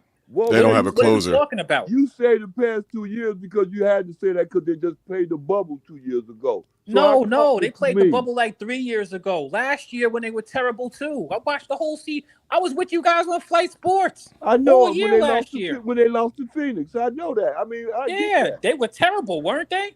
Yeah, they stunk. Yeah, they couldn't close. They couldn't win. They couldn't win a game. They couldn't win a close game to save their life. Right. Now, is D'Angelo Russell the closer? You know why though? I mean, I don't know. I don't know if he's the close. The thing with the Lakers is they got the talent, but they got to stop running this organized confusion ass shit at the end of the basketball game. I mean, please, somebody have some sense. You know why? High percentage basketball, please. No more. You know why? It's the hero complex. Yeah, I know what you're talking about. I know what you're talking about. It's just it's bad basketball. Well, and they wonder why they be losing. But you know, I'm gonna tell you something though. You know why it works two ways like that? Because LeBron, like same way with AD having a problem, I wouldn't feel it, feeling a certain kind of way about that. It goes right back to this. The best ability is availability. And AD ain't always around, so somebody got to take control. And if this man relinquish his control that he have to give it to you, and you always over in Chicago somewhere with your leg wrapped up. Yeah. I mean, oh my goodness, bro? Alvarado. Woo! GTA out there looking saucy. Kyrie getting interviewed. This man Alvarado just came down court. He did an around the back dribble. He did a look away around the back dribble to the alley oop to who is that? The dude with the SpongeBob haircut. Well, with the looks like his heroics sideshow Bob haircut. Looks like his heroics was too late. That game just finaled out. We got one game left tonight. Milwaukee versus the Clippers. Jackson Hayes. That's the dude's name. Yeah, I like Jackson Hayes. We got Milwaukee versus the Clippers. That's the last game along with Portland tonight. Portland's coming down to the wire. It's a 5-point game with 3 minutes left. Cleveland beat New Orleans, y'all. 118-107. All right. Hey, surprise. Well, at least GTA gave us some entertainment at the end of the game. Hey, what you think? Zip Master, I'm glad I didn't think about that. When you did the what's the name, the MVP thing, when you did that, where did what's the name, Mitch McCullough? Well, not Mitch McCullough, Mitchell name come up at? Donovan Mitchell. Yeah. I think he was in the top 10. I'm not sure. Let me take a quick break. When I come back, I'll make sure you get that. All right, bet. All right, I'll be right back, y'all. All right. Yeah, quiz up still here. Go ahead. Yeah, Donovan Mitchell had a good game as he usually does, but We'll see what happens, man. We'll see what happens with these squads. I think that the Mavericks will be good. I think the Suns are going to be good. You know, we'll see what happens, man. I'm questioning like what's going on with the Clippers. I think the Clippers got a little bit better, but I don't know, man. I don't know. Hey, okay, I'm glad you said that because I'm like when I talk to man, come here. When I talked to Zen Master, thank you. When I talked to Zen Master earlier today, you know what I'm saying, we had talked about that too. And I said, look here, Zen Master, you think, why didn't the Bucks, I mean not the Bucks, I apologize, why didn't the Bulls make any moves this off, you know what I'm saying, doing this free agency thing? Because everybody, their mama was looking for them to do something because they needed to make a change out there. How come they didn't make no changes? None. Nada. Well, I'm not sure if you heard it, but the Bulls sound like they're about to get Russ. And what I mean, that moving up or moving backwards?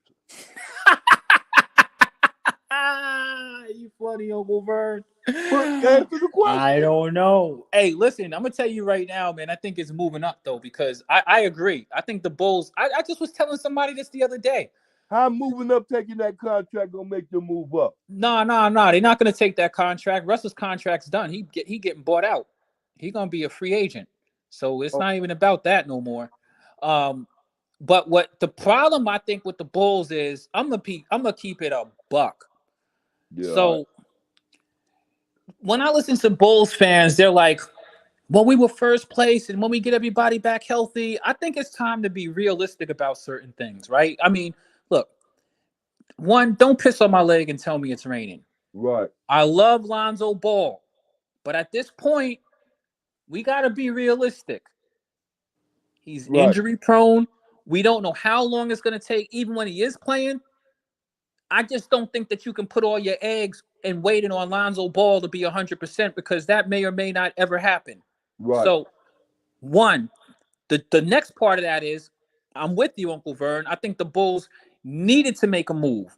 I think they needed to make a move that every year they sit around and dilly-dally and fiddle with this Kobe White thing. Y'all should have been done moved him. Y'all ain't really doing nothing with him anyway. I think that y'all definitely want to keep Caruso because Caruso brings some defense to you. So either figure out, is it going to be Ayo DeSumo or Cody White? Right. You might as well get rid of one of them. Yo, we got Anthony Alvarado in the building. The Mavericks won. They got a back-to-back game tomorrow against the Kings. It's going to be a playoff setting. Let's see who will survive. What's good, Anthony? What up? Hello, can you guys hear me? Yeah. Yo, what's the deal? Hear you, man. What's shaking, GTA? Nah, I'm great. I'm good. I just watched the Portland game, and all I gotta say is that I just love this team. I love OKC, man. I just love watching OKC, bro. Shai Gilgeous-Alexander might be the next superstar. This man is just special, bro. He all right, bro. He ain't, bro. He all right. He ain't that superstar material. He all right. He just got all right. Bro. He's still young yet. He's out of this world. You just gotta watch him. You just gotta keep watching him, man. He's a special player.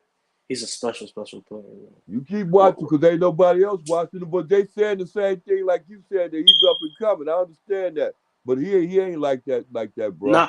I mean, he's like that, Uncle Vern. I'm not gonna lie. He's like that. He just is somebody you don't know. He's doing I know, this. bro. Listen to me. I seen him when he was. What was he playing at Duke? Is that the same one who played at Duke? No, Kentucky.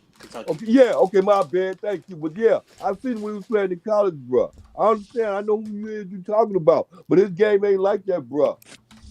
No, but this is the thing. Bro, listen to me. The thing. He's not superstar material like that. Not right, Uncle Vern. This dude, so what are you saying then? I'm several game winners. I'm saying the jump from going from a starting point guard in college to the player that he is now. No one expected this. Literally, no one expected this. College for sure. It's the fact that he's making. It's the fact that he's making. Bro, he's making OKC.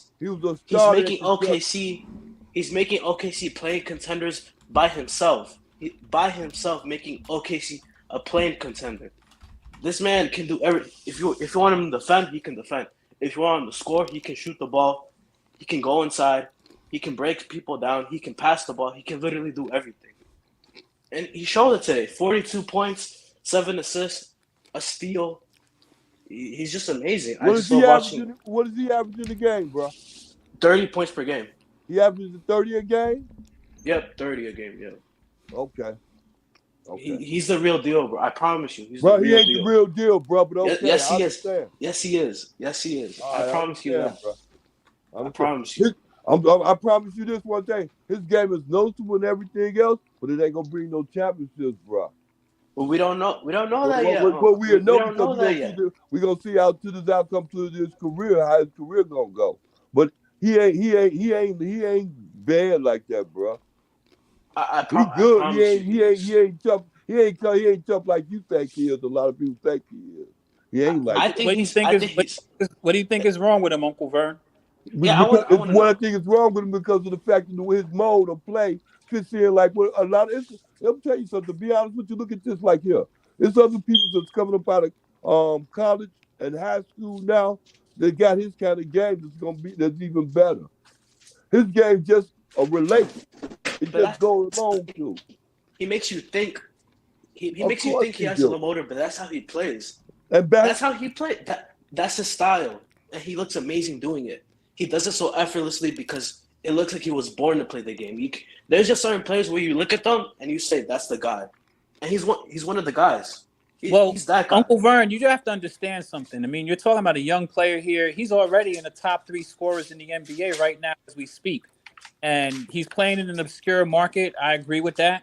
I keep on trying to tell people something. The NBA is moving forward. It ain't going backwards. A lot of these dudes that we holding on to, the next 5 years, man, it's going to be these Shea Gilgeous-Alexander dudes, Lucas, John Morant's. It's really their league.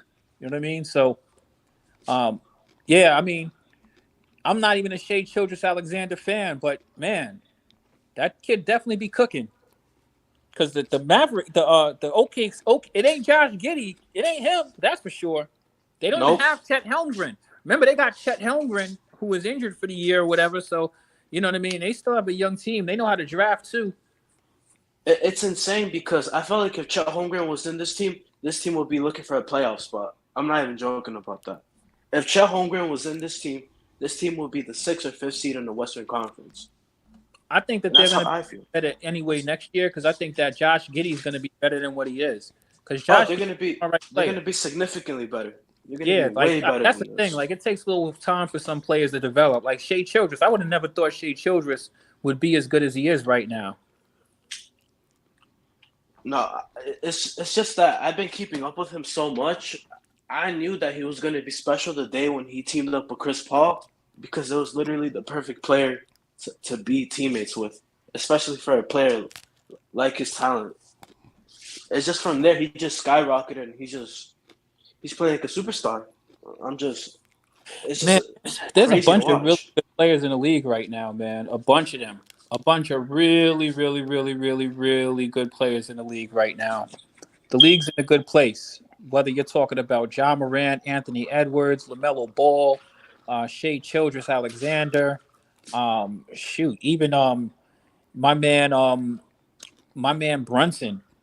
Who would have known? We just got finished watching Cam Thomas drop 4 consecutive 40-point games. One of them he damn near went for 50.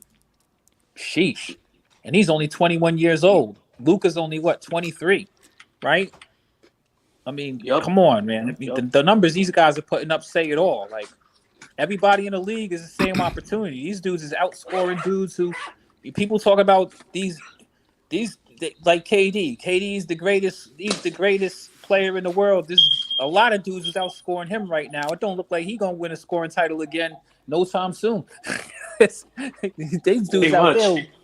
There's dudes out there who's come on. Luka's averaging like 34 points a game in the playoffs and taking his team deep. Imagine what it's going to look like now. You got Kyrie helping him. You know what I mean? Not for sure, man. Like the whole entire league right now, to be honest. But GTA, let me ask you a question. I just love watching the game. Let me ask you a question, not to take the attention off of the OKC Thunder, right? The Suns just got finished getting KD. So you know they got Devin Booker. You know they have Chris Paul.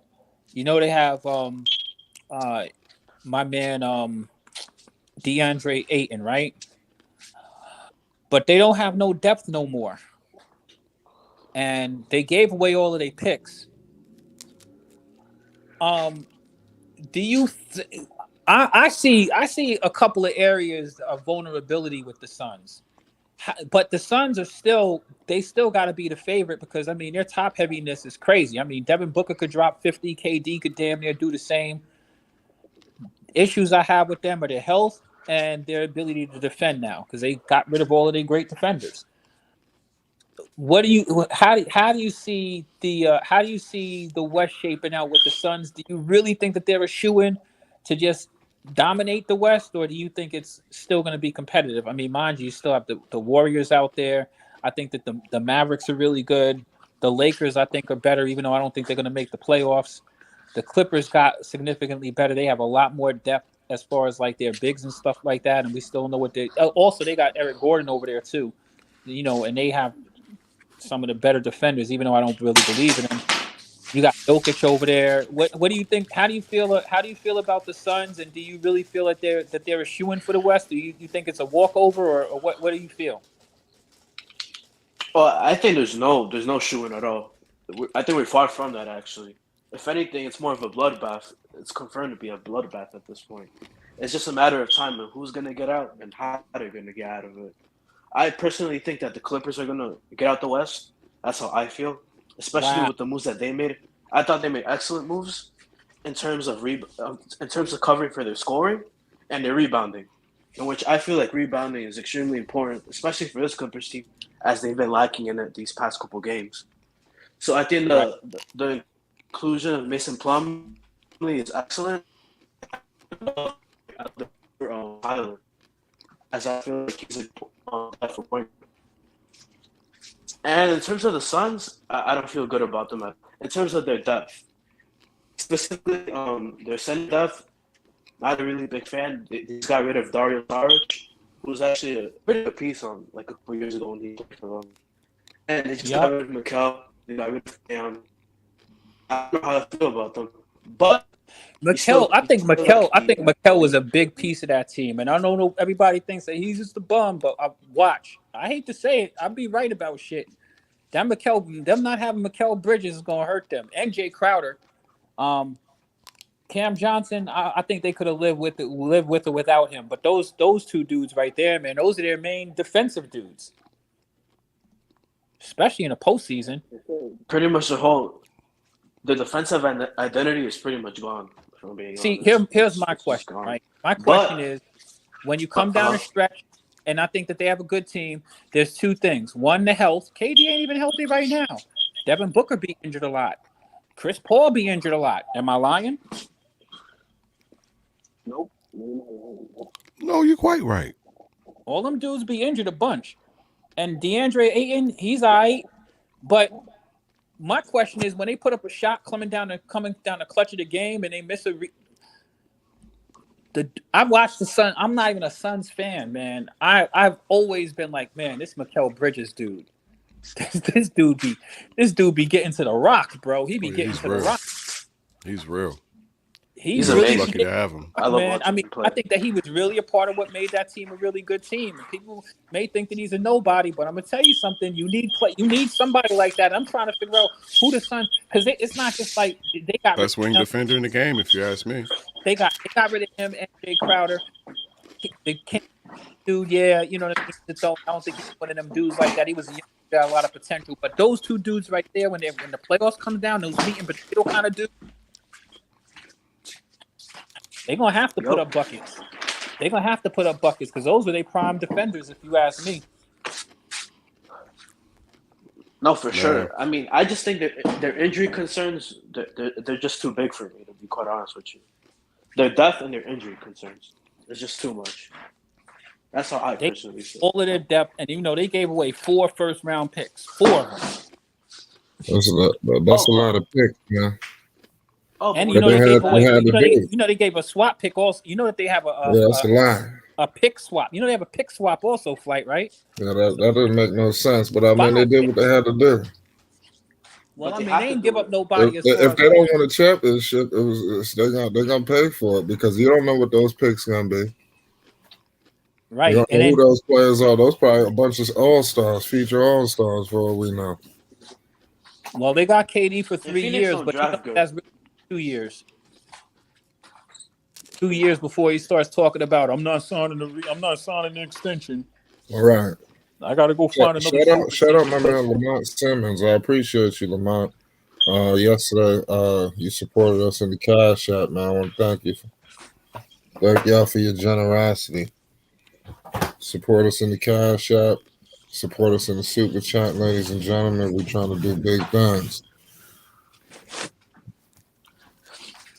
But Anthony, what's your thoughts on that situation with the trade between the Phoenix Suns and the Brooklyn Nets? Oh, I was just talking to Chris earlier, just saying like that for them offensively, it's amazing, but what you're giving away, I think it's bigger than what most people are thinking.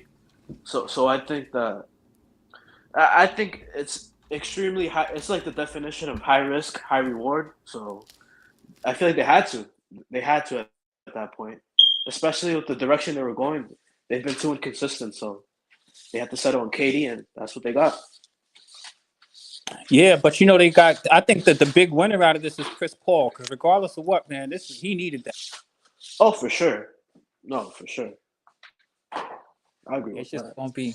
it's gonna be sad watching these dudes fall on their face. I'm all for it. Oh, if they fail, I'm gonna be laughing. I'm gonna be there. It's like I know I'm an asshole. I can't wait. I'm praying on their downfall. I can't wait for the postseason when they run into the damn Mavericks and be like, all right, we got all of these dudes, but we can't stop Kyrie and Luka cooking our ass. No, if that happens to them again, just blow up the franchise. I want you to think about it. When the Suns play against the Mavericks, Chris Paul can't stop neither one of them, Kyrie nor Luka, right? Yep. Who is helping him? I don't know. Flight. Hey, Who's going to help Chris Paul stop those dudes? What you say, Quiz? Who's gonna help Chris Paul stop Luka and Kyrie? I mean, that's gonna be the problem, but I mean, they got firepower too.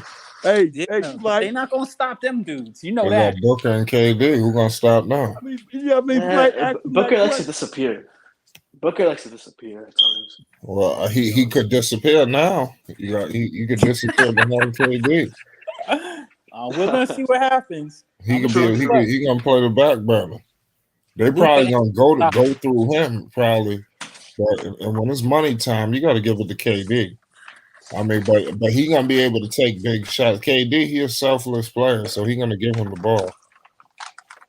KD's gonna have his opportunity to score. He's gonna throw that little Josh Green dude on him, and KD's gonna cook him, and Devin Booker's gonna cook. But you know, like I said, man, when it comes down to it, man, it's gonna be an interesting series. It's gonna be a lot of buckets put up in that series. That's gonna be a bloodbath in that series. That's gonna be a bloodbath. KD gonna be MVP of it and the winner. Man, stop that. I'll love to see it. Now Luka about to cook the boys. You will. I'll love to see it. You will. I already know. Luka gonna outscore KD. And Kyrie gonna go nuts. Whoa. I said it. You heard it. I'm on the record right now. He's gonna. I'm on the record right now. Oh, hey, look here.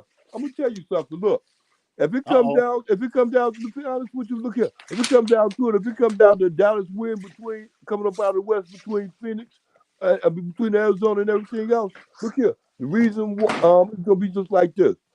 Luka is gonna be the what's the name? He's gonna be the recipient of a championship, but it's gonna be because Kyrie took over and got that MVP trophy. Only reason why Dallas is gonna win because of Kyrie, not Luka. Kyrie just got finished playing last year. I mean, I need to remind you that he was just playing last year in the playoffs, and he scored 11 points twice. Right. And they got swept in 4 games. So 2 of those 4 games, The same boy that you're talking about is going to be the MVP. Scored 11 points in a meaningful series where they needed him. Please don't delude yourself. He might. I think that Kyrie is definitely necessary. Don't get it twisted. But like y'all trying to turn him into Paul Bunyan or something like that. Oh, he that guy. He the one that's hard to stop. If Kyrie is that guy like you say he was, then he should have been. He should have definitely dropped. KD should have been the Robin, and he should have been dropping 47. Unfortunately, KD was playing. Kyrie was playing around. 11 twice, not once, twice. From the dude who first of all, KD was that guy though. It wasn't no. Yeah, but you just said that Kyrie was that guy. So I mean, like what I'm saying is, I'm not talking fantasy. We just seen him play last year in the playoffs. He better do better than that. That's all I know. He better do better than that. All right. Didn't he drop 11 like for 2 straight playoffs? As a matter of fact, the reason why I say I think he will. You can go back and look at the series. We just watched the last year in the playoffs. Remember when the Nets got swept? Okay. Remember when the Nets got swept? Well, they didn't get swept the way they got beat by Bucks. They got. What are you talking about? They didn't get swept, Uncle Vern. I'm done. They got beat by the Bucks. Come on, man. You talking about Giannis? Uncle Vern, they got swept last year. Regardless, bro, they got beat by the Celtics. Bucks. Bro, they got beat by the Bucks. I know they lost it, bro. I know that. But I'm saying they got You beat talking by about the Bucks. 2 years ago? They got beat by a quarter inch. By getting swept. You're talking 2 years ago. I'm talking about last year. Bro, Alvarado, can you please remind this old man? When KD shot that Can you please remind this old man what happened just last year, Alvarado? Against who? Oh, last year, Jason Tatum and Jalen Brown cooked. They got swept. Yeah, what you talking about? You going back 2 years ago, talking about some foot on the line. Last year they played in the playoffs and got swept. And Kyrie Irving had 11 points, not in one of those games, but in 2 of them. Yeah. In other words, he did not come up big at all. He came up rather small. I got multiple times. That. Yeah, that sound like he hardened now. They say Jay hardened it. No, I wouldn't say that. I mean, I feel bad for Kyrie. I like Kyrie, but my thing is, Kyrie's probably in a better situation. But Kyrie can't, like, for me, for the way people be, he can't do that. You can't do that in the playoffs and then tell me about, this is the first time I could look down the bench and see somebody who could hit the shot. Where was your shot last year? Make it make sense. I mean, come on. Charlie Ward could score 11 points. I need Kyrie to do a little bit more than that. I mean, at least get me 20, brother. Yeah. Anyway, I actually like Kyrie. I like Kyrie's attitude, but I want him to show up. I don't want it to be something where we're talking about immortalizing the dude. I'm like Janet Jackson, bro. I'm like, what have you done for me lately? That was just last season. And he has a lot of distractions. So I just hope that he's done with his distractions. I hope he's focused. I think he will. You just heard me saying all kinds of good things about Kyrie, but I'm not a person who's gonna forget what you just got finished doing. Also, I mean, anytime people tell me the Kyrie thing, I gotta remind them like this is the same dude I sat around and watched drop straight milk duds in the playoffs last year. Come on, I can't see you doing that no more. You got no excuse for doing that at all in any game. You're the most skilled player and everything people be saying about you and how you feel with your ego and stuff like that. Don't drop 11 points, man. I'm not trying to feel that at all. There's no excuse for that. I hear you. I mean, and it would be one thing if you dropping 11 points, but you drop 11 points and y'all getting swept. Come on, man. KD and Kyrie, man, that was the biggest failure. Probably. But you know the sad thing is, Uncle Vern? Yeah. I told people this was going to happen 4 years ago when they came together. They have not played a whole bunch of games together. The jab, I don't think that was Kyrie's. I don't blame it on Kyrie as much as the media because I wouldn't have taken a damn shot either. So, all right, cool. Kyrie didn't play those games. The media wants to make him out to be a villain. But what about all of the games that he was taking off personal time before that? Like, you want to go back to those 2 years ago when KD's foot was on the line? Kyrie was taking off games every week. Every week he was just vanishing for no apparent reason. In fact, in the middle of the season, the dude disappeared for like 3 days. Man, stop it, man. Stop it. It's all Kyrie's fault. Stop it. It's all his fault, man. I'm trying to get the dude the benefit of the doubt. It's Phonics, man. Phonics is here, man. Yeah, stop right. It. But Delphonics, I'm not telling no lies at all. Yo, Kyrie is a clown, man. He's a clown. No, why would you say that? Yo, What is it, yo? What number team is this? What number team is this? And yo, it's always everybody else's fault. It's Yo, been he's a not handful of happy in teams. Dallas. He ain't happy in Dallas. He just got put in Dallas. Mm. He's not happy there. That ain't where he want to be. He got put there. He got put there, man. He's not happy. Yo, Uncle Vern. I don't think that's when you will be. This dude is a traitor. He's a communist. You can't trust this guy. Period. Man. You know what I'm saying? He's always gonna switch up sides on you. He's never gonna run. Communist is wild. He called him a communist. Damn, Flight, the temperature got turned up in here. Where'd you bring the homie from? He called him a communist. You know my slogan: business has just picked up. He called this man a communist and a traitor. Team member. He doesn't believe anything in team. He's all about himself, man. He's all about himself, man. He can't be trusted. Can't be trusted, B. Yeah, I got. He can't be trusted. I can't argue. I ain't gonna argue with you on that one, bro. You know what I'm saying? But yo, he parade. Hey, Verba, he parading out here like he a team member. Nigga, you ain't no team member. You don't. Yo, Kevin Durant was your dude. Why would you do that, man? Why would you just do that? You know what I'm saying? And then Brooklyn said, well, you know what? And you know something? Nah, man. No. To your generation, it ain't work out. No, to my generation, he's soft. He's a clown. Because you don't do stuff like that.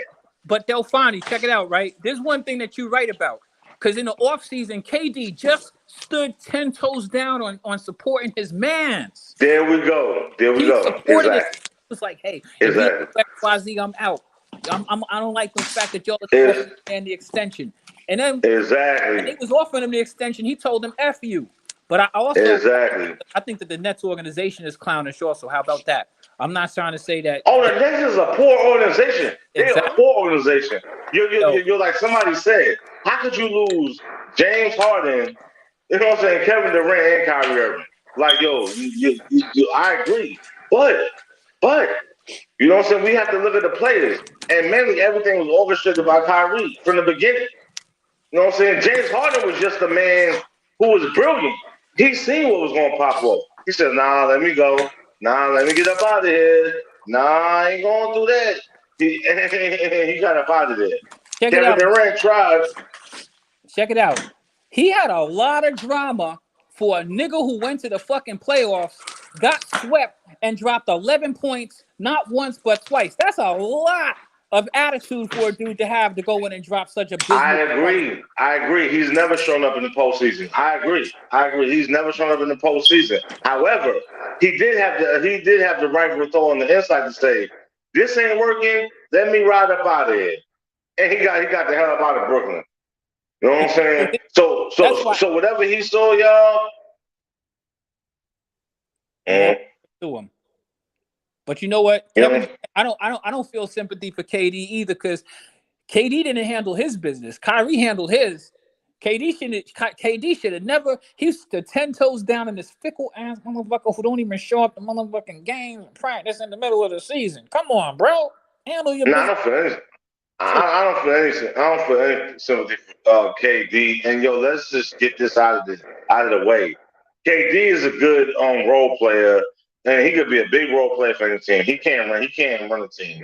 He can't take a team to a championship. He's just not capable of that. He's not that guy. You know what I'm saying? And that's okay. He's a great scorer. You know what I'm saying? He'll ride with you. And we've seen that in Golden State. That's the kind of guy he is. Period. Let me share. You know let me share. And he'll never win another championship. Let me share a fact for people, because a lot of people sit around and try to make it like Kevin Durant has this great legacy. KD has played with not one, not two, not three, but 4 NBA scoring title holders, including himself, who has 4 scoring titles. Is that not crazy? Show me somebody else who's done that. That's what I'm saying. He'll never win another championship because he can't do it on his own. How much help does an MFer need? KD ain't never play on a sorry team in the NBA. And going to Phoenix, that's a joke. They're not title contenders. He played. Let's stop He played it. on the Oklahoma. Why you say it's a joke? Hey, slow down for a minute. Answer to that last question. All right, hold on for a minute. He played on the Oklahoma City. Hold on, Flight asked me a question. Yo, Flight, they not no championship contenders, man. How do you get rid of you got rid of exactly. You got rid of the two dudes that would help you get to the championship, and you brought in Kevin Durant. Nah, bro, it's not enough, man. It's not enough. You know what I'm saying? Yo, I love Chris Paul. You know what I'm saying? I love Devin Booker. They're not enough, man. You got rid of Jay Crowder was that clutch dude. And he's been a clutch dude on every team he's been on. I don't know why people keep shitting on him. They got Jay Crowder is a clutch dude. Ago. You know what I'm saying? But he's a clutch dude. You know what I'm saying? Cam Johnson's gone. Come on, man. Nah, man. Yo, they're in trouble, man. They're in big trouble. They're in red bitch. And yo, Kevin Durant is not going to bail them out of that. You know what I'm saying? Yo, I'm tired of us keep thinking like Kevin Durant's that dude. He's not that dude. He's not that dude. He's that dude when he's in a system. And unfortunately, the system is the Golden State system. He's not playing in that. Hey, can I say something now? Okay, now the reason why I say he's in a good system now because these people that already went to the to the finals almost and did like that, so they got a way to get there. All they need is a finisher. Who's the finisher? They got rid of all of their grit dudes. Hey, look here, you made a comment. Thank you. Who's going to be the finisher? No, the brother just said it. No, the brother just said it, but you ain't hear him. He said they got rid of all the grit dudes, and he's absolutely right. I agree with that. I agree with that. Nope, but don't make a difference. It ain't the grit dudes that got them there. It's the finisher. Who's the finisher? I believe that. Who's the finisher? It ain't Kevin Durant. He's not that guy. He told you that he's not that guy. Stop it. He's not that guy. He's not that guy in Brooklyn. He's not that guy. And stop. No. The only way he was that guy was at Golden State, where he didn't have that pressure. No, at Golden State, he didn't have that pressure. Paul and whoever they got on their team, it gonna come down to a KD to win. Vern, put some money on it, Vern. I guarantee you, they are not going to Western Conference Finals. I guarantee they don't get out the same. Look, and you know what I'm saying? They'll be down there with damn LA. I don't even think LA is going to play it. Vegas got them coming out to be number one. I got them out to be number one too. Who you got? You said that you was mad confident, like no man, you standing there square. I don't have them, and if you have them, I'm gonna take your money on it. You old dusty brother. I'm about to call you out your name, man. Vegas said they about to call going you out your to name. be MVP. Well, it's not gonna happen. Yeah, Flight, exactly. Yeah, Flight. Yeah, we are about to call this. Oh yeah, this guy is he's on something. Man, get out of here, man.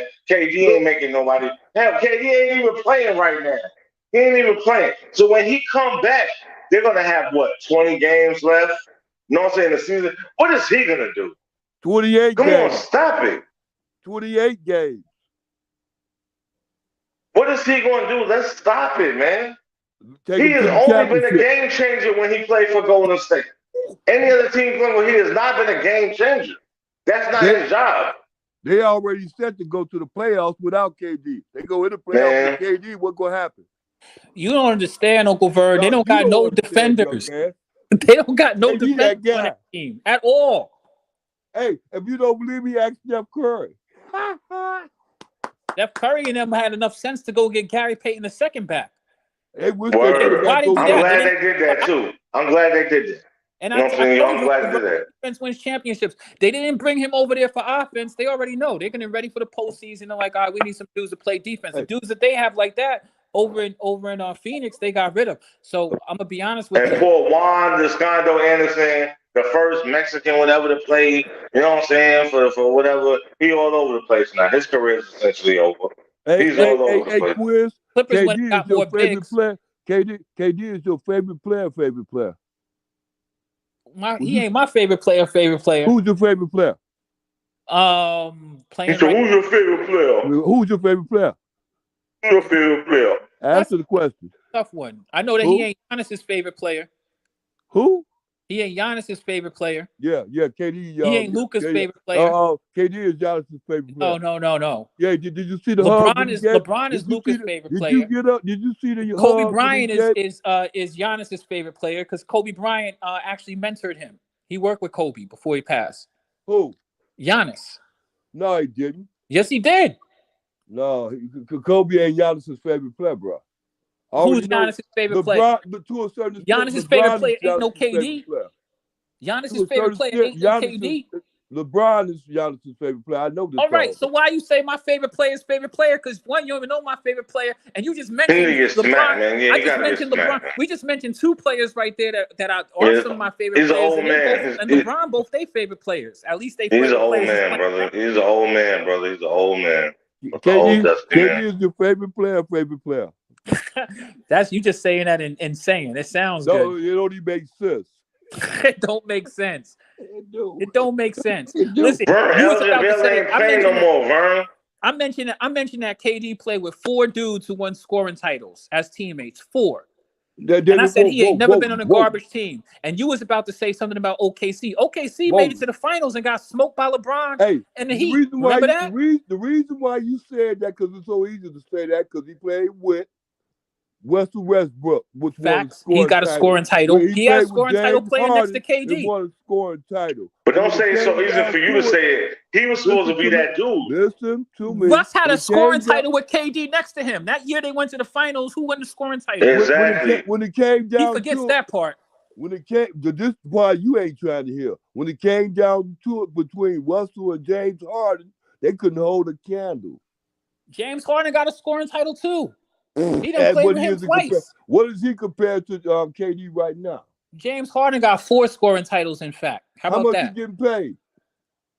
I have no idea. He's getting paid a lot of money. Figure it out, and then come back and tell me. James Harden's on a max contract. Yeah, and how much Russell Westbrook getting paid? Just figure it out. Russell just got finished getting $47 million this year, just for this year alone. Hey, ain't no small feat, is it?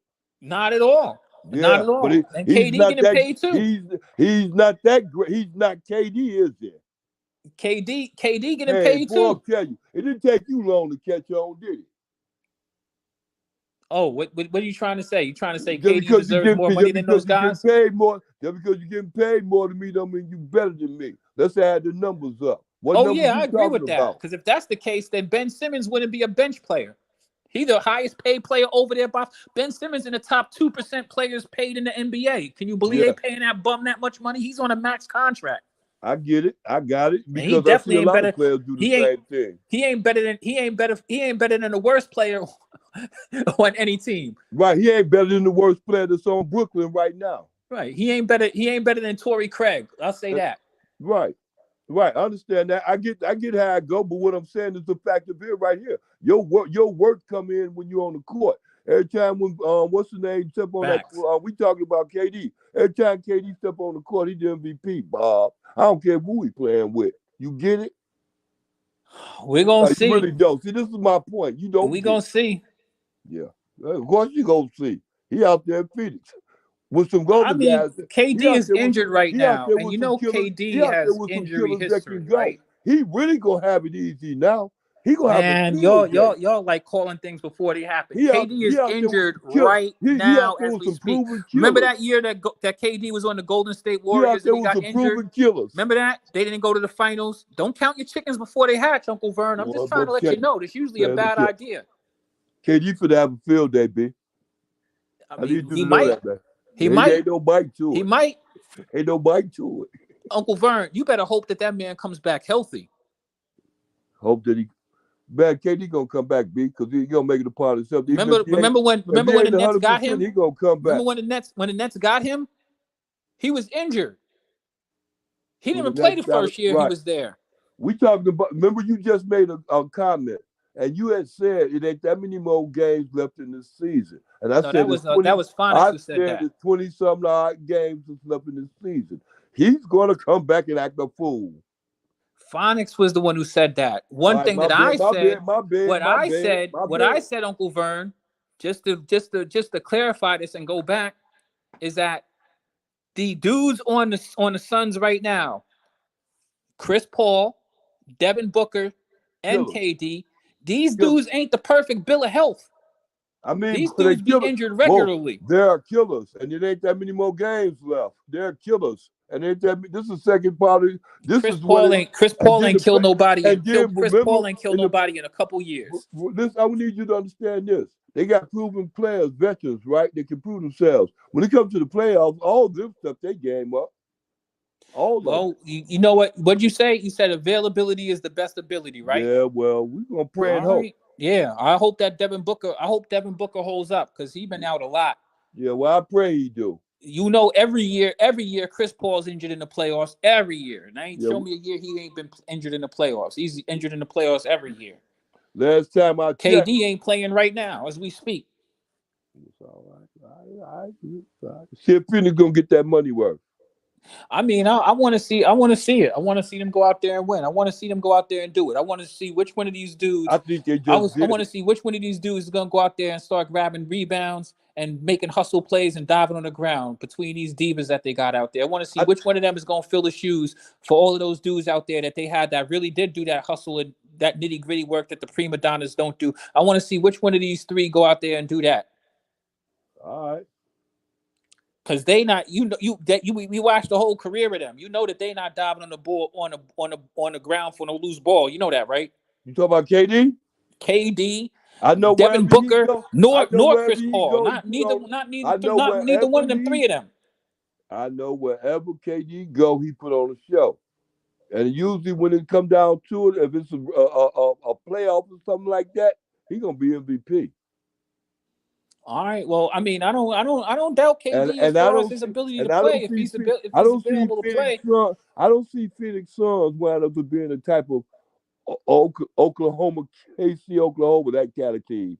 Because what Duke came in and said about Gilchrist, it's the same thing. Oklahoma, they cut their nose off to spite their face because they don't have a long-term a view of winning championships like that. All they got is a good player. They holding them down. And he'd be silly to stay there. Go ahead, Brad. We ain't talking about Gilchrist. Not Gilchrist, but whatever the name is. We ain't talking about him. But that was my thing about him, too. He's making the wrong decision by staying there. He should be trying to get up out of here as much as possible. If he plans on winning something, we talk about winning. We ain't talking about just being good. Hell. Yeah. Well, we're going to see. That's the beautiful thing I like about the postseason. We get a chance to see what happens, and we get to watch it in 4K. And it's about to go down. Yeah. You know, they got to do a little bit of gelling, and they got to figure out the depth over there in Phoenix, because Phoenix don't got no depth at all. So we're gonna see. You know what Michael Jordan really made it hard for a lot of players in the NBA, and they knew it really because he kept on winning them championships, and he won them in order because nobody else could beat him. He made it difficult for a long time for people to come up and win championships. But you know the thing that's so crazy about that, Uncle Vern, he did do that, right? Yeah. But the thing about it is that what people don't talk about, and then when they talk about it, they start talking crazy. Like it does. Like he had to earn that. When Mike stepped into the league, exactly, he was on fire. But he had to go through. He had to go through a Celtics team with one of the reasons why Larry Bird was a legend.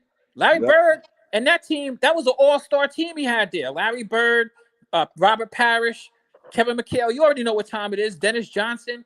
Them dudes wasn't playing no games. Then you had the Lakers over there. The Lakers wasn't playing no games. You know, them teams was used to winning multiple championships. Look how many those two teams got the most championships ever. Then the Detroit Bad Boy Pistons came up, and they had to smack him around for several years until he beat them. But then when he got over the hill, you know what I mean? When he got over the hill and he got to the finals, he didn't have a team that had a whole bunch of, I got a dude on here who got a championship, who won it before. He went out there and got it out the mud. And those dudes won their first championship and kept on winning them. Like you said, Uncle Vern three-peated. Right. He retired. It didn't work out good for the Bulls when he retired. When he came back, all of a sudden, wait, hold on. And it wasn't like he was out there sitting around watching people get busy. He had scoring titles each of those years. Every year. He got 10 of them. He has 7 in a row. Retired, came back, got 3 more. So it wasn't like he was like his value in the league was solidified by what he did. You're right. He made it hard for people to understand, but you could do that. That's the thing is these dudes hold bars low and then want to give participation trophies or whatever. You could go out there and do that. You can go out there and do that. You know what I mean? Like, you can go out there and win, and you can lay down a dynasty for yourself. Take a look at the San Antonio Spurs. Look at what the Warriors were able to do, even when they bought KD. KD almost beat that team. Then he decided to go join them. Y'all had your foot on their neck. You had an opportunity to beat them 3-1. And then when you got to the finals, y'all lost. LeBron cooked y'all in a gentleman's sweep. So Draymond was talking crazy to you. Came out talking about you a cupcake. And then you went and joined them. The Warriors already had a solidified squad. Hey, you know, when you talk about OKC like that, because this is what you talk about OKC, right?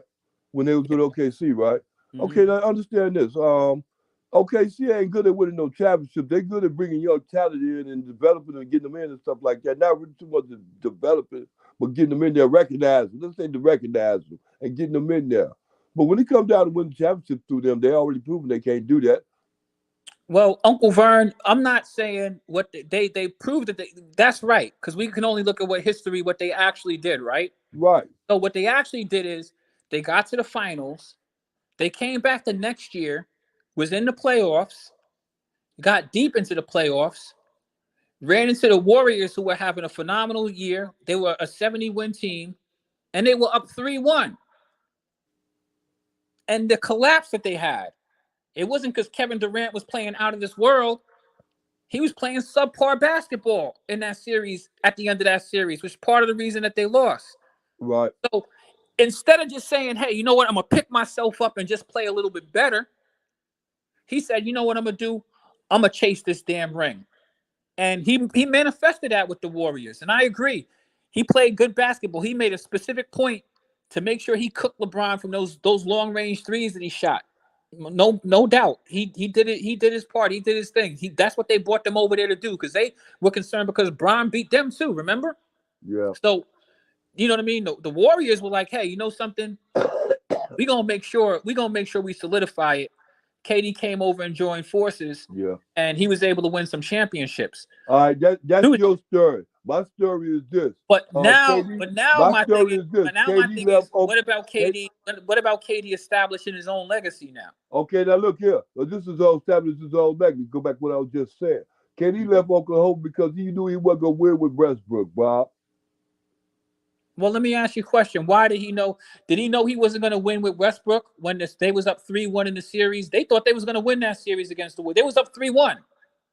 They lost 3 games in a row to lose that series. You do know that, right? Yeah, I know it. Do you think that he thought that? You think that he just came out of the finals? This is your point. This is the point that I'm getting you to understand. You know who painted that picture of that playoff that season? That was Westbrook. They were trying to paint that picture for Westbrook, not for KD. Westbrook. But KD didn't lead the league in scoring that year. Westbrook did. They just hold on, Uncle Vern. Listen, I'm speaking real facts. They just came. Hey, Quiz. Hey, look, how you gonna argue now? Yeah, but Uncle Vern, what I'm saying is, look, you see where that went to, right? Yeah, right. But they just came. Uncle Vern, listen to me for a second, right? Just listen to me. Ahead. They just came out of the finals. The Oklahoma City Thunder just came out of the finals. Yeah, I know. And they came back the next year and was up 3-1. So when you say, well, he knew he couldn't win, Stephen A. Smith knew he couldn't win, but you can't tell me when they was up 3-1 on the Warriors and they didn't think they was going to win that series. Who was the leader of the team? It was supposed to be KD. Supposed to be. All right, bet. It was supposed to be. KD was the person. He was there before Russ was there. Right. That was his team. Right. But you know, like I know, Uncle Vern, that KD ain't a leader like that. You know that. I don't got to tell you that. Nope. KD we know that. KD is the leader to take over at the time when it's time to take over. You put the ball in his hand. But that's the thing. That's what you're saying that. But why didn't he do that then? They was up 3-1. They just came out the finals. You telling me that he felt that he think that he just laid down and said, fuck it. We can't win. We're up 3-1 against the Warriors. We can't win. We're just gonna quit now. Okay. In the damn Western Conference Finals. Come on, I remember your question. Your question was, why couldn't he do it now with Russell did? Because as we can see, when Russell is a 50-50 player, sometimes he get it, sometimes he don't. He don't always get it. You want to go to a money. Russell ain't money. I mean, KD wasn't money. In that series, Uncle Vern. He wasn't money in that series, Uncle Vern. And you could go back and you could check the videotape. You go take a look at his money. Look, go take a look at those. Look at those shooting percentages he was shooting at the end of that series. Quiz is KD money. He wasn't money then. But man, gone. Where was the money sniper then? When he never was money, B. He was in the fight. Listen, I mean, look, if you don't get it, hey man, if you don't get it, you don't get it. I know quiz. I get it. You don't get it. He came out the finals. He is obviously good enough to make it to the finals. Put their money on that bomb. Him and Russ. That bomb proved them him wrong. And Russ with Serge Ibaka. Him, Russ, Serge Ibaka. James Harden coming off the bench. Reggie Jackson. That was a good. James Harden was already gone when they even had They even had James Harden was gone when KD left. KD didn't leave when Harden was there. What are you talking? What you say? KD was on a team with Russ, with Harden. Harden was on the bench. No, you don't remember that? Whoa. Harden was already gone. They didn't want to pay Harden. Harden was on the bench of that team. Harden came in. The Thunder. The Thunder was the team that brought him into the league. He came in with them, and he was on a bench. He was their backup. When KD went to Golden State, where was Harden at? When KD went to Golden State, that's when Harden went to Houston. Thank you. Right. But he was on a team with KD. You just said he was on a team with KD. The year before that, they was there. They played in the finals. They played in the finals against the Warriors. Quiz, you know what? I'm telling you something why you don't get it. Because you keep talking. I'm telling you, I already know they was all on the same team. I'm not disputing that. What I'm disputing is when KD made that choice to go to Golden State to get away from that bomb he was playing with. They was getting the ball. I'm trying to find out when. Listen, this is a thing that's confusing to me. Okay. You said that KD knew he couldn't win with Russell Westbrook. Of course he couldn't, like LeBron and everybody else. Right. But let me ask you a question. When did he know that? Because they was up 3-1 on the Warriors. Actually, he should have been the first one to figure it out. He was on the court with him. Actually, he should have figured it out before Harden did. I'm done. Go ahead. He couldn't. You can't tell me that he thought that he couldn't win with him when they was up 3-1 against the Warriors in the damn Western Conference Finals. You couldn't tell me that he didn't think he could win at that point. They only needed to win one more game. They lost 3 games in a row. They definitely didn't think that was going to happen. Hey, look here. KD figured out before Harden did because Harden was stupid enough to go to Houston and play with Russell Westbrook. So evidently he didn't figure it out, but he figured it out later. Nah. That was your boy Stephen A. Smith putting something into your head because he was upset because Harden because Russ was taking shots that they felt KD should have, but KD was not playing hard. He was playing like a prima donna. KD MVP, man, when it come down to them games, he was an MVP when they was playing, when they was up 3-1 against the Warriors. You can't say that at all. He played MVP like level in that series. KD money, man. When it count, KD money, man. When it come down to playoffs. KD but you say when it count, but then I'm talking about a series right now and it didn't count then. A series right now? What do you mean? Man, you just heard me reference this series about 100 times. What series? KD did not play when it counted. Period. Otherwise, they would have won. He did not play good in that series at the end of the series. That's not even disputable. Last time I checked the last series he played in was like you just said. It was last year when they lost to them guys in the 4th game. Yeah, last season he played good, but they got swept. Yeah, well, look at the situation. I mean, I don't know, man. Bro, you don't look at the situation. Swept. You just made a point that Brooklyn was losing out because of the fact every time they try to make them trades and stuff, they get rid of them defensive players and they get weaker and weaker. You recognize that. No, Brooklyn had a weak defensive team last year. They were supposed to have a weak defensive team, but they actually played hard. That you came into to realize why it's messed up, but you still want to take it and turn around and use it against them. You can't do that same talking point with Phoenix because Phoenix set. So your point is stupid. No, Phoenix had a good team. No, Phoenix ain't had shit. They still got it. Phoenix had a good team, but nobody was scared of Phoenix. You know that. they still got it. Even more. Phoenix They got Phoenix KD. this year. Listen, that was a good move for them because Phoenix was good, dead but and all of a stinking sudden this it's a year. good move Even now. though they're what is Phoenix like? I think 5th or something like that. Man, 5th or 6th in the West right now. They stand to get better. Yeah, I mean they got KD, but Yeah, they got rid of all the nuts and bolts of their team too. Yeah, they got KD. Go ahead.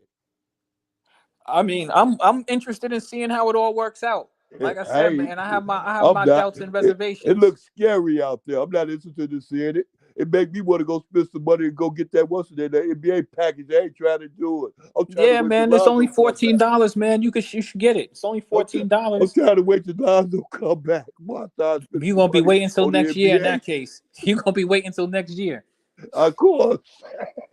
I can afford to if God give me the strength to be there. I will. You could do it. Hey, let me share something with you. I gotta give a shout out to the people on this in this platform. My man Marquez. He helped enlighten me. He helped get me some sense because I actually have YouTube TV, and my YouTube TV I like that because I get the NBA. I get the NBA network. Right. So NBA network, man, is good. I like the NBA network. But here's the thing: for what I'm paying for that, when I get the NBA League Pass, I can watch every single game, and it's only $14 a month. Like seriously, that just saved me $65 right there. I literally just saved myself $65 a month. Okay, so I'd be better off going with the League Pass, huh? That's what I learned because you know how sometimes when you're like, we're a little bit older, so sometimes we get kind of set in our ways. I got YouTube TV because when my mom comes and visits me, she knows how to use it. It's easy or whatever. You know what I mean? It's not hassle. Plus, it's easy. Like their guide, they actually have channels that I would actually watch. You know what I mean? Right. I got a bunch of apps that I could watch TV on, mind you, but I kind of do think YouTube TV is pretty decent. But for what I was paying for that, especially since the pretty much the only thing I watch on it is NBA TV and basketball games, paying $14 a month for freaking League Pass, man. I mean, that's the only thing. All I'm watching on there basketball anyway, right? Uncle Vern, think about it. Why am I paying this extra $60 for? I mean, I got too many apps. You can watch TV on anything. You can watch Hulu. Most people got apps and stuff on their phone, Netflix, all of that good stuff. Right. Like, I don't even need to be paying for this stuff. What am I doing? I just saved myself a good $60 a month just by listening to Marquez because it made me think like, something, man. He's right. Go to the League Pass. Yeah, so I suspended my YouTube TV. And when I got myself some League Pass, saved myself a bunch of money. You know how they say you just saved a bunch of money on your car insurance? Right. Hey, but see, this is what the killing part is. See, I wouldn't complain about YouTube TV because of the fact that YouTube give me the internet. It also give me a different versions of anything else besides basketball. If I just want to see what NBA basketball. Right, exactly. I'm interested in more with the internet type stuff because I'm interested in with Google and all that. Right. With that, you dig? Yeah, so that's more content. That's more that's what I felt. But then you know what I realized? Like I have a smart TV, right? So I have TV Plus that has TV channels on it. I have a Roku. Roku has a television channel, a network on it that I can actually get stuff all over the world on there. I got Hulu on here. I got Netflix. I got Amazon Prime. You know what I mean? Right. So I got plenty of options to look at TV. I just got to use them. And I watch YouTube for free, just regular YouTube. You know what I mean? Right. So I realized that, something, if all I'm watching is basketball, let me not pay this $75 for YouTube TV. And let me just go get this League Pass. Because at first I was like, man, League Pass is going to cost a bunch of money. I went and looked, $14.99 a month. All right, I'm with it. I'll do that. That saved me a bunch of hassle. And the funny thing is, Uncle Vern, and I'm going to share with you, this is the G stuff, right? Yeah. With YouTube TV, if you cancel it, you don't even have to cancel it. You could pause it. Do you know you can pause your subscription where they won't charge you for 2 months, where you could think about it? Oh, okay. So when you say that you're gonna pause it, they don't like cut it off immediately. Right. You get from wherever it is that you paid off, you get the remainder of the month. You know what I mean? Right. And then they just don't renew your subscription and they give you 2 months. Right. So you can cancel it any time. So that's what I did. I just paused it. So I don't, I paused it. I'm still watching YouTube. I'm literally watching YouTube TV right now as we speak. You know what I mean? Right. But then I went and got the league pass. I'm already knowing that the internet is better than cable all day, every day, and twice on Sundays. You understand me? Facts. I'm already knowing that. Yeah, because you get everything on cable nowadays. That's part of the reason why, like, people talking about these games aren't getting ratings like that, man. Dudes ain't watching cable no more. What's that? Yeah. They on the internet. Right, and with cable, you ain't doing nothing but get a lot of commercials, and you can't get no input. Plus, when you get to be a G Uncle Vern, you got family that got half of those apps anyway. So, like, let's say my mom got YouTube TV, I could just use her account. I'm gonna log in on my mom's account. Right. You follow what I'm saying? So, like, I get, like, access to different things I don't even mess with. My brothers and sisters, I got a bunch of brothers and sisters, nieces and nephews. They're like, hey, watch this. Boom, here, let me give you my pass. You know what I mean? You watching stuff on their account. I'm not even paying for it no way. So, you feel me? That's good. That's how we got to do it. Hey, I'm just now catching up with it, but what I have to do, it took me like 3 to 4 months, a long time just to catch up to get to the point where I'm at now. Because I sit up there, man, I'm going to tell you something. I got, all this stuff is internet and everything else, but I don't know how to use it. Me and Zim Master was having a conversation about this same thing me and you talking about right now. We're talking about that, you know what I'm saying? And my knowledge is thereof. And if you ain't got the knowledge of, bro, you ain't got no but a lot of material. You can't even work. It's just like having a camera and you don't know how to work it. Yep. That's the thing I like about this challenge now and then. We upgrade each other. We keep ourselves in a loop, man, and we share information. So this is a good constructive combo. But the thing I like about the thing I do like about NBA TV, because I like listening to the stories.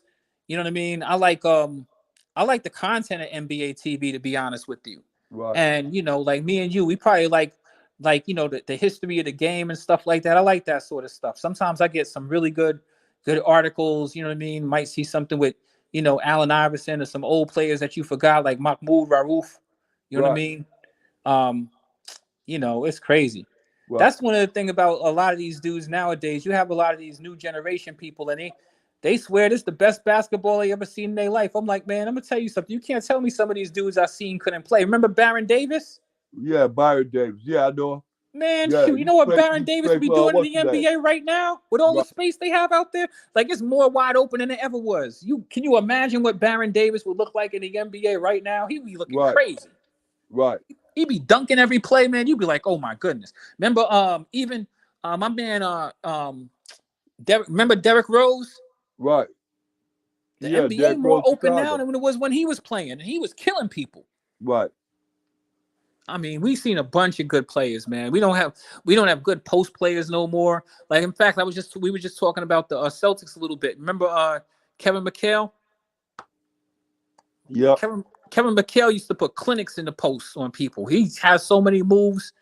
Him and Robert Parrish. And then by the time we seen and it was like when Hakeem the Dream came out, it was like I was looking like, oh man, he got all of them Kevin McHale moves and then some.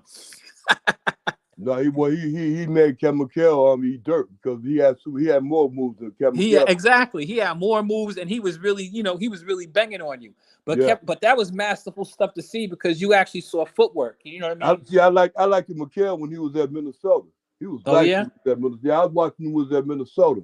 Because I was watching the Big Ten like that because Illinois was coming up out of there. I was watching a lot of Illinois games. All right, so you watched a lot of these dudes when they was in college too. Rizzo. Before I even got to Boston, I already knew what McHale was about. Wow. Yeah, you're a real OG. I'm going to tell you something, McHale. I was surprised when he was going out sometimes to get them Larry Bird numbers and perform like that because I already knew he had game.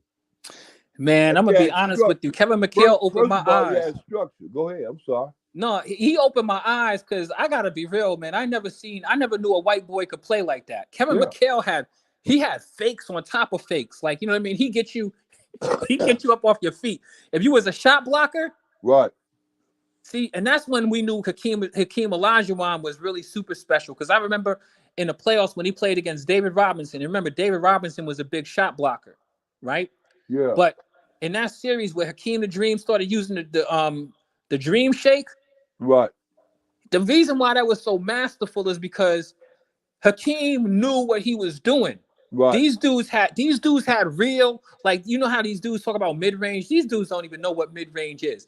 Because a lot of these dudes nowadays, you don't have like the Karl Malones, you don't have the Tim Duncans, you don't have the Akeem Olajuwons, who are just going to kill you from right there in that low block all day long. They don't even need to dunk the ball. Right there in that low block, they can score all day, every day of the week and twice on Sunday, right there in the low block. You know what I mean? And see, the thing that Hakeem did, and this is what just, it was crazy, because you were talking about the two best centers in the league at that time, David Robinson and Hakeem. Murdered David Robinson. They wasn't, because David Robinson really wasn't the best center at that time, especially at that time, because he was coming down to his older years and he was always hurt all the time anyway. You got to remember, David Robinson was more like, you see how these players are nowadays. David Robinson was like that before them, because David Robinson was a power forward / center. But David Robinson was a strong man, what you would call a strong man. Yeah, but David Robinson, he could dribble. David Robinson had an official offensive game, but David Robinson could also operate in the open court. David Robinson could drive to the lane. Most bigs wasn't driving to the lane like him. You know what I mean? But the thing about David Robinson is that David Robinson was a certified defender in the post. But the thing about being in the post is that you got to jump. And so what Hakeem did is, I watched that game and it was masterful. He started by hitting him with the pump fakes. You know what I mean? Right. Once he got David Robinson to go for one pump fake, it was over, because you never knew when Hakeem was going to shoot the ball, because he just had so many fakes. Right. He had so many fakes. He was doing that with Houston, though. When he was at Houston, he was flying some of jumpers. He had that type of game too. He didn't do that. He developed that when he came to the Houston Rockets. He had that when he was in college. Yeah, you're right. And that's the thing my pops always used to say. But I never really watched college. I like to see him. I like to see if they're going to be able to do it in the pros.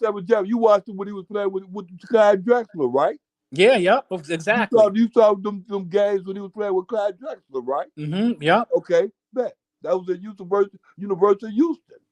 The Cougars. Mm-hmm. Yeah. People don't know. He already had that then. I mean, what is your point? All these people know about is what is it? The Fab Five. They don't know about Five Slammer Jammer. They only know about Fab Five. Right. They don't even know about. Remember that Running Rebels team, UNLV. Right. With Tarkanian. Yeah, Danny Tarkanian. Yeah, right. That team was serious. Yeah. Yeah, but and I'm gonna tell you something you don't know about. You don't know about what's the name of them? Terry Cummins and Al McGuire. What is his name?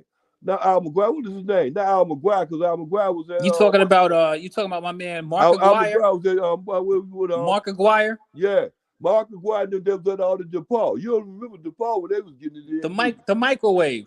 Vinnie Johnson. Vinnie Johnson was at DePaul. All right. Vinnie Johnson came about a small school. Vinnie Johnson played in Detroit. Came out of Detroit, but he came about a small school though, in college and stuff like that. And then he got made it big when he got to Detroit. But you don't know nothing about DePaul. Mark Aguirre, Skip Dillard, who else? What's his name? Terry Cummins. I remember when Terry Cummins played for the Nets, though. Terry Cummins was good. You remember Terry Cummins when he came? What school he came out of? Nah, I told you I don't really follow college like that. He came out of DePaul. All right. Well, I respect that. Uncle Vern. You definitely know some of what you're talking about with this basketball. Right. Mark Aguirre played Detroit. Yes, sir. A lot of good players came up out of Chicago. Chicago ain't got that kind of rep no more. Things change. See, you know what it is, Uncle Vern. I like that. Yeah, that's what it is. That's all it is. See, and that's the thing. Like a lot of these dudes, like you said, college been college for forever. You know what I mean? So when you go to college, man, these dudes don't just come into the NBA, and these dudes came from somewhere, man. They had to get busy in college. Right. Or high school. You had to play against somebody to make it to the pros. You ain't just come in the league. You just walk through the door. Or high school could be like what's his name? He came up straight up out of high school, came to the pros, and got drafted by the Washington Bullets by Michael Jordan, and Michael Jordan made a spectacle. Kwame Brown. Yeah, Michael Jordan made a spectacle of him. Yeah. Just so Kwame talked about it. They was old. They ain't really want him there, to be honest with you at all. Wasn't ready. Dude wasn't ready. He wanted to do something else. Ready. And they didn't know what to do with it. What you gonna do with a player that ain't ready? See, it was a bad situation. It was a bad situation. It was a bad, unfortunate situation for him because, you know what I mean? Like, Mike earned his stripes. He went over there to try to be press. He was like, man, let me come down and play. You know what I mean? He just had too much power to do whatever he wanted to do. Let me say this. Remember when Kobe Bryant came into the league, he wasn't started off because he had to play behind what's his name? Eddie Johnson, though. That's right, Eddie Jones. He had to play behind him. So and Eddie Jones was good then too. Just run and jump and do everything. But it didn't take him long to get in, though, did it? Not at all. But you know what though? To be honest with you, though, Kobe was blessed because he came. That team was good. They had tons of talent over on the Lakers at that time. Remember, they had Glenn Rice, they had Van Exel, Shaq, Eddie Jones. Yep. That team was cooking. That was a serious team right there. You already know. They also they had it was his name. They had another one, Eldon Campbell. They had him there too. Yeah, Eldon. Yeah, the center. Yep. Yeah. Yeah, that was a good team, man. I used to like that team. That boy Nick Van Exel was something else. They just had a bum for a coach. The coach didn't know what to do. And he also limited Kobe because he didn't want to let Kobe go past dude, Larry, whatever his name is. Eddie. Yeah. Eddie Johnson. But I remember when they did let Kobe off the leash. Eddie Johnson because he came up out of Chicago. He played in Illinois. And he got. I remember when they did let Kobe off the leash though, when he played in the playoffs and he missed that dunk on Detlef Schrempf and it was Detlef Schrempf, Sean Kemp, and Sam Perkins. Yeah. And he tried to dunk it on him at the end of the game. He missed. But they kept on playing him. He came out the next season and had a really good season. And then they moved Eddie Jones over to, I think Eddie Jones went to the Heat, didn't he? Yeah. Well, I don't know if he was. Yeah, he did go to the Heat. He went to the Heat. Yep. He went over there. Eddie Jones was a really good player. And Eddie Jones was one of those Michael Jordan type players too. He was one of those dudes who had a full package and stuff like that. Like Kobe had some good mentorship. But Kobe really did develop into being an amazing player. You know what I mean? Shout out to the panel. Shout out to the chat. Yo, Quiz. What's up? I just jumped in and all I heard was you hitting it on the target, bro. Eddie Jones was definitely a Jordan-like player. Yes, he definitely. Was. And I will also say, like, his skill set was like, I want to say, like, I didn't hear everything y'all was saying, but I heard it, like, right when you saying he went to Miami. When he went to the Heat, I do feel like he got a disservice just a bit. But when he was on the Lakers, he was the real deal. Like, and he had it, like, Kobe really had some guards that was like, he was like the third option. Like, can you imagine that? Like, he like the third option, like not even maybe even the fourth. Like when it came to guards, or at the time when he came in, like. So good point, Quiz. Good point.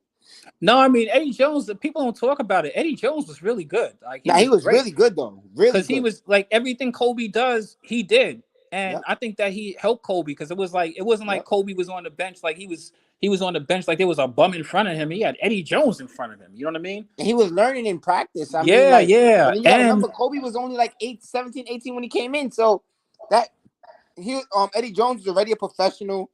So he, it was perfect. And what it was that Kobe came in since he was like 18, so he had all of this athleticism that he brought. So that's the reason why I brought up that next year where they let Kobe play in the playoffs.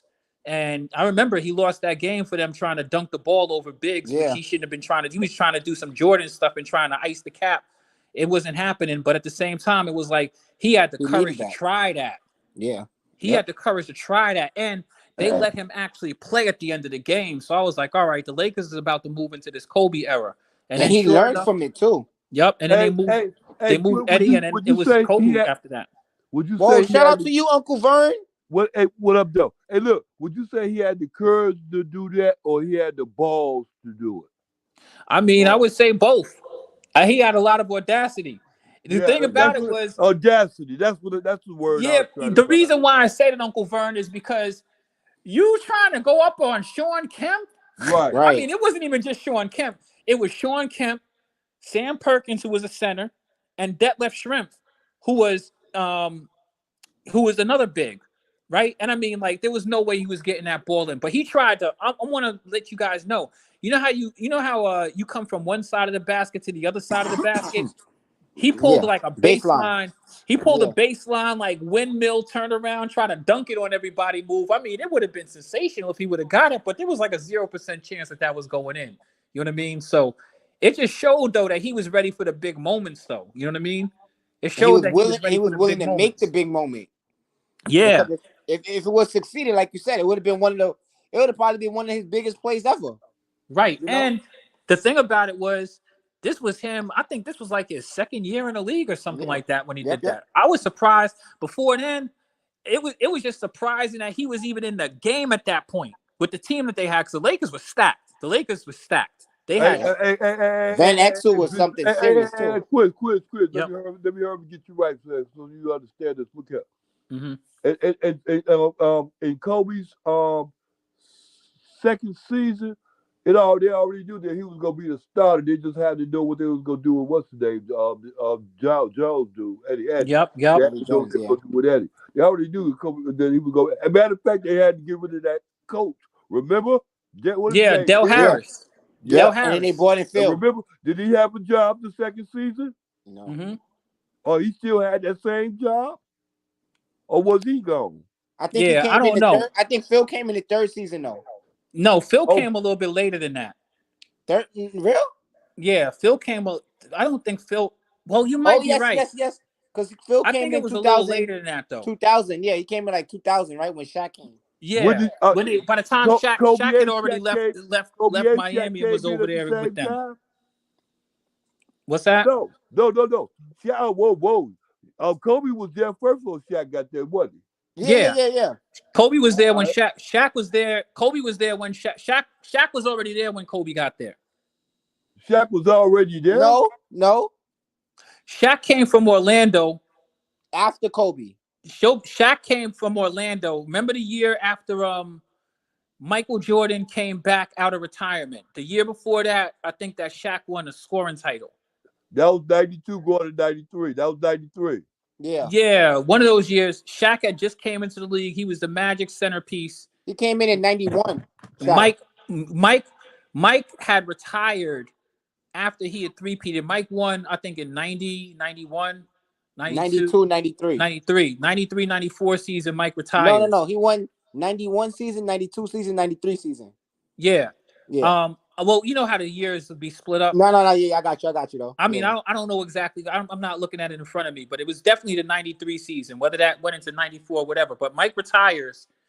And I think, because I remember the years that Mike retired, Shaq and David Robinson won scoring titles. Remember, I covered this on the Stay Lethal podcast, so I know. Well, Shaq was in LA. That was 94. No, that was when he was in. Yeah. That's when he was in Orlando. That was in 94 and 95 year. That was when Houston won their chip back to back. Now, the reason I'm saying that is because when Mike came back to the league, because remember, Mike came back after a year. He played a couple of months. Then they got eliminated in the 95 season. Yeah, I think that was in the in the Eastern Conference Finals or semifinals or whatever. No, it was the second round. Yeah, right. The semifinals or whatever. No. They got eliminated in the first round. That was the first round matchup? No. You're right. That wasn't the first round matchup. It was the second round. It was the second round matchup. Yeah. Then they ended up beating the Knicks, and then they went to the finals and lost to Houston. Yeah. And who was the coach? Who was the coach? Cole. The coach of who? Who was their coach? Orlando. Okay, who's not Orlando's coach, but who else you talking about? What other the Bulls. The Bulls. That was Phil Who's Jackson. The Bulls coach? Phil Jackson. This is my point. Who's the Bulls coach? That was Phil Jackson. Okay, now where Phil Jackson get? Where Gerald Brown was Brown? Where did he lose his job? And Phil Jackson got it. Hold on. We going through it, Uncle Vern. Okay, Stick with us for a second. All right. So this is the year that Mike came back. That's the year where, and remember at the end of that game, the Bulls almost won. They lost because Mike kind of got a little bit stripped. He got into a scrimmage at the end of the game, and the clock ran out. With him, Shaq, and Anthony Hardaway all went to the ground. Right. Anyway, that he didn't play that full season. He didn't really even play a half a season. He came in January that season. Yeah, he came in he only played like a quarter of the season, right? Yeah, he came in. Yeah. But the year after that, then the Bulls three-peated. So now what are we like at 95? So from 96, 97, 96, 97, 98. Right. Because remember, 99, that's when my Knicks went to the finals, but we lost. And that's when. So now we're all caught up, Uncle 96, Vern. right? Because and that's Phil Jackson went there in 96. That's when Phil Jackson went to the Lakers. In 96. When? Because the Bulls were the reason why it was the reason why we all knew Michael Jordan was retiring. And this is the thing. I hate to tell people with the LeBron and Mike GOAT things. This is when Michael Jordan became the GOAT. Because he three-peated the second time. He finished with that buzzer beater on. There was nothing else to say. The dude was a scoring champion at again. I mean, he came out of retirement. That was his 10th scoring title, a championship, finals MVP. You know what I mean? And coming into that season, we knew he wasn't playing no more because the Bulls weren't going to re-sign Phil Jackson. And because Mike was like, he wasn't playing if it wasn't Phil Jackson, and they weren't going to re-sign Phil Jackson. Right. So everybody they wasn't going to sign Scottie Pippen either. They were going to get rid of him. Right, exactly. But that was it. So that's the thing. And another thing too with that one too with that. Remember, he never made a game 7. So for him to end Utah in 6, that was serious. That was like, because you know what I mean. Like they always thought he was gonna like every team. They like, all right, we're gonna push him to game 7. They're gonna win. He always won in game 6, and that to me was clutch, bro. You know why it was always game 6. Because he always did it at home. That shit was already done at home. He had to go. That is a fact too, Uncle Vern. You're right about that. Yeah. See, but this is the thing. This is the thing for me, right? Because I asked somebody. I said, they say LeBron is the GOAT. I said, so when did LeBron James become the GOAT? See, but they can't give you a definitive point. With Mike, I could tell you exactly. The dude three-peated. He retired, came back, three-peated again. It wasn't nothing else to say. I mean, he didn't even play no more basketball. But see, some people play Quiz. If you listen to me, you understand. See, I can't say that because why? Because that's hearsay. Because LeBron is still in the league. He can still accomplish things.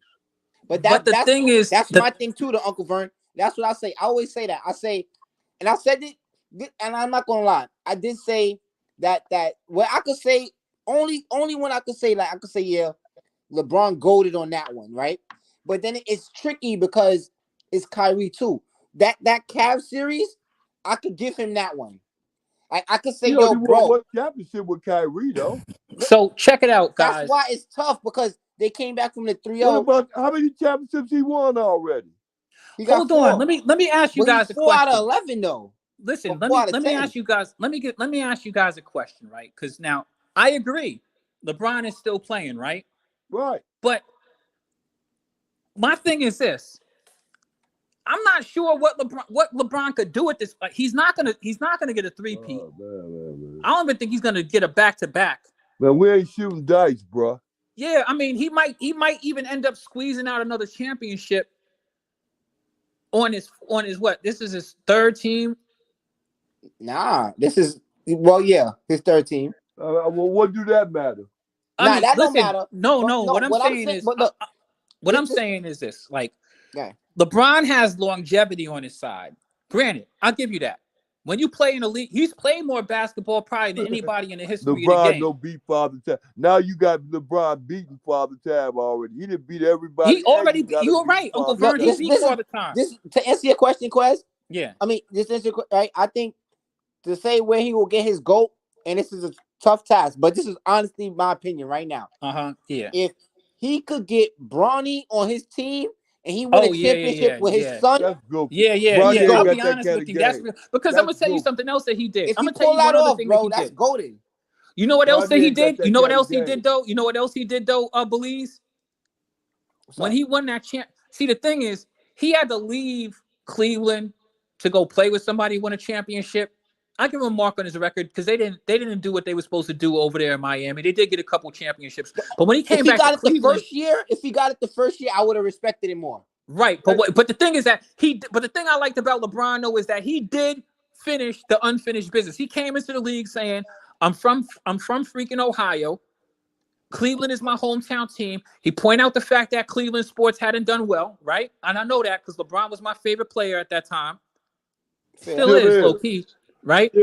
Still is low key.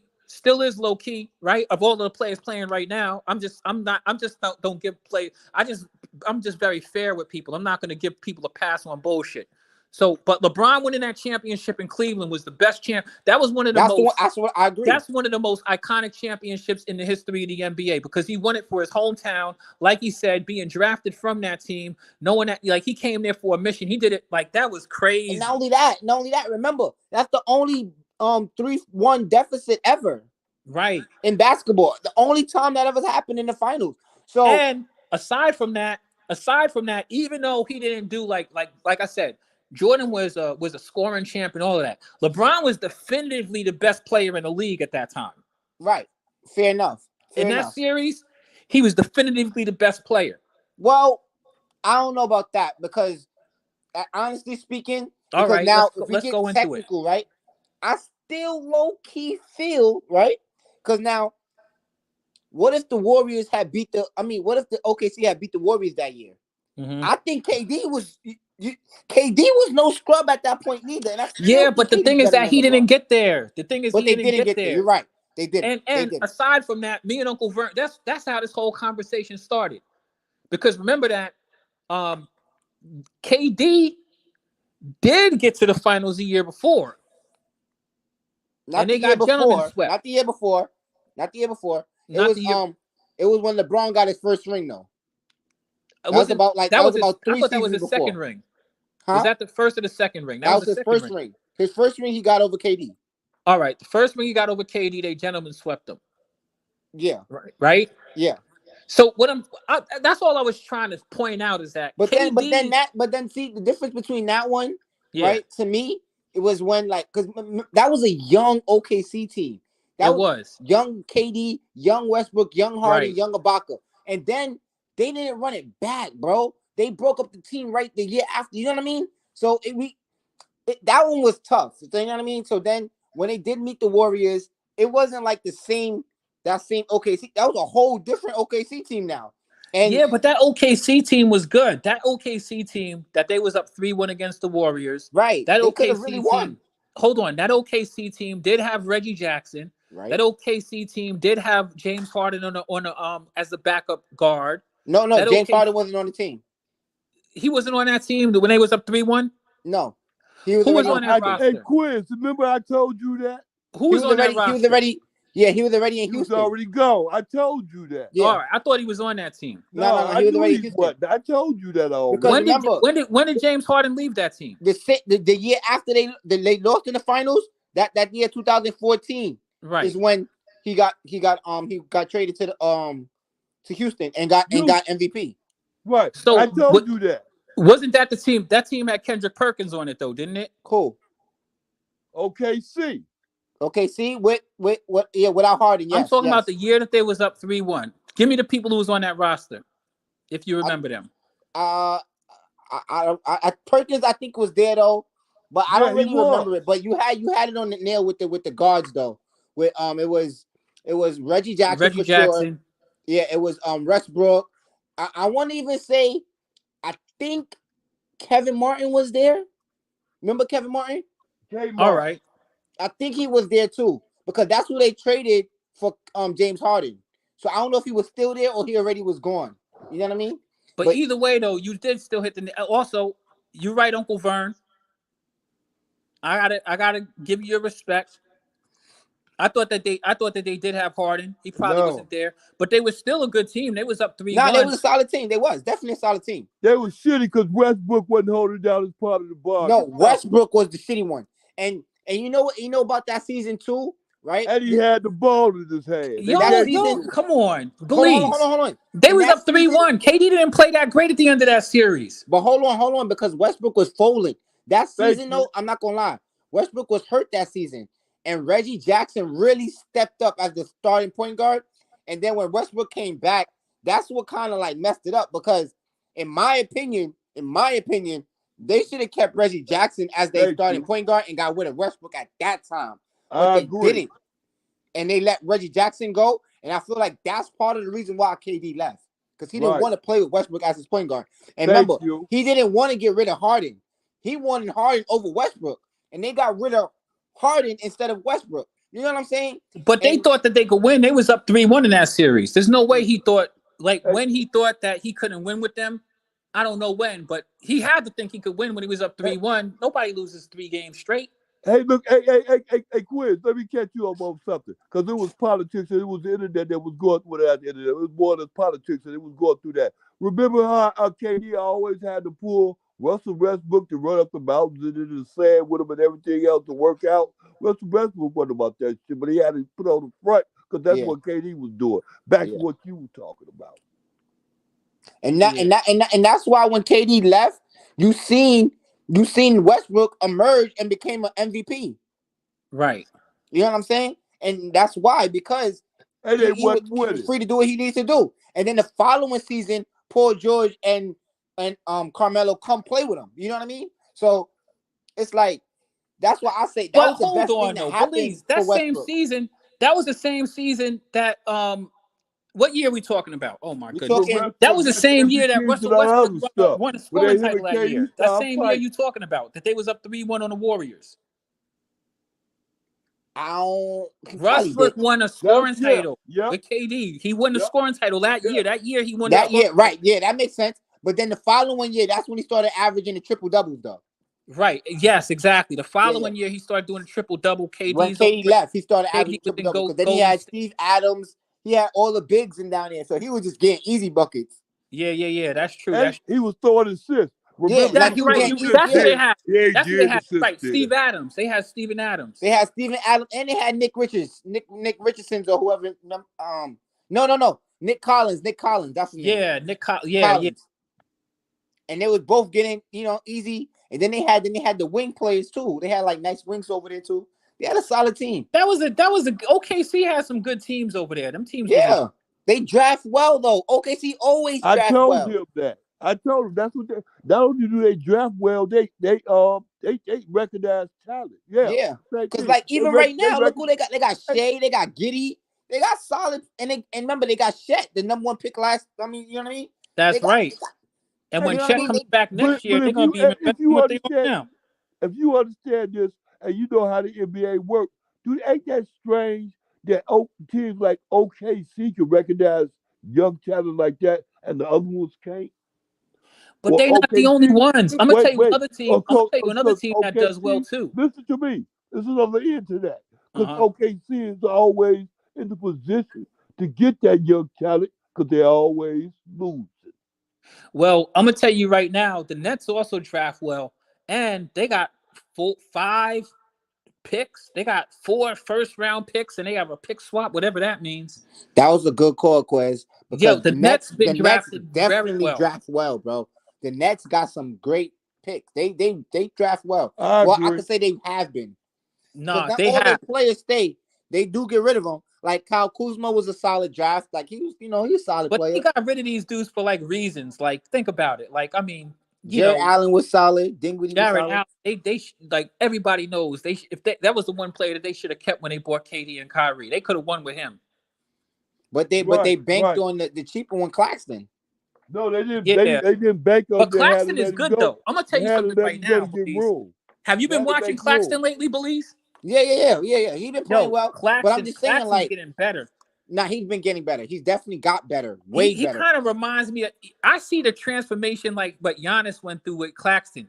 Claxton is really phenomenal in the open court. He wasn't running the open court like he is now, and now he's not just running the open court. He'll actually dunk it on you. You know what I mean?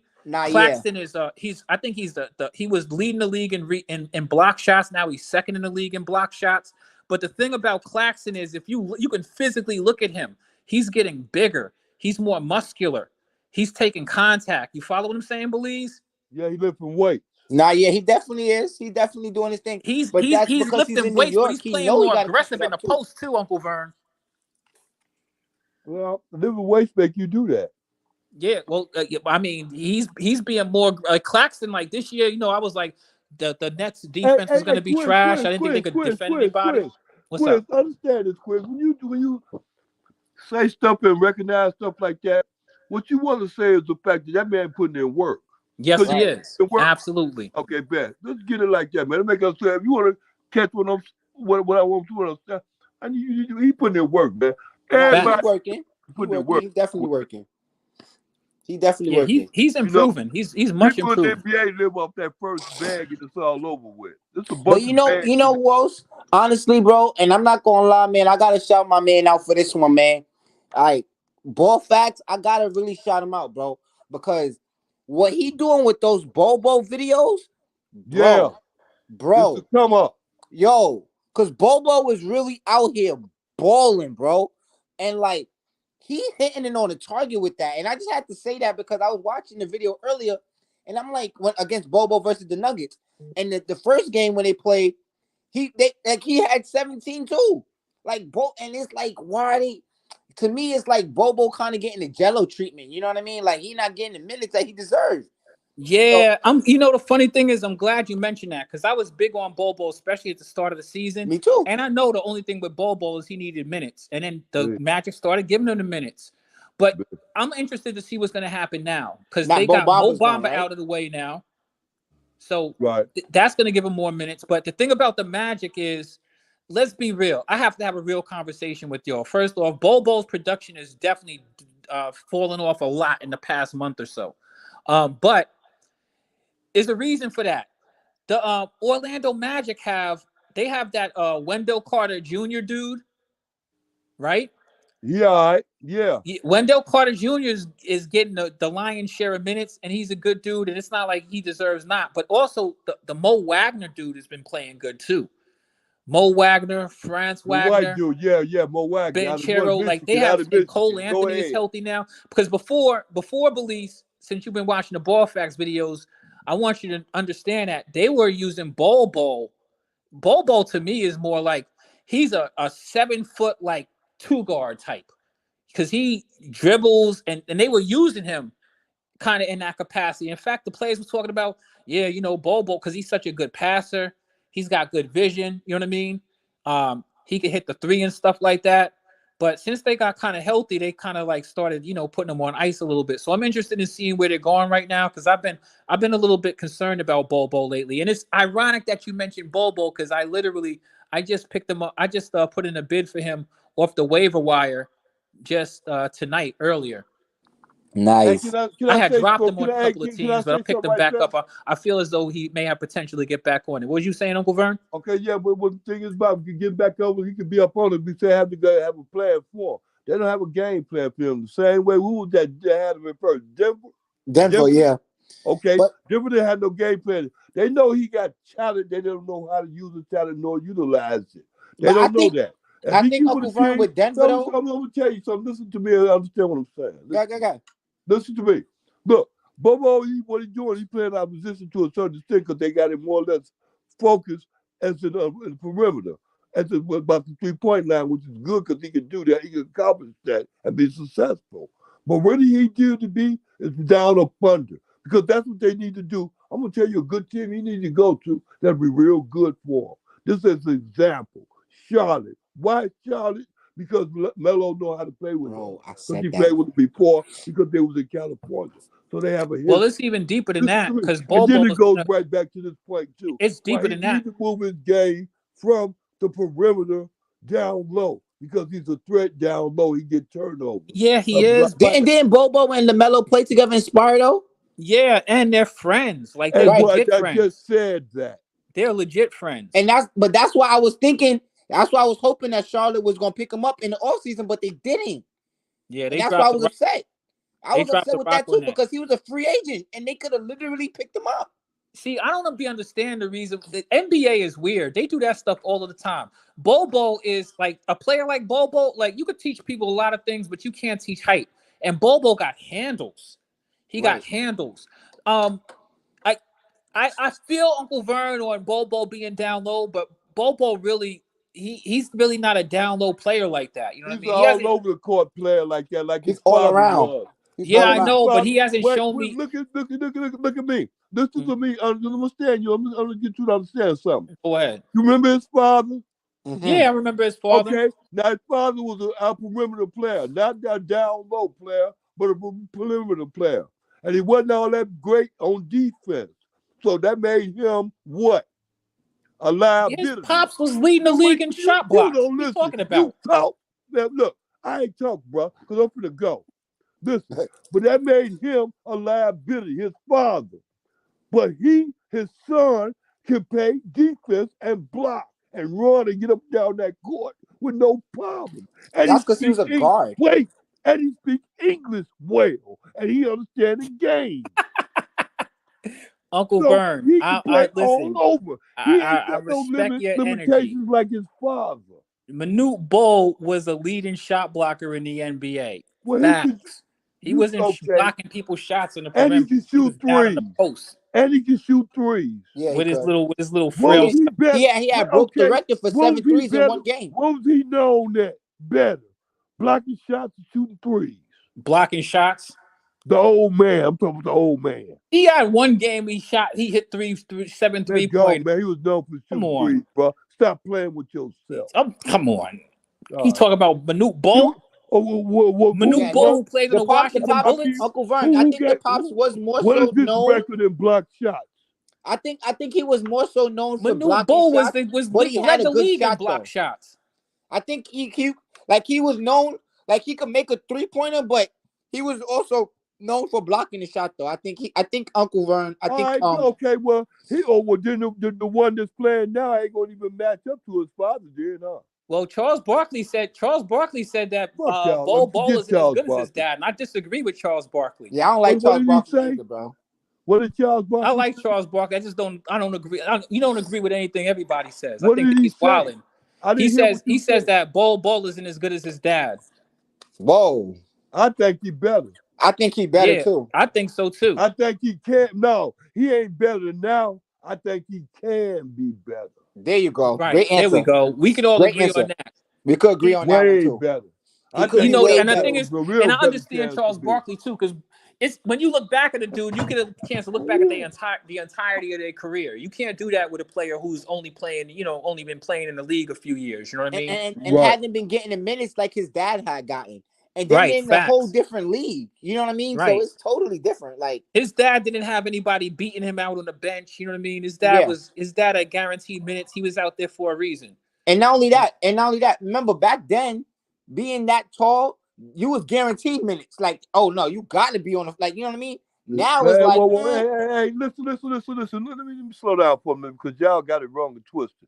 When you want to be great, bro, you ain't got to too much worried about who's behind you. When you great, B, ain't nobody behind you.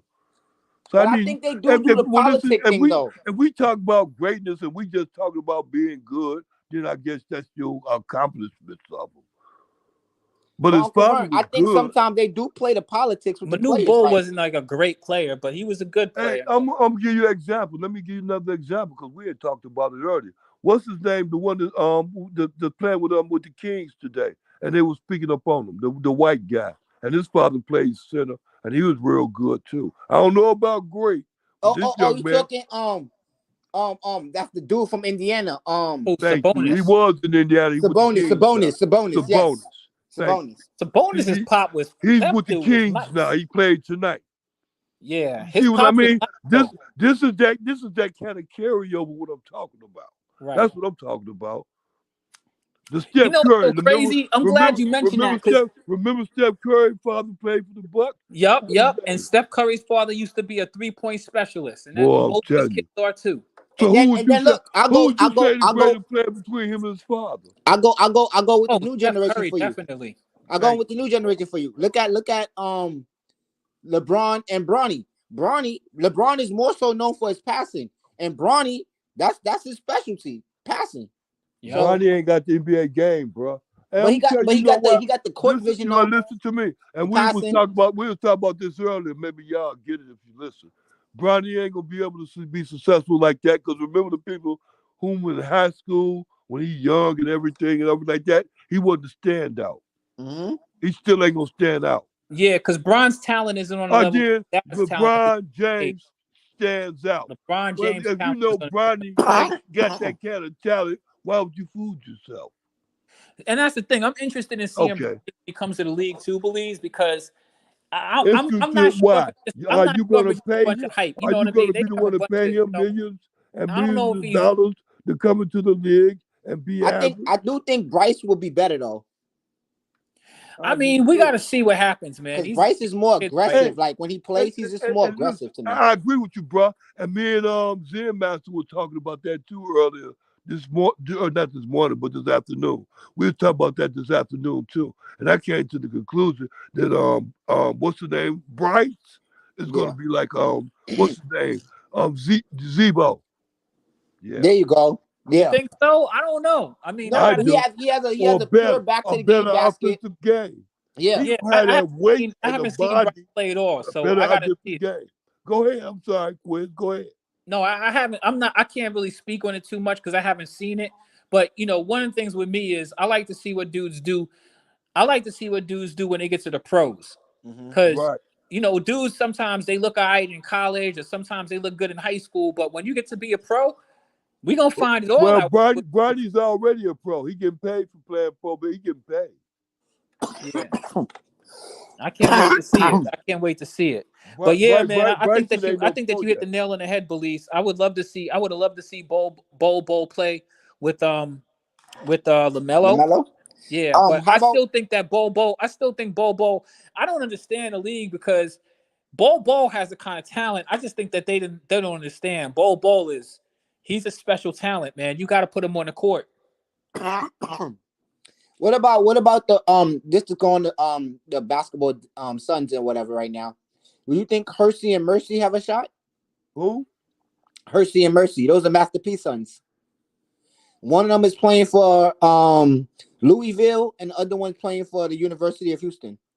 What, basketball? Yeah, basketball. Yeah. Percy Miller and Percy Miller. They actually doing all right. They got no shot. No. It's gonna be like Michael Jordan kids. No. You think they're gonna be like Master P? Master P, they got skill, bro. They really nice. They actually won a championship. They won a high school championship in 2020. They blew out Kenyon. I mean, they blew out Bronny team by like 20 points when they played them. Bro, the pros are different, man. No, I know. I'm just saying, but like they got skill though. Like they got some skills. You know what I mean? Michael Jordan's sons have skills. Michael Jordan's sons they wasn't hungry though. I don't think they was hungry, bro. Well, I don't know when you call them Masterpiece sons hungry now. Yeah, they balling. They really balling. Like the one from Hersey. I gotta check it out. I check it out. I go to YouTube, but I YouTube it. Yeah, go check them out. They got their ball fact. I mean, not ball fact now. They got me saying ball fact. They got their ball of life videos. And they out there. They out there. They doing their thing. All right, I gotta check them out. I mean, I don't count anybody out. It's like I gotta see what they do when they get to the pros. It's like that's what it comes down to too. The hype will only take you but so far. Like that's the problem that Jello has right now. Like Jello, I think that Jello things would have been so much different with Jello if he just ain't steal them dang on shades and bro, I agree. Man, go with that, man. They ain't been Jello career in rap. Man, wait. Hey, I'm gonna tell you. Wait. Listen, man. Is this Quiz or my? Well, not my. This is Quiz. Quiz, look, you sound like my Quiz sometimes with that shit. That's true, but that's why I get you mixed up all the time. With that, look here, man. Them glasses routine, that ain't nothing but just publicity on Jello's name.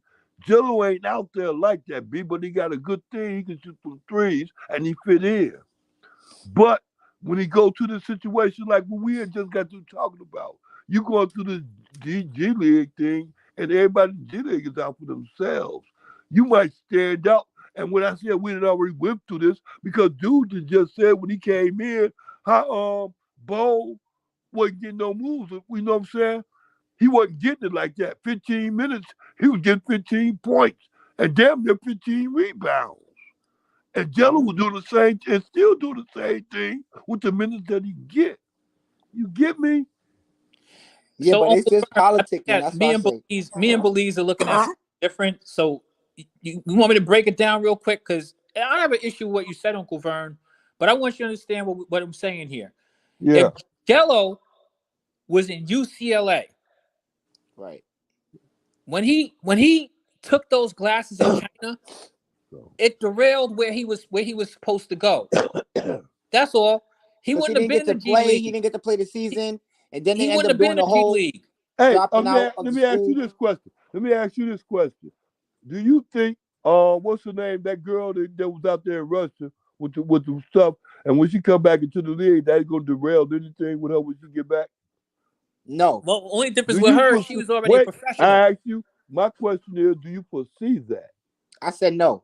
I mean, no. I don't think it's going to really bother her that much, but she was already a professional. That's the big difference. I think she's going to gain from it, if anything. Same way what Jello did. Nah, it's different. But it's not the same because Jello's in G League and ain't even on a if you say that Jello didn't gain from it, you have to say the celebrity. No, I didn't say he didn't gain. I'm saying the media wise, like she's gonna gain the celebrityism. Right, she gonna gain from the media, meaning like any woman, any woman NBA team will be happy to take her on right now, like just because she almost 7 foot tall, bro. Yeah, that's right. Plus, she was a good player anyway. No, that's what I'm saying. Like she won Olympic gold. Like Jello didn't get to accomplish all of those things yet. You know what I mean? Like if he did, I don't know, like, and then it didn't help that his father was, bro. You know what I mean? Wait. Well, see, this is what I mean, bro. You don't get it.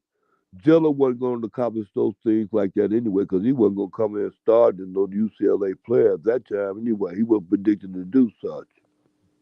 What do you mean? Nah, I'm just saying, like, in the sense. What did he ruin? He wasn't a starter.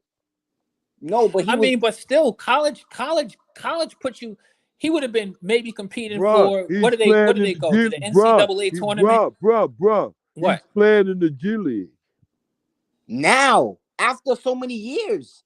I mean, if Lonzo would have went to look, think about this. If Lonzo would have said, "Look here, Bulls," and when it worked out that Lonzo would have went out to Charlotte and played out there with his brothers, Jello would be right there playing too. You don't believe that, his brothers didn't go to the I believe G that. League. They didn't have well, to. They got drafted direct. Not his brothers, his brother.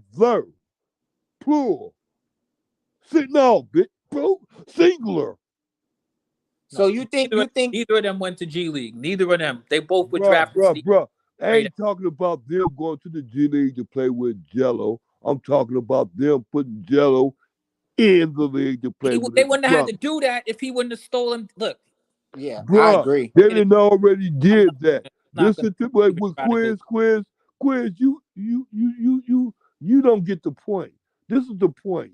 At the time when Lonzo was deciding whether he'd go to the Bulls or go play with the Charlotte Hornets, the Charlotte Hornets couldn't come up with enough money to get Lonzo. Lonzo didn't have no opportunity but to go with the money. And Charlotte would have did that because they already had his brother, and his brother was Rookie of the Year, fool. I'm sorry, I don't want to call you a fool because you absent of the knowledge thereof. So they already knew what they had with his brother, and they knew what Lonzo was. The possibility thereof. You still don't get it, do you? Now look what it is now. You're not talking to a person that I ask you a question, but first of all, let me finish this. Now look where they are now. Now look where we are right now. Jello don't look like he making the pros. Jello in the G League, man. He in the pros. He getting paid for being there. You're a pro. You're a professional when you get paid for doing what you're doing. He ain't down there volunteering. Get it right. That's all right. I'll give you that, Uncle Vern. I'll give you that. If you don't get it. I'll give you that. But his brothers aren't fighting for a spot to stay in the position. To stay in a legit NBA. Who fighting for a spot? Melo ain't. Melo getting it in, friend. Melo getting it in. You don't believe that, and you know that. Believes you understand what I'm saying, right? Nah, I understand it, but I do understand what Uncle Vern trying to put out as well. But the problem is though, Uncle Vern, to be all the way honest, I mean, like Zoe had the opportunity to play with the Hornets. He had no other choice. Yeah, he did. He didn't have to go for the money. To be honest, you know what I mean? Like, I don't know. I'm just saying. Wait. They had to match the Pelicans offer. The ones that match the Pelicans. Yo, you're right. You're right. Fair enough. Great point. Fair enough. I mean, we'll get it right. I mean, Yep. You're right. Nope. You're right. I will. Yep. You're right. because they did have to match the offer. And not only just that, and if it wasn't a good enough offer, okay, look, you still young yet, and you remember your point, because I want you to bring your point too. But I want you to hear this point. And all that time, they were sitting up there playing with Jello. Oh, Jello, great. We like what we see with Jello. We gonna bring Jello in, and that was Mitch Kupchak that was saying that.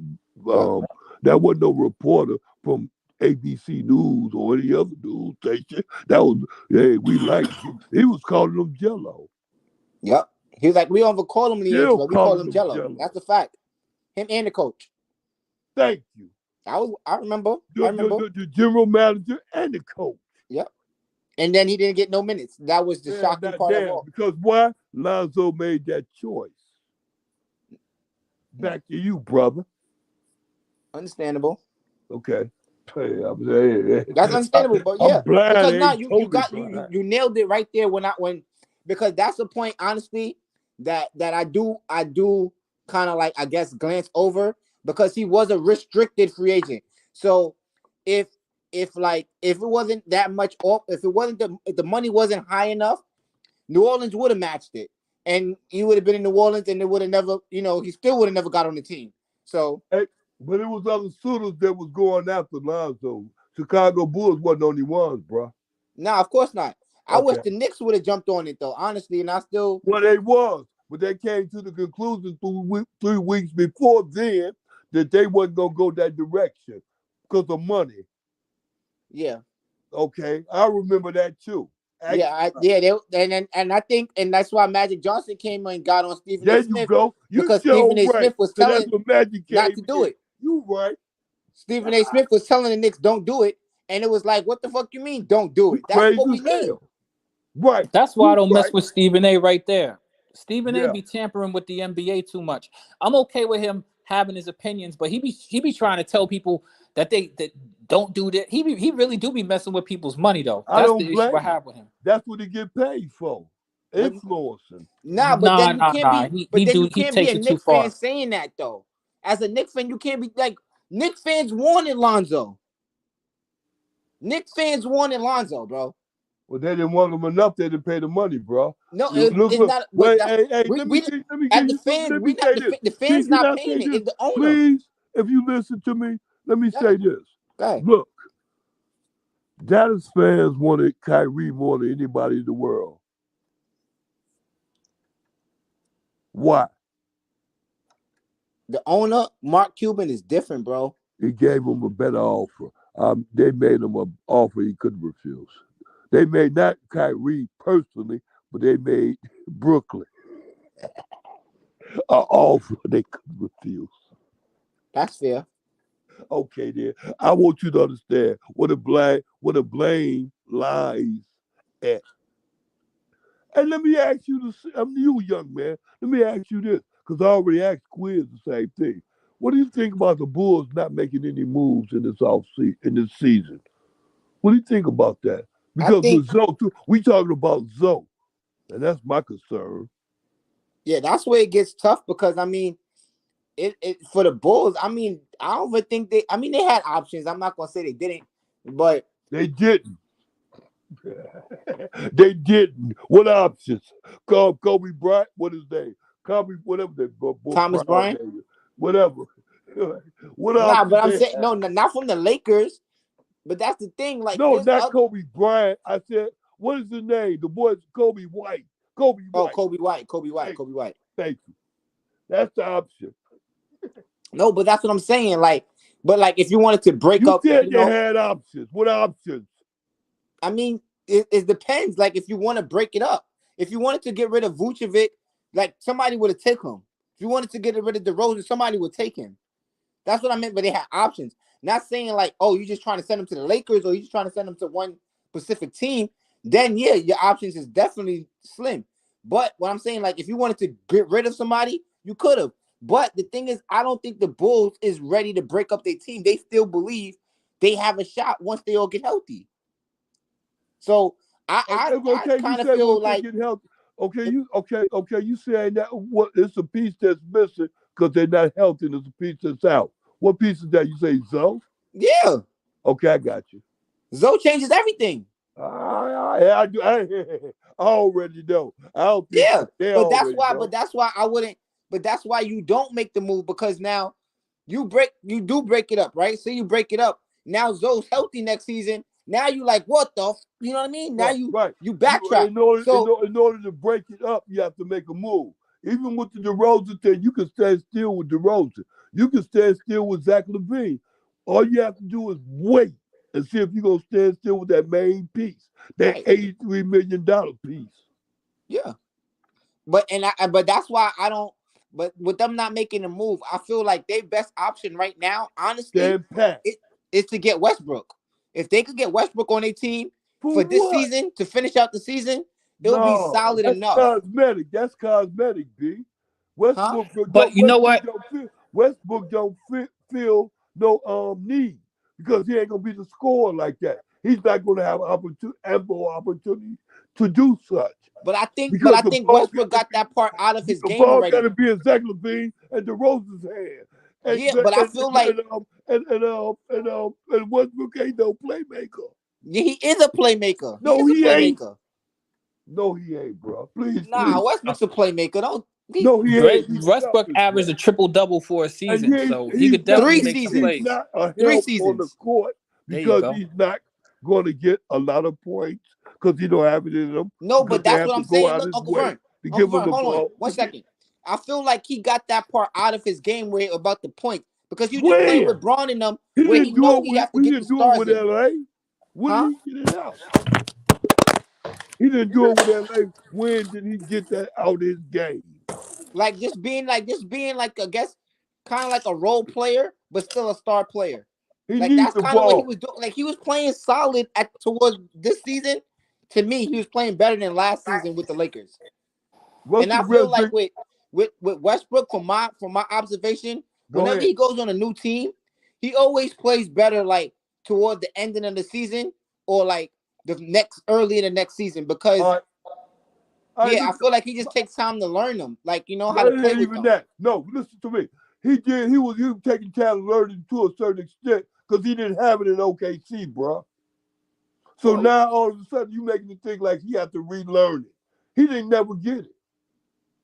Well, that's fair too. Bro. That's fair too, because Westbrook, I think personally though, right now in this with the last 8 weeks of the season, I feel like Westbrook playing on the Bulls, what's the Westbrook playing on any team is what's the name obligation, not obligation, but it's what's the name? It's a risk. It's a risk, and he's a what's the name? He's a liability. Yeah, boy, I'm telling you, a big one, a high paid one.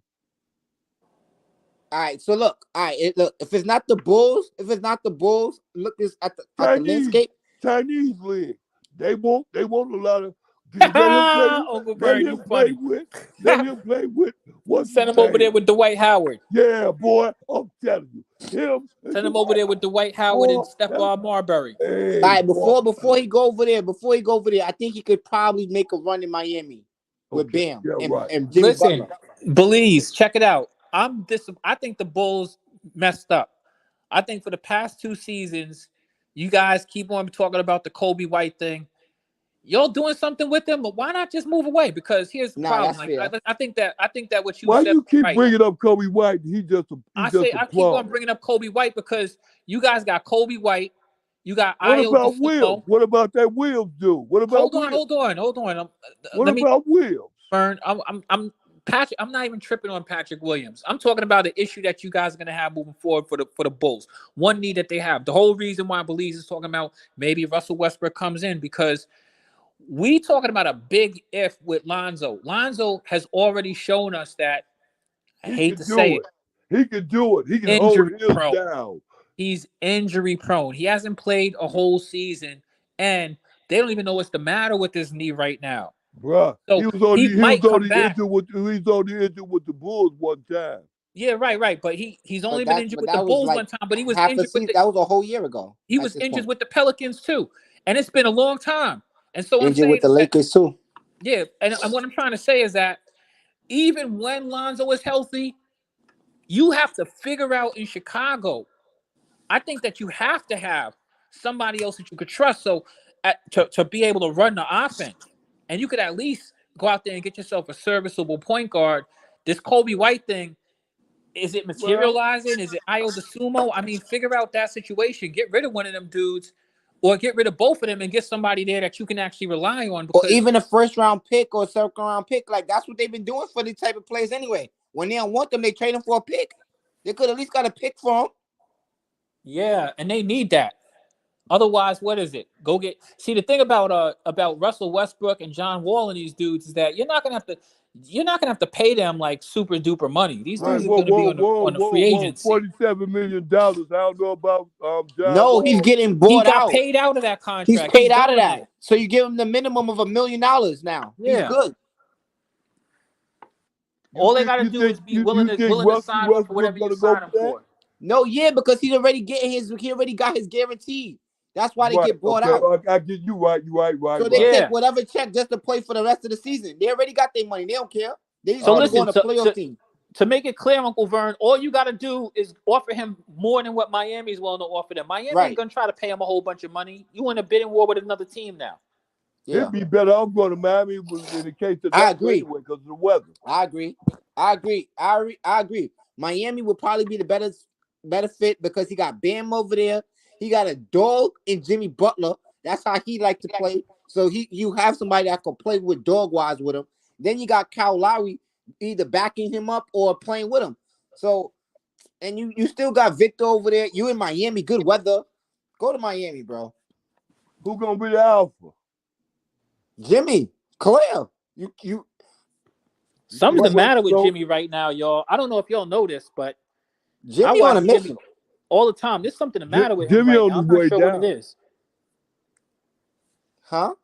Jimmy on his way down, bro. Is he injured or something? Like he's not playing right now. He's on his way down in his career, bro. But he just hit that alley-oop, you know what I mean, at the end. What is he having? That buzzer beater alley-oop. Yeah, I know, but he's like, I have him in fantasy. I have him in fantasy on two teams, Belize.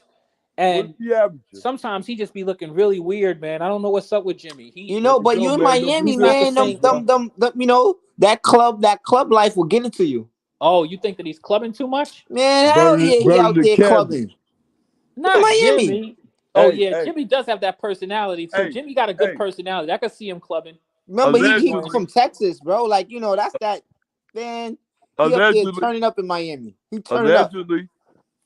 When they was in the bubble and they had to be clean and everything in order, rightly in order and everything, he had a female up in his hotel room. Right. They had to call security on him. Guess who was in there? Stripper. I didn't hear you. Stripper? Who was that? For Jimmy, right? Yeah, who was in the hotel room? The girl that was in there, she wasn't supposed to be in there. Instagram models? Nope.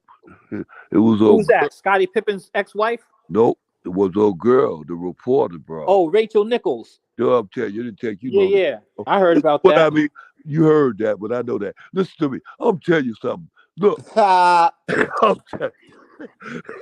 Whatever happened in Miami, stay in Miami.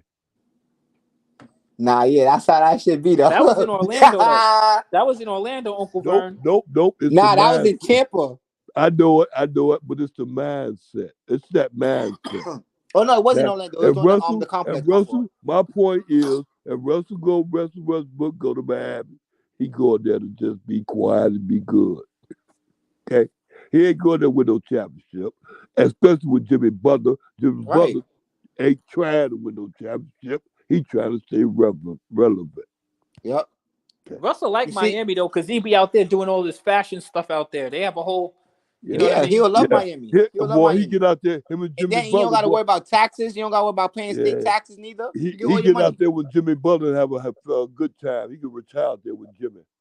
And then look at it like this. You out there with Jimmy, all the records y'all going to be breaking is Dwayne Wade's and LeBron's. So go for it. Hey, well, you ain't going to be breaking Dwayne records too much in Miami. Nah, not too much of Dwayne's, but you could definitely break a couple Braun records in Miami. Yeah, that's all right, just because of longevity. But don't get it twisted, though. Wade is in a different lane than the guys we talking about, the Jimmy Butlers and the Oh no, yeah. You definitely right. They ain't in the same lane, so don't get it twisted, especially with Jimmy Butler. He all right, but I remember Jimmy Butler when he was at Marquette. He was just one of the guys, and he wasn't one of the strong guys. There was three of them ahead of him that had good games. He just outlived all the rest of them, except for Crowder. Crowder's still there. Crowder on the Bucks now. No, I'm already know he's still getting his business in. He's still doing what he do. But I'm just saying, I'm just telling you, let you know what's going on. Jimmy Butler ain't all that. Yeah, He all right. Like I said, he all right. He a dog, though. I like his dog He a mentality. dog. Yeah, he a dog. yeah. Got Jimmy. a lot of dogs in the NBA. They got a lot of cats too. Yeah. Speaking of cats, what's up with your boy Big Cat Williams out there in Minnesota? I don't know what's going on with Cat. Honestly, I don't know what's going on with that whole squad. That whole squad looking crazy. But I would say though, I think Michael Conley was a good pickup though. Hey, look here. When LA got Russell, they got him from Minnesota. Cool, D'Lo, yeah. Yo, they did. He came out of Minnesota, then, huh? Yeah, because they got what you call it over there now. They got Mike Conley. Oh, he over. Oh, okay, bet. It was a 3-team deal, Uncle Vern. It was Utah, Lakers, Minnesota. So Minnesota got up off of Utah, got up off of a couple of players, and then Mike Conley ended up over in Minnesota. D'Angelo Russell ended up in LA. Right. But let me ask you a question, Belize. How you feel about that trade? How you feel about that trade, though, Belize? I still kind of feel like Minnesota had like a suicide vest on or something like that. But like I said, I said this. Whoa, bag up. What do you mean suicide? What? When they got Ed out there, they try to make it good for him. What do you mean? Yeah, I agree. I mean, they trying to make it good for him, but Conley ain't no long-term solution. That dude, it's like he's not an upgrade from D'Lo. Conley about what, 34, something like that? About 34. Yeah, I think maybe even 36. Maybe he's older than that. He's like 36 or 37. Yeah, something like that. I mean, I know it ain't no future in fronting, but ain't nobody saying they fronting. They just got a good player. The picks that they got are second-round picks, though. It's not like they got first-round picks. But look, it ain't like they trying to win no championship. They trying to stay right. That's afloat. what I'm saying. That's why I'm asking. I'm not saying, but I'm saying I kind of feel like maybe Minnesota it felt like they was like on a suicide mission, and they was just like they was nervous to do something. No, they stand. I feel as though they had to do something. They standing back. I think they regrouped, if anything, because like I said, and I strongly believe, I don't think they knew what they were doing with Gobert on the team. I don't think they knew how to play with him. Right. Hey, Mike Conley played better with him. Conley is going to help. And then Anthony Edwards just learning how to play behind a veteran point guard like that could also help him long-termly. So I don't think it's a bad move. Can I say this? All right, that shows a little bit more sense, though. It's a little bit better than a lateral move. Because D'Lo wasn't moving the needle for them neither. Please, let me say this. You got Uncle Vern. Point. Because you made the point back to what you said about Gobert. Gobert came from out of Utah. Who else came from out of Utah that's down there with him now? Just got down there. Conley know how to play with them. Stop it! Yeah. I mean, what? Yeah, but Utah wasn't going nowhere though. With D'Lo, now that's what I'm saying. They could. That's a better move. I'm not talking about Utah. The move that Utah made and Minnesota made, they got Conley out there with his boy, because he Conley want to be with him. He ain't got no problem with playing with him. The only one that had a problem was Mitchell. Right, right.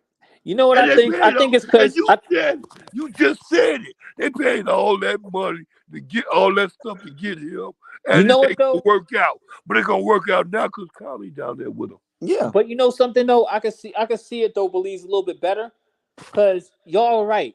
Because the Gobert thing was starting to make them look like they had egg on their face. No, it made them look like they didn't know what they was doing. Yeah, right. So Conley will help him out in that situation because they got to get Gobert right. They got to justify that Gobert thing. And then let's keep in mind too, Conley know how to play with two bigs. Because remember he went back in Memphis, he had Zebo, and who was the other big that was over there with him? Marc Gasol.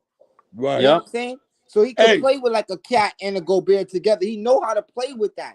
So and not only just that, it don't mess with what Ant got going on. Yeah, and it won't mess with what Ant got on. D-Lo was holding up what Ant got going on too. Respectfully. All right, man. See, y'all made sense of it.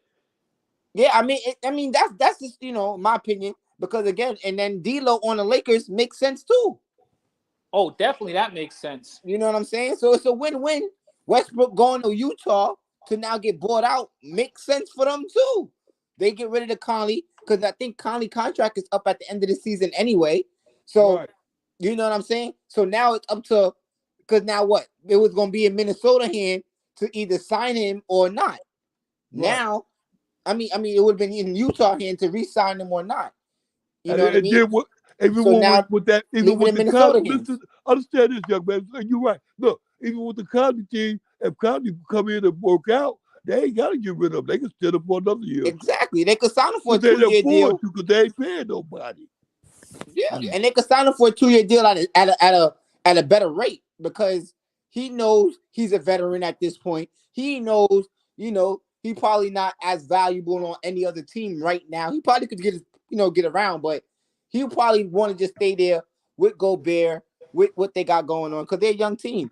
So if they could improve and maybe get a younger point guard, maybe, or figure out what they're gonna do with Ant, because I think Ant could play the point if you choose to. I'll be honest with you. I'm gonna tell you something. I'm glad you mentioned that too, because this is what I want you to understand what's going on with Minnesota and the Utahs of the world like that. They don't know what to do when they get a superstar. They really don't know what to do with them, same way they don't do with Mitchell. Yeah. They didn't know how to put them in the position to win. Hold on, I got one more. And they knew they was winners. I got one more though. I got to speak on this one. How y'all feel about the Warriors giving up Wiseman for second-round picks? Yeah, that's good. That's horrible. How many did they get? They passed up on LaMelo for that? Yeah, that was stupid. They do that. Whoa, that's they had horrible. Wait. Let's get it understood, bro. Because you move it off the chain. You're going to go to one thing, then go to another, and you got to get checked with what you just now said.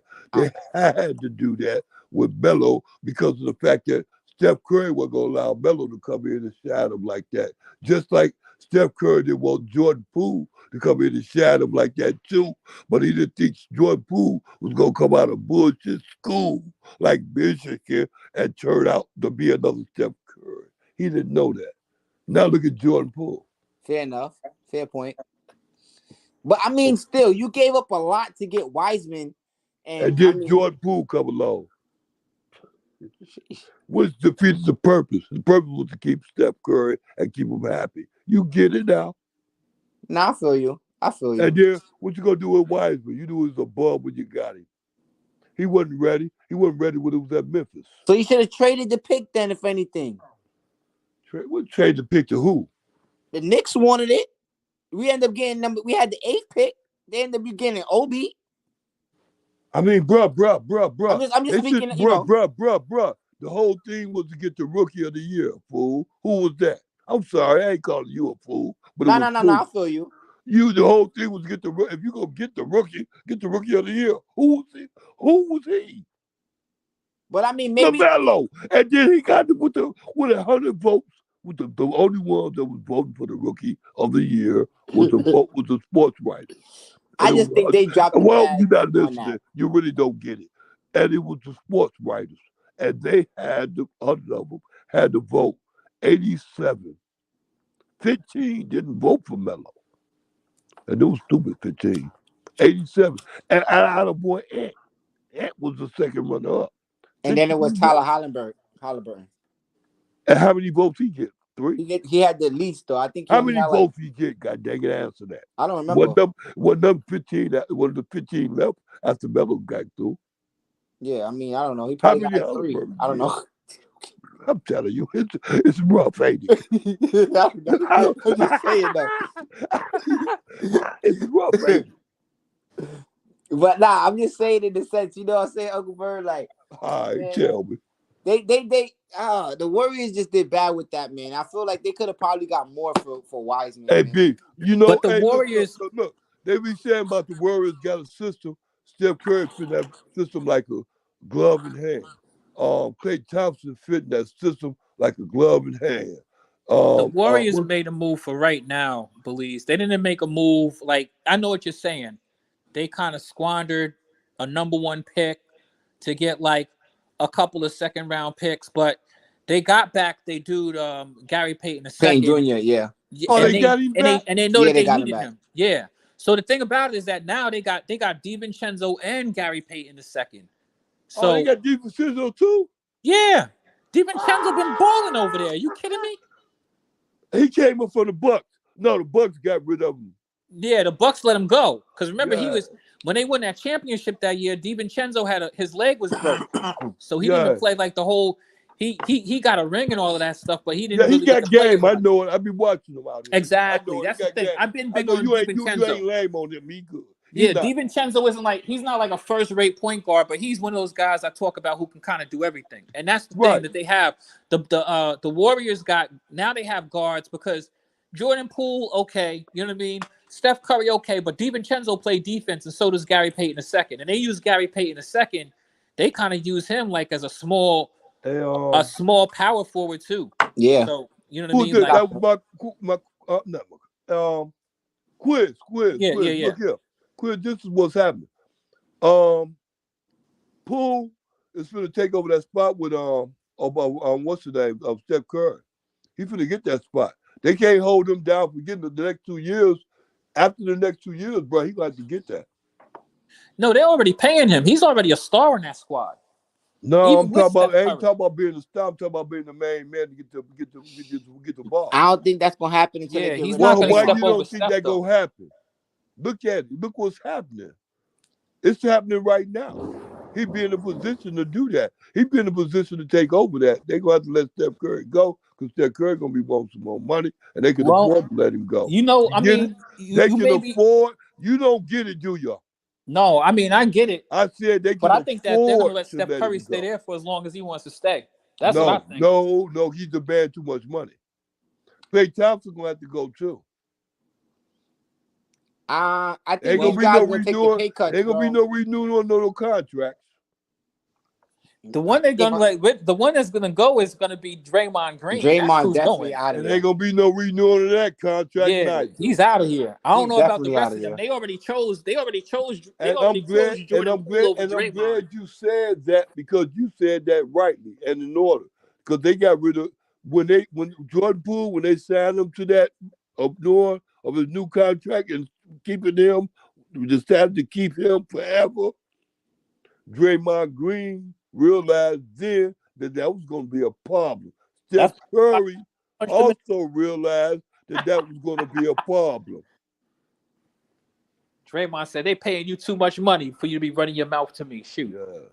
He probably said, that's why I get paid more than you. Right. And just like I said, the reason why LaMelo Ball ain't out there in Golden State in the East Bay right now is because of Steph Curry. Can you imagine this one though? How about this hypothesis one, right? If when KD went to the Brooklyn, right? He demanded that Brooklyn gave up their first round pick along with D'Lo, right? In that trade. He can't demand nothing like that, bro. Yeah, he did. Yes, he did. You don't get no. Whoa! You putting them in negotiations. He put that in negotiation. He put it because he said he didn't want to get a trade straight up for D'Lo. Bro, players don't be in negotiation. He ain't said nothing. Even with LeBron James right now, LeBron James can't come out and say nothing about he did this, he did that. Well, it's understood, but he ain't did nothing. All right, fair. I don't want to say that I heard him say that he said that, but I've heard somewhere that KD demanded that they added that pick. But either way, my point of saying that is this though. That pick ended up being the number 2 pick, which was crazy to me though. Like, just saying. Because imagine Brooklyn Nets getting that number 2 pick. Like, and what pick was that? The Wiseman pick for Warriors. That's how the Warriors had the number 2 pick that year. Because it was the Nets. It was originally from the Nets. Golden State, right? Golden State, yes.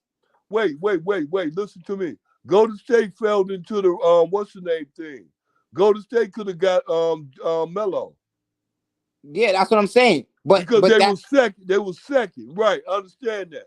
But that's what I'm saying. That original pick was originally for the for the Brooklyn Nets, though. That's how the Warriors end up getting it, because they end up doing, when they did the trade for KD and D'Lo, they got that pick along with it. Right. Okay, I understand. Yeah, I got so that's what I'm saying. So imagine if Brooklyn would have had their pick, you know what I mean? Like the same. Oh, did who you think they would have picked? They probably would have picked LaMelo.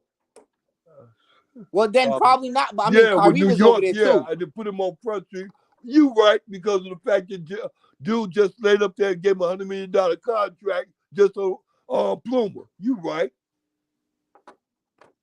You know? Yeah, you right. Because Plumer just signed you to $200 million and he ain't bounced the ball in the NBA. So George Jay-Z out there. Yeah, because then remember he was with Rock Nation already. So he definitely went to Brooklyn. I'm already knowing. That made sense. And he would have been playing there with Kyrie and KD too. Right. Yep. I get you. That makes sense. And Brooklyn got a lot of money. They'd have worked the Melo and Jello got out there real fast. Yep. They would have worked it out. They would have worked it out. Lonzo and Jello got out there. Especially Lonzo would have been but then I don't know, because then remember we took Kyrie and KD there too. So it's like, how they got this Ball brothers and Kyrie and Kyrie? That would have been wow. Yo, Belize, while we're talking about Brooklyn, I'm gonna tell you something. I think the Nets are gonna be perfectly fine. Yo, I said the same thing, bro. They got rid of all of that money. They have a bunch of dudes who play hard. They got dudes that they can flip. Bro, they got picks. They got first of all, they got a solid team. They got Dinwiddie. They got Mikal Bridges. Yup. Right. They still got Ben Simmons if he could get his act together. This is Ben Simmons is trash. They can get rid of Ben Simmons. They can get rid of Ben Simmons right now. And have more luxury. Right. Because they got Cam Thomas coming up, who's only 21 years old. They got Cam Thomas too. Yup. They got a young Claxton who's only getting better, right? They got a coach. They got Jacques Vaughn. They actually got a real coach over there. You know what I mean? Fair. They have they're in New York. Who's that? They're in New York.